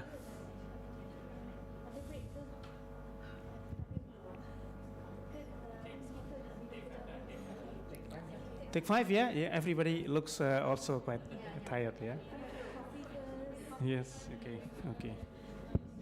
Before we continue with the lecture, I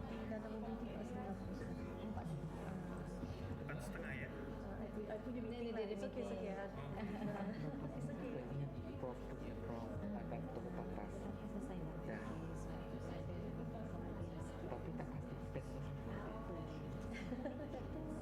Jadi data tadi pagi. Dah. Kena ambil gambar.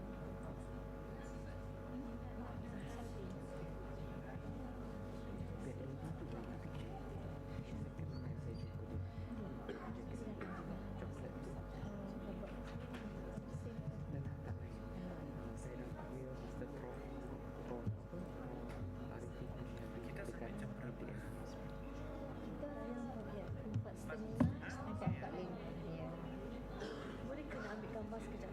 Take picture. Dayang. From here facing here. Okay. Boleh tak? Okay. Nampak? Satu meja.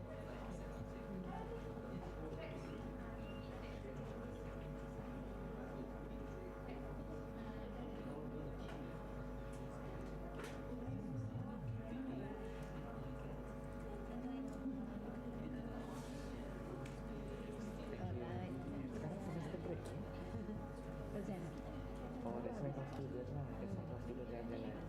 Habis dah. Exam habis dah. Tengah marking. Habis. So you're from which department? I'm from Faculty of Chemical Engineering, but I'm with UiTM Global. I'm the head of student exchange program. So I'm just taking care of student exchange. Yeah, that's I'm thinking to plan funding for students. Euraxess.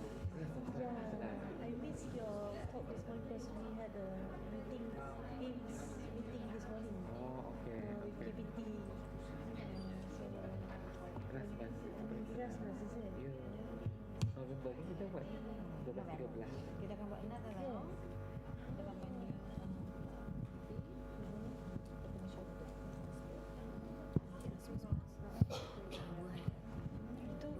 untuk full time sana ke mobility? Mobility. Tapi kita nak PhD student. PhD master student. Postgraduate, bukan undergraduate lah. Undergraduate, student mobility, yes. Provided you punya receiving program sini ada English module. Maksudnya you punya, let's say, chemical engineering degree, some of the modules from student you from Europe boleh datang sini ambil credit. You pernah buat tak benda tu? Credit transfer lah. Sebab undergraduate. Undergrad. Macam mengajar content dia ke ambil kelas? Ambil kelas kita dekat sini. Kelas kita sini semua in English. Okay. UiTM compulsory So teach in have you English. hosted undergrad mobility student? We have whole of UiTM a lot. We have student exchange. Student exchange We ada. have student from Indonesia coming, credit transfer. Student But from Europe? From Europe we have from Germany, Euraxess last time. Okay. And we send student to FH. That's the person yang applied science university. Apply ni. Salzburg. FH join them. I don't know how to pronounce. Ada lah. We were receiving 2 from them. We wanted to send more out and receive more. Itu proposal tu lah. Kena adjust Itulah I tak proposal tahu tu. kena buat proposal. Ya, bila you ask the partner European, you kena inform lah berapa staff, berapa student you dah for Sebab every year. the one that we receive now, currently they just inform us they want to send. So we just receive. Tapi They dah you punya student abroad tak pergi? pergi apply online lah, tapi tak ada, we don't have to do any proposal. I think tak pernah. FH join up tu tak perlu. Just apply online, dia bagi acceptance letter, and then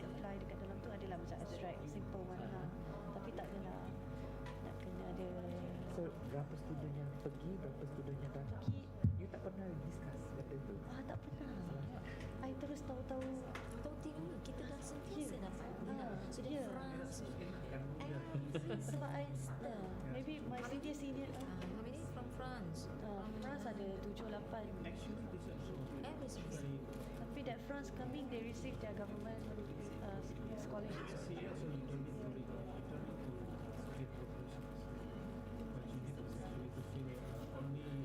The important criteria in terms of the excellence, researcher punya ni, CV, kan itu je dia describe juga kan. Describe about the institution, and describe about the activity yang nak dibuat. Online lah that one. Macam tak. Tapi for me, every time for student staff exchange, saya akan inform, okay, for this university I want for staff to teaching and to non-academic, and then for student. You inform that. Macam boleh minta. Boleh minta macam. Kalau dah lekat sekali. Ya, kalau once you dah buat sekali, mesti lah you minta, you mesti minta. Engineering banyak dapat student. Ni Germany nak fakulti mekanikal seorang student dapat, nanti punya lecturer dah connect. Seorang tak payah je, tu seorang ibu je office. Seorang. Dapat scholarship. Macam Scholarship mana? Australia. Tapi tak through kita. bukan Erasmus lah. Yes. Dr. Johnson. This is the. Your student going to Australia. You need to fill only this. Your students going to Australia, receiving any scholarship under This one for students or staff? Erasmus? For staff exchange. Staff exchange. Dia sendiri punya. Tak, scholarship saja. Apa nama scholarship tu? Dia sendiri apply tapi dia kata sendiri, student sendiri apply. Sendiri apply. Tak melalui our Because office. yang ni pun memang kita kena apply individual. Tapi once kita dah dapat satu round punya ni, Yeah, it's staff exchange. You will only need to submit this one. saya tengok tu tu je Sabri. Okay, so this is Staff exchange. no, this is Student membership, exchange. Yeah, only that one. Staff exchange. I think not as simple as that, right? Sekejap, I tak tak nampak lah. But normally, when you have this type of Okay, sekejap I ambil gambar dulu. part of Ini staff exchange. Student exchange pun also the same, is it? maybe next time you tanya dia punya supervisor, ada tak? But the coordinator, they should Ada consultant tak? Kalau ada saya nak join. Then you can start to tap on the student exchange, staff exchange. Definitely if they can do this, means they have open headset untuk student. Dan boleh lah. The problem is this student, right? We actually need You don't want to have coffee? I'll take for you. help them. You want coffee? I'll get it for you. Dia apply sendiri, then dia bagi tahu kami. You dah percaya lah. We also don't know. Okay lah. You don't really fond of drinking coffee, is it? So you mean this university kita check sama ada dalam konsortium atau tidak? If they are part of any consortium, definitely they are. Oh, definitely ya. This FH in Austria is always part of a larger consortium. Yeah. This student dia apply sendiri, dia berjaya baru dia bagi tahu kami, doktor kami dah berjaya, saya nak pergi Australia. We were like, okay. Next year, February next year. So we are now helping him lah. That's why just now I tanya Dr. Suzy. And then you tanya, ada tak the staff? I ada Staff share that. Oh, saya ikut pergi ke? Yelah, pergi tengok, pergi Pelawat observe. dia. Normally there is this You should go lah. Dr. Johnson, then see your student. Our student, our faculty student. You should go visit your student there. Really? Yeah. Yeah, normally kita tanya FH. FH, tanya sana. Ada funding tak untuk saya pergi SF? Normally they have like international week. Normally in March, April next year. So you tanya, ada tak funding for international week? Oh, I see. Ask the student again. So I don't know the student informing. Maybe ask the student to keep the email, Email so that you can email directly. Yeah, you contact directly. I think I ada share smart grant ni. So dia share, tapi dia Tu yang budak-budak tu. Oh, so ada kalau ada funding tu, I boleh pergilah sekejap. Yeah, you should go lah. Oh, ya. Lawan. Okay.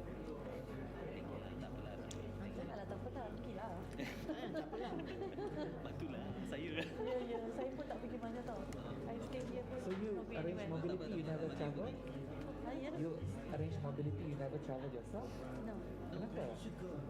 That's why. Kenapa? We didn't know that there are funding I arrange student mobility for my faculties, Indonesia and Vietnam. So bila kita pergi sana, we use our own money. Under the Euraxess plan, staff exchange.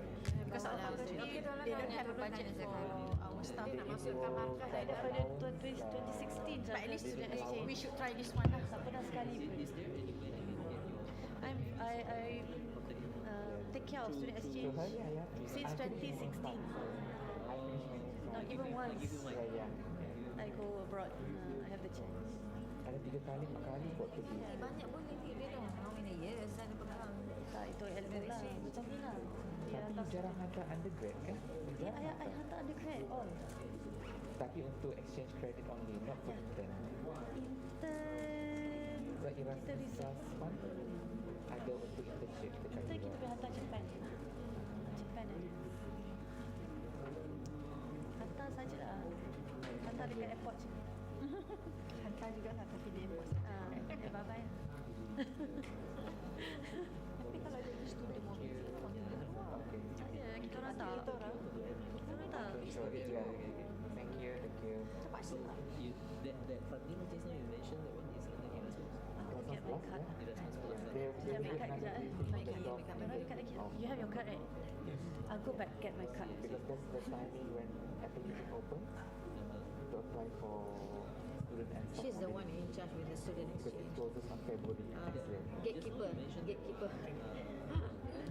So then, Let's say my student. and there's another Dr. That one is under staff. Anne, but she's not around. Staff mobility, Pagi tadi dia. There's no output, nothing. She's handling the That's the only. summer But program. if it's like this one has research output. But edutourism.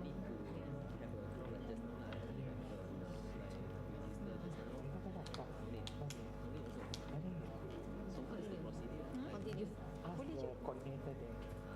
Do you have any fund? Can I go? Yeah. Boleh. Continue. Okay, let's continue with relaxed pace because for the pillar 2, I think it is a little bit more complicated because there are several documents that you need to have.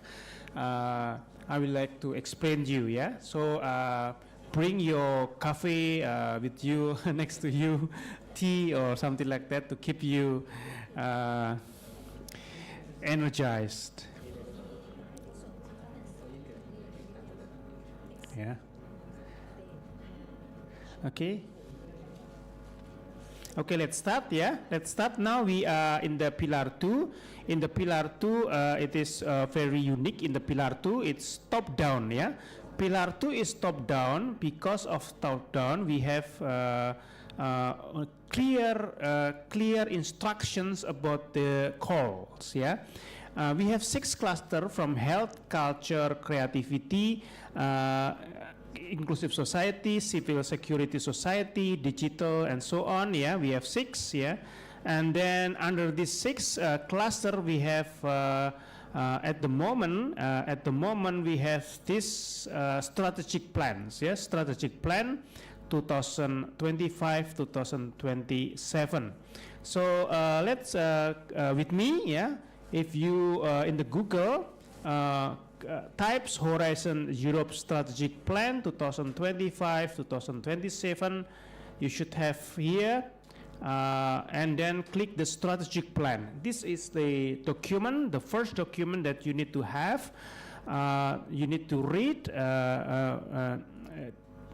in order to have familiar yourself what is actually behind these calls, because you need to address the calls for pillar 2. It's addressing the global challenge. That's why you need to see actually what is behind that. Yeah, the strategic plan consists of the EU priorities, key strategic orientation, and expected impacts. That means that you need to know who is responsible to what, what types of organizations in the European that you need to contact also based on this document. So let's have this document downloaded on your own computer.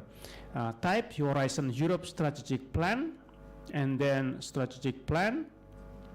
And then here, yeah, we have the informations that the strategic plan 2025-2027 focus sets out three, yeah, green transition, digital transition, and more resilience, inclusive society throughout this six cluster, yeah, the all six cluster, they are these three dimensions, yeah. And then this is the documents. Download the document in English. If you want to read in French, we also have. So download in English. Yeah. This is SDGs. Yeah. So here is the documents. Download.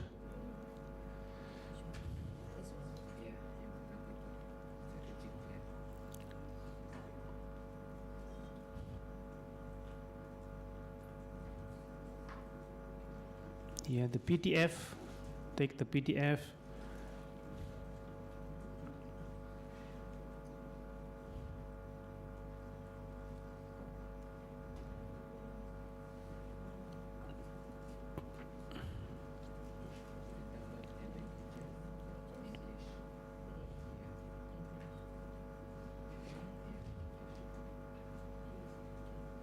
Okay, now we have this documents. Yeah, these are the documents that you need to read. Yeah, to digest.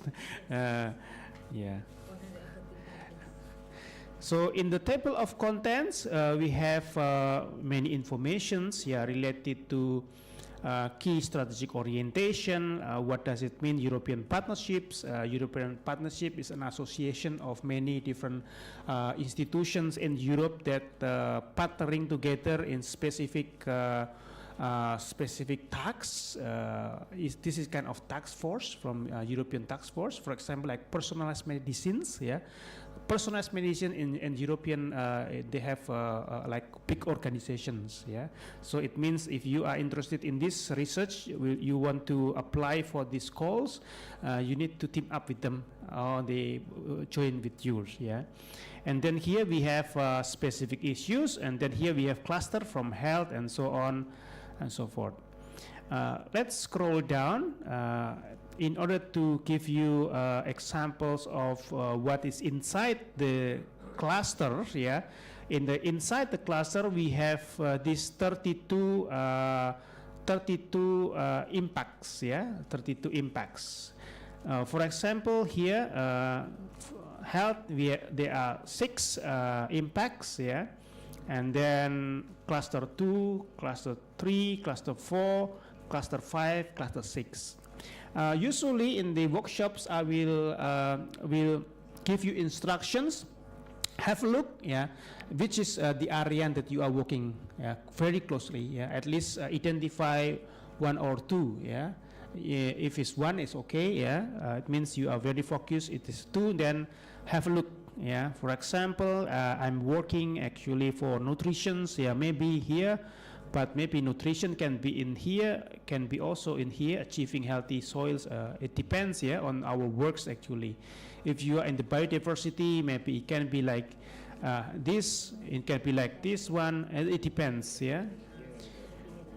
Yeah, so you have to, I think, have a look this one in very, on your own time, yeah.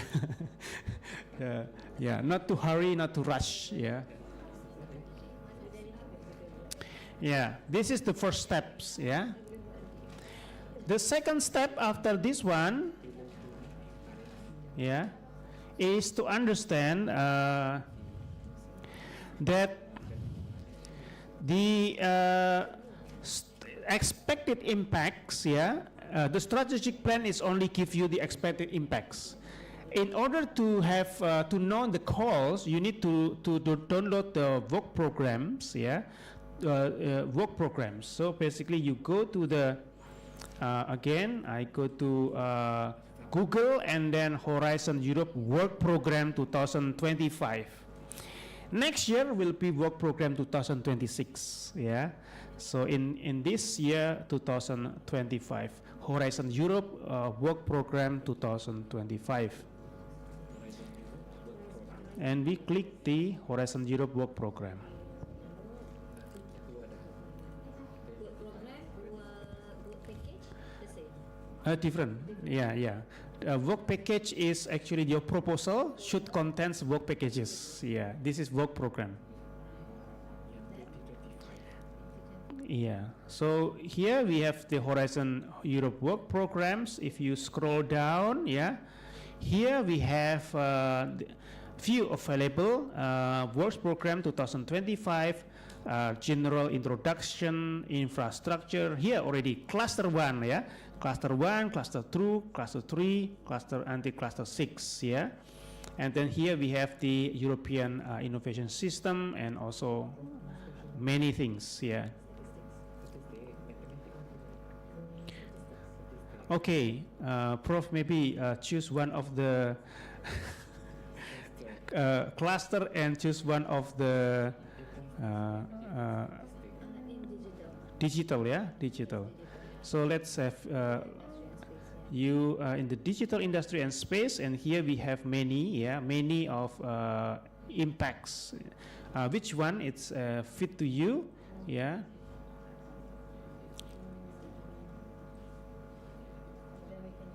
Just an example, maybe.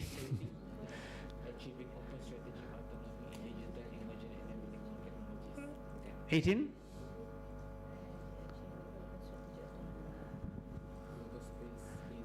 Yeah, just an example. Let's choose 19 or 18. Yeah.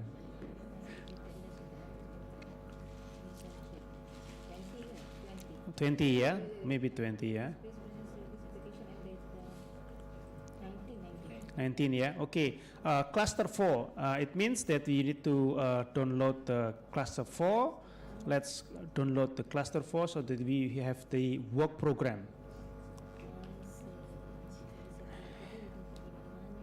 This is the work program, Horizon Europe Work Program 2025, Digital Industry and Space. And then in the table of content, here we have many informations to digest, of course. And then there is a destinations, yeah. So under the work program, we have destinations. Sometimes the title of destination is actually very close to the title of the impact. For example, the title of impact number 15, achieving global leadership and so on. Let's have a look here, is actually the same. So destination 1. Under this destination 1, it means the expected impacts, let's go back here, expected impacts and the destinations are in this case equivalent, yeah, equivalent. It means that this this will address the impact related to achieving global leadership in climate neutral, circular and digitized industry and digital value chains. Therefore, if you want to create a proposal, you have to have this kind of linkage, yeah, because at the end you want to provide solution to the policy related to the policy. And here we have the numbers, coding like Horizon CL4 Industry 2025-01 Twin Transition 01. This is the code and then the title of the calls, yeah. Professor, you are in the 19, yeah, 19 or something like that. 19. So 19 destination. You mean destination 1, 2, 3, 4, 5. Yeah, it means destination 5. Destination 5. Let's check the title. Open strategic autonomy. Yes, the same. Yeah, achieving open strategic autonomy. Under this destination 5, we have many of calls. Yeah, we have many calls here. Please have a look which title, which call that you are interested in actually. Yeah. Oh, so many, yeah.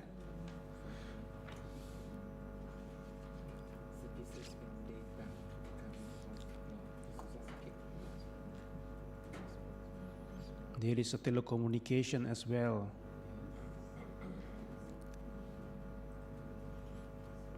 Satellite navigations.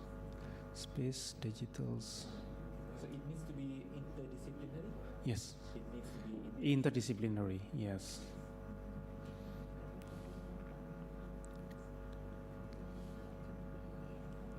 and it's more on the destination 4 instead of destination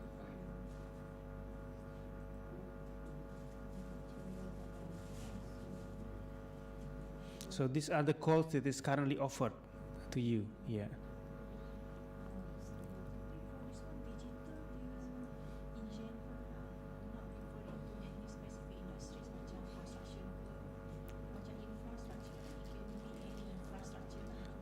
We will have a look.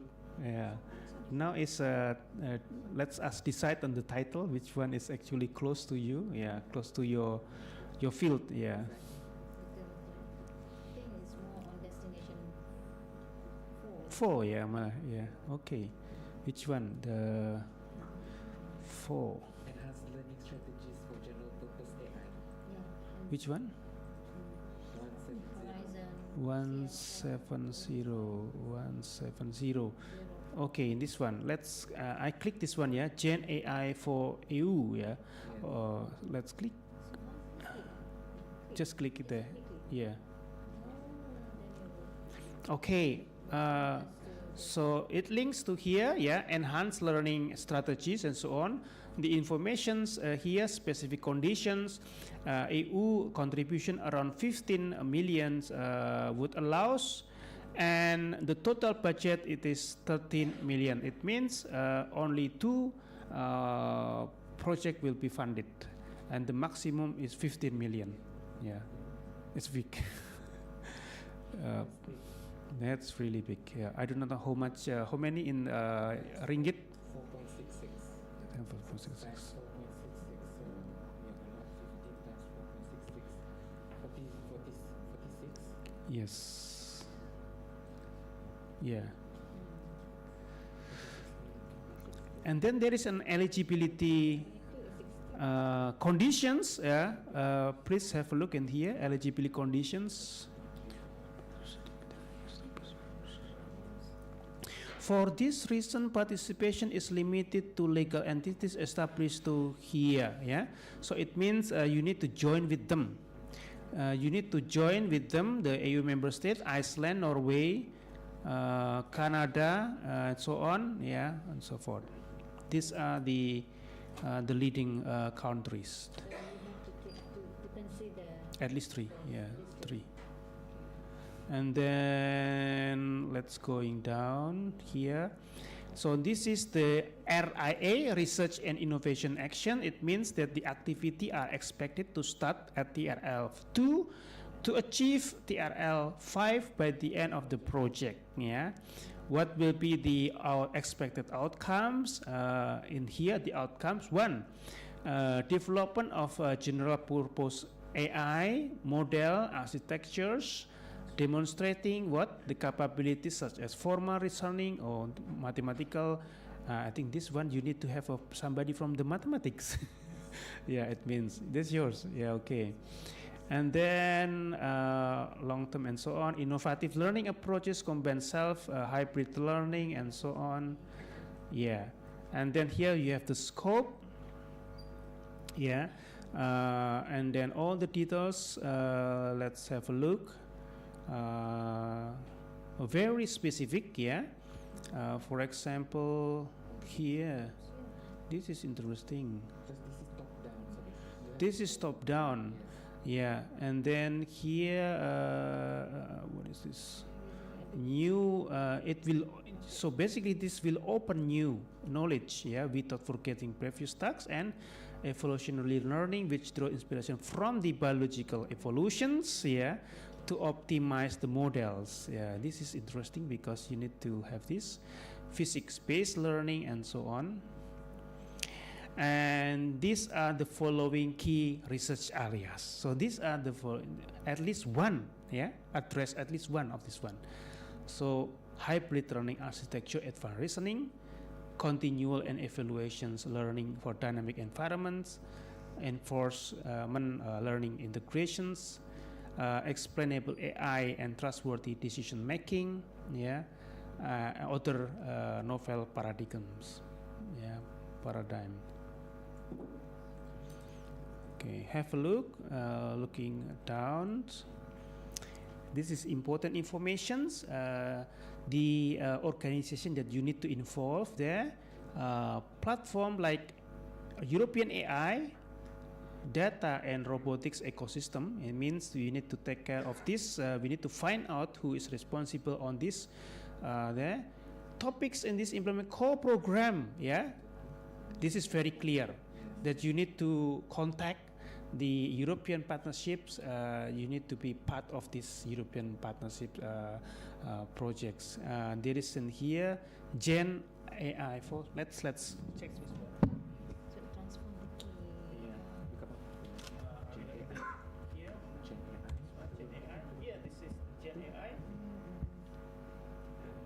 It's already a consortium, no? Yes, but you need this. Basically, you need to. This Gen AI is very strong because this is cluster one. Also, different types of cluster they are responsible in. I think you need to contact them. The Gen AI.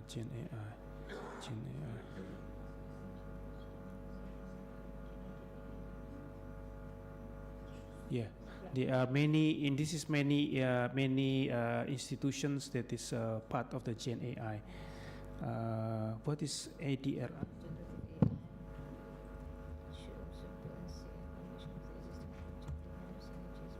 Yeah, this one. The what is it's different. What is this?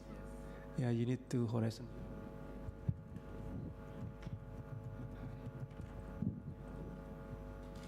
This one maybe, yeah, associations.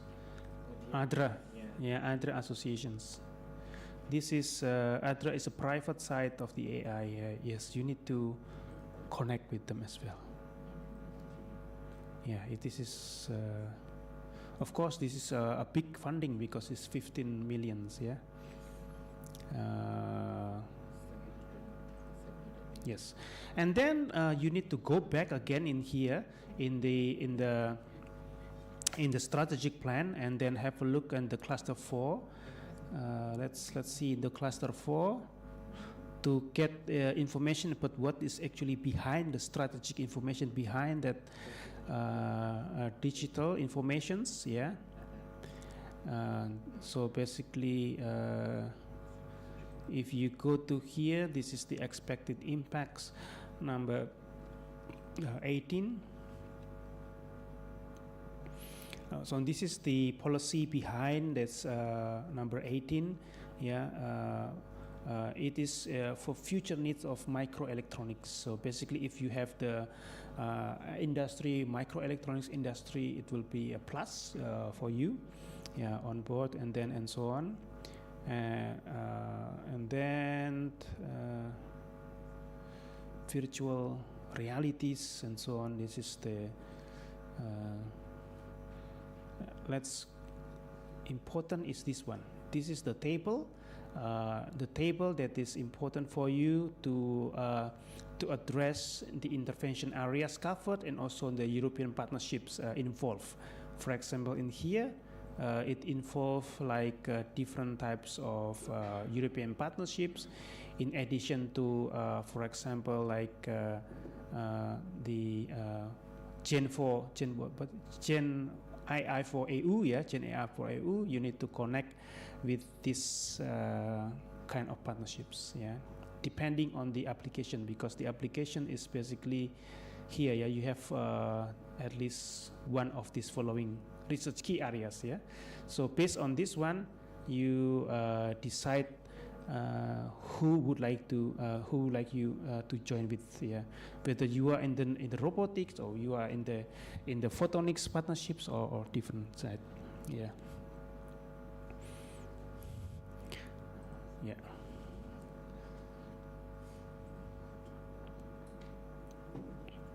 There is no social science topic. Oh, there is many, yeah. Culture, creativity.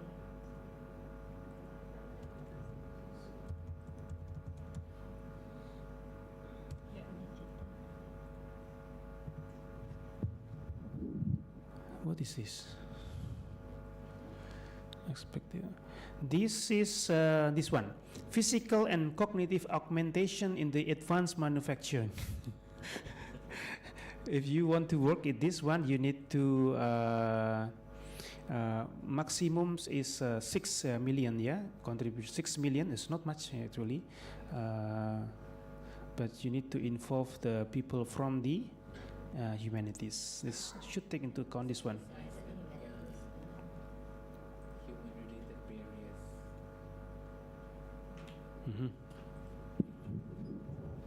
So humanities is basically it's embedded in different types of cluster, yeah, in all clusters. Any questions? I think I have given you the I think the instruction. You need to find yourself to have time for yourself to read.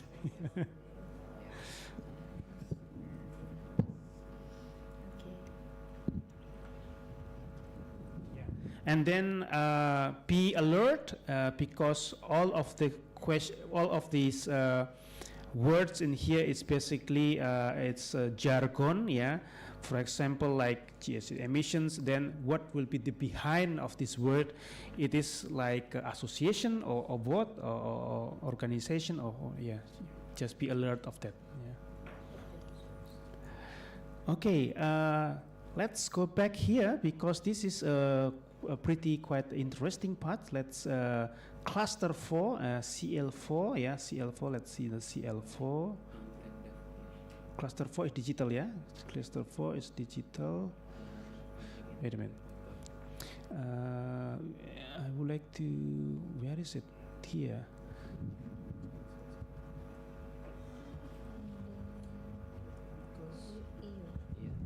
Yeah, I want to destination 4. Which one? AI. Yeah. Which one? It was before. I forgot. This one. Yeah. 170. 170. Yeah.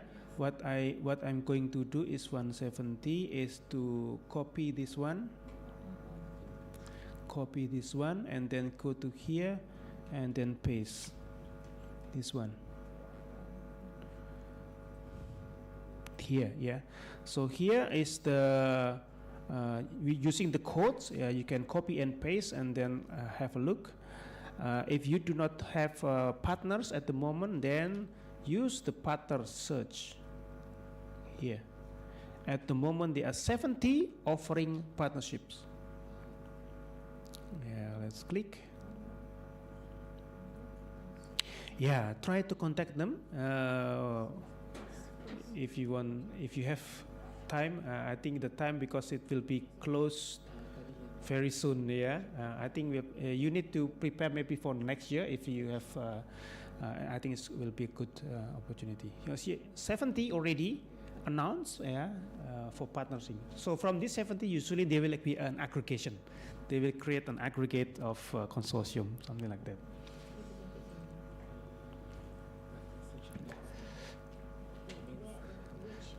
Do you face the categories of? Yes. Let's back here. Here it's navigations going down here. Partnerships.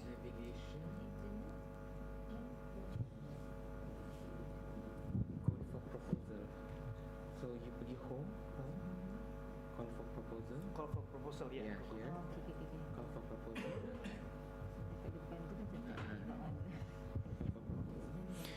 And then yeah, in the search, copy paste this one. Yeah, copy paste this. This one copy paste in the copy paste and then put into the calls for proposals.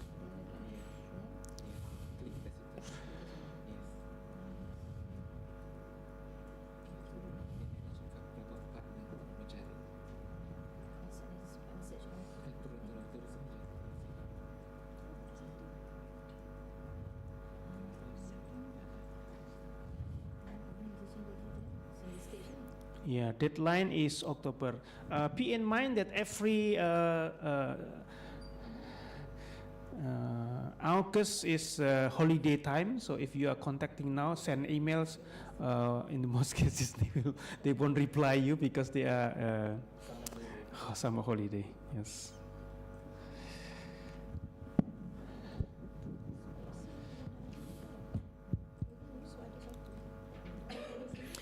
In the case of Pillar 2, it's always very short. You don't have many time because it will be open, for example, in June, it will be closed very quickly. Yes.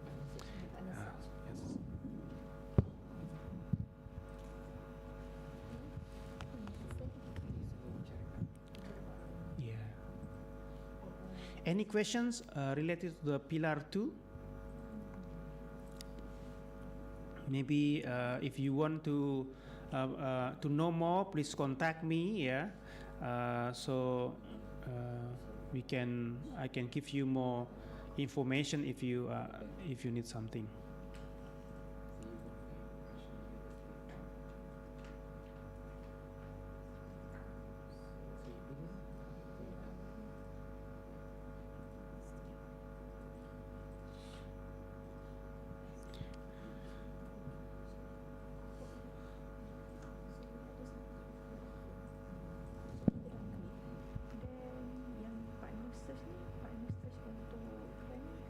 Kalau single stage is you apply submit je.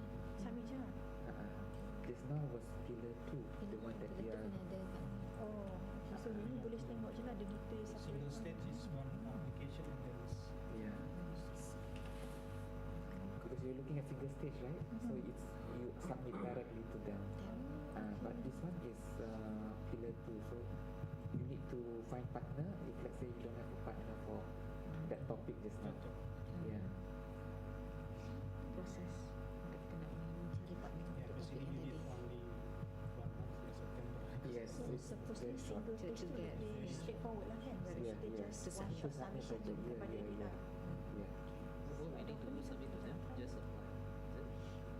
There's a form just now, start submission in that. The start submission, then you can fill up. Then you fill up accordingly. The start submission here is actually it's not your responsibility because this is the responsibility of the coordinators. Yes.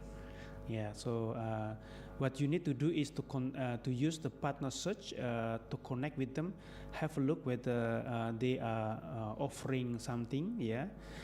Whether it is offering expertise offer or expertise request. Yeah. They are 69 and also one is about expertise request. Yeah.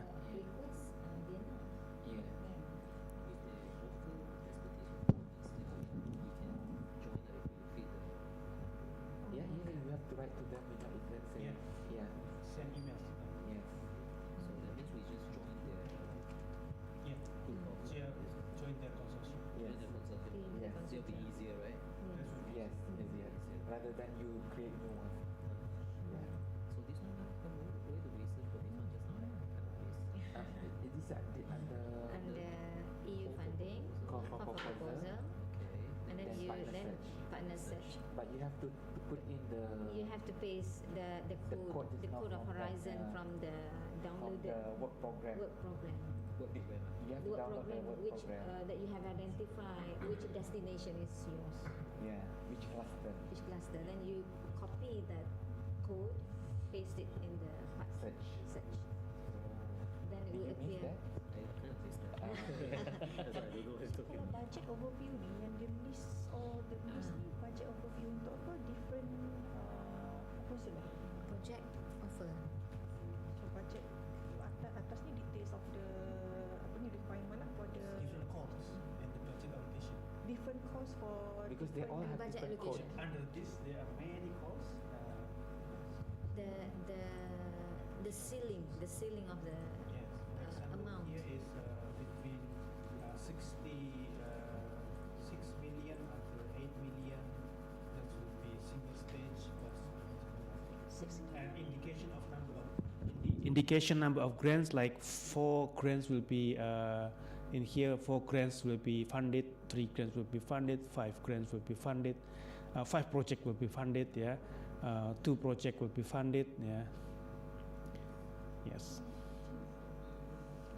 Yeah, so many. Yeah, so many. If you are not in this, maybe you can search for another one. There are so many calls, so many projects. Yeah, but it's very specific. Yeah, Pillar 2 is always very specific.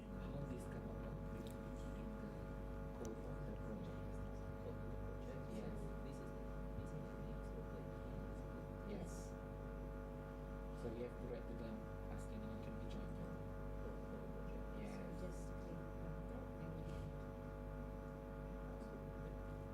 Mm-hmm.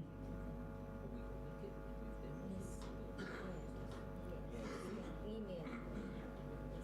You just now you will register, right? So then you contact them you straight away. Yes. Last thing, last thing. So Horizon, I'm from the Euraxess ASEAN. We mostly we promote Pillar 1 and Pillar 2, yeah. But of course, if you have a connection, strong connection with the industries, yeah, you can go to Pillar 3, and this is a large, big funding. But industries from European, they will responsible for that. You can have a look, and in here, of course, again home, and then finds for proposals, and then find out the programs. 2020, this one, open, yeah, open calls, or maybe forthcoming calls, program Horizon Europe.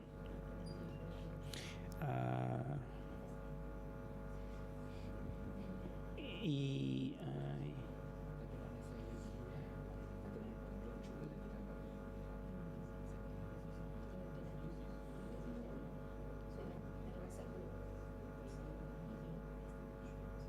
Calls.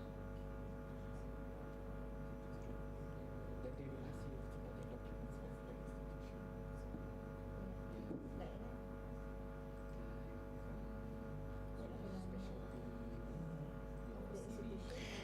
Ah. Because this is institutional application. Interesting. I just know. For those who are interested in ERC, yeah, the click forthcoming, because ERC next year it has been already its launch. So basically, Doctor. Yes. Once, let's say we email to our partner, and later they will request the documents, supporting documents. Yes, exactly. About our institution. Usually about so we okay. This is the question about how to emails them. I will suggest you if you emails them, then let me open, yeah, here actually. So that we can inform RMC, our research center. Yes. To provide, to help us, to assist us in providing all the supporting documents. So what kind of documents? Yes. Normally they would ask for. Surat beranak ke apa ke, kita tak. Yes.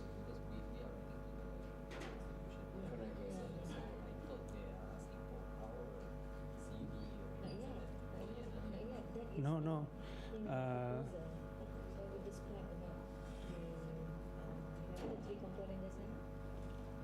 They will ask you about these things. Yeah, it is better to give them in slides. Actually, it consists of the introductions about your organization, technical capabilities to address the calls. Yeah, and then technology differentiation. What makes you unique solutions? Yeah. Value and then success story, like if you have yes, publication and so on, yeah, and so on, and then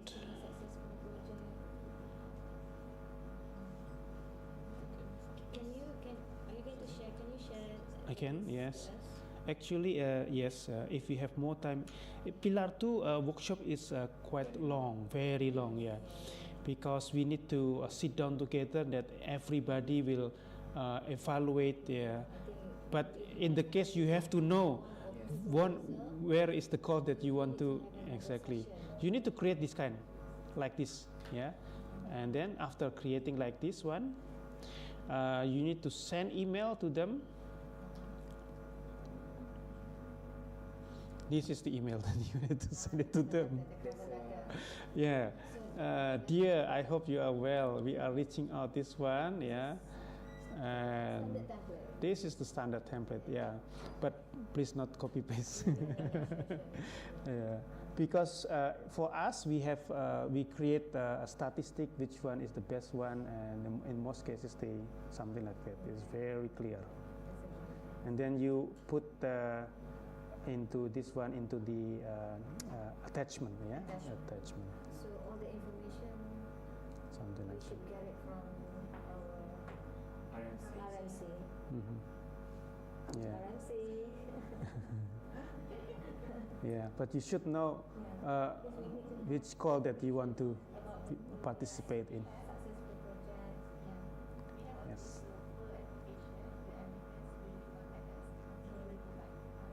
Yes. Complete profile.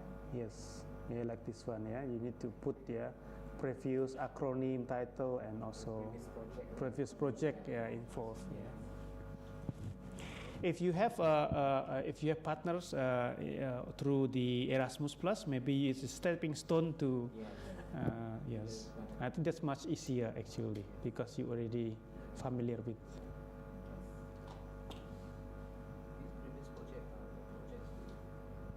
EU.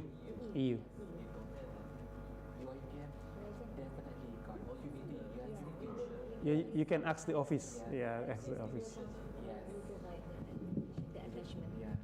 To show that you have a good track record with EU projects. So it's not necessarily like per se on this project alone. No. Related projects. Yes. Yeah. So it's just that institution based. Yeah. 2026 already there, CL cluster 5, and then I saw it's ERC actually. ERC. Oh yes, it's so much information. The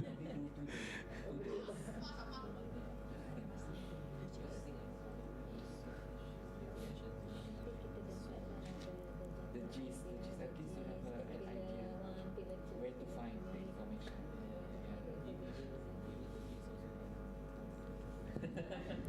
Yeah, the challenge is for Horizon Europe is a lot of information to digest, but a lot of money. So, yes. The biggest thing that you have assessed, how much did they get? 30 million? What's the biggest? I think I forgot. Yeah, I think it's something about 5 millions. Yeah, something. Yeah. Yeah. It's okay. Mm-hmm. Yeah, quite many actually. Yeah.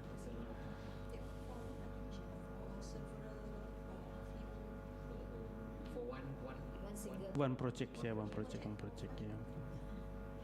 Yeah, but this one is pillar. That is small, right? Compared to pillar 2, it is sometimes it's getting into like 15 or 20 million euros.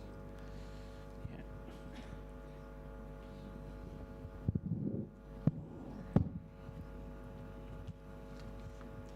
Okay, I think it's already past. Yeah. So can we conclude? Yes.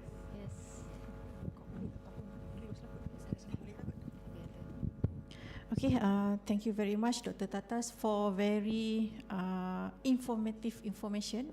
Actually, a lot of opportunities that we could try in order to get international research funding. Thank you very much. And also thank you to Mr. Ronald also for sharing the information. And we hope that this sharing session have been very helpful, especially for participants today, to understand the various academic opportunities. And we hope that this workshop has sparked new ideas. new opportunity and also new new motivation for us to try even a lot of information that we need to digest today. And we hope that this could allow us to explore this international research and also academic mobility through this research funding.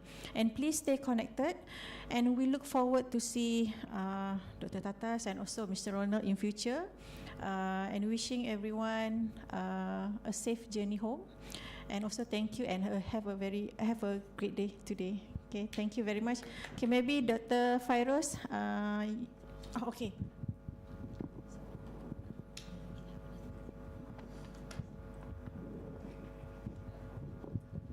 Okay, Dr. Tatas and Mr. Ronald, we have a souvenir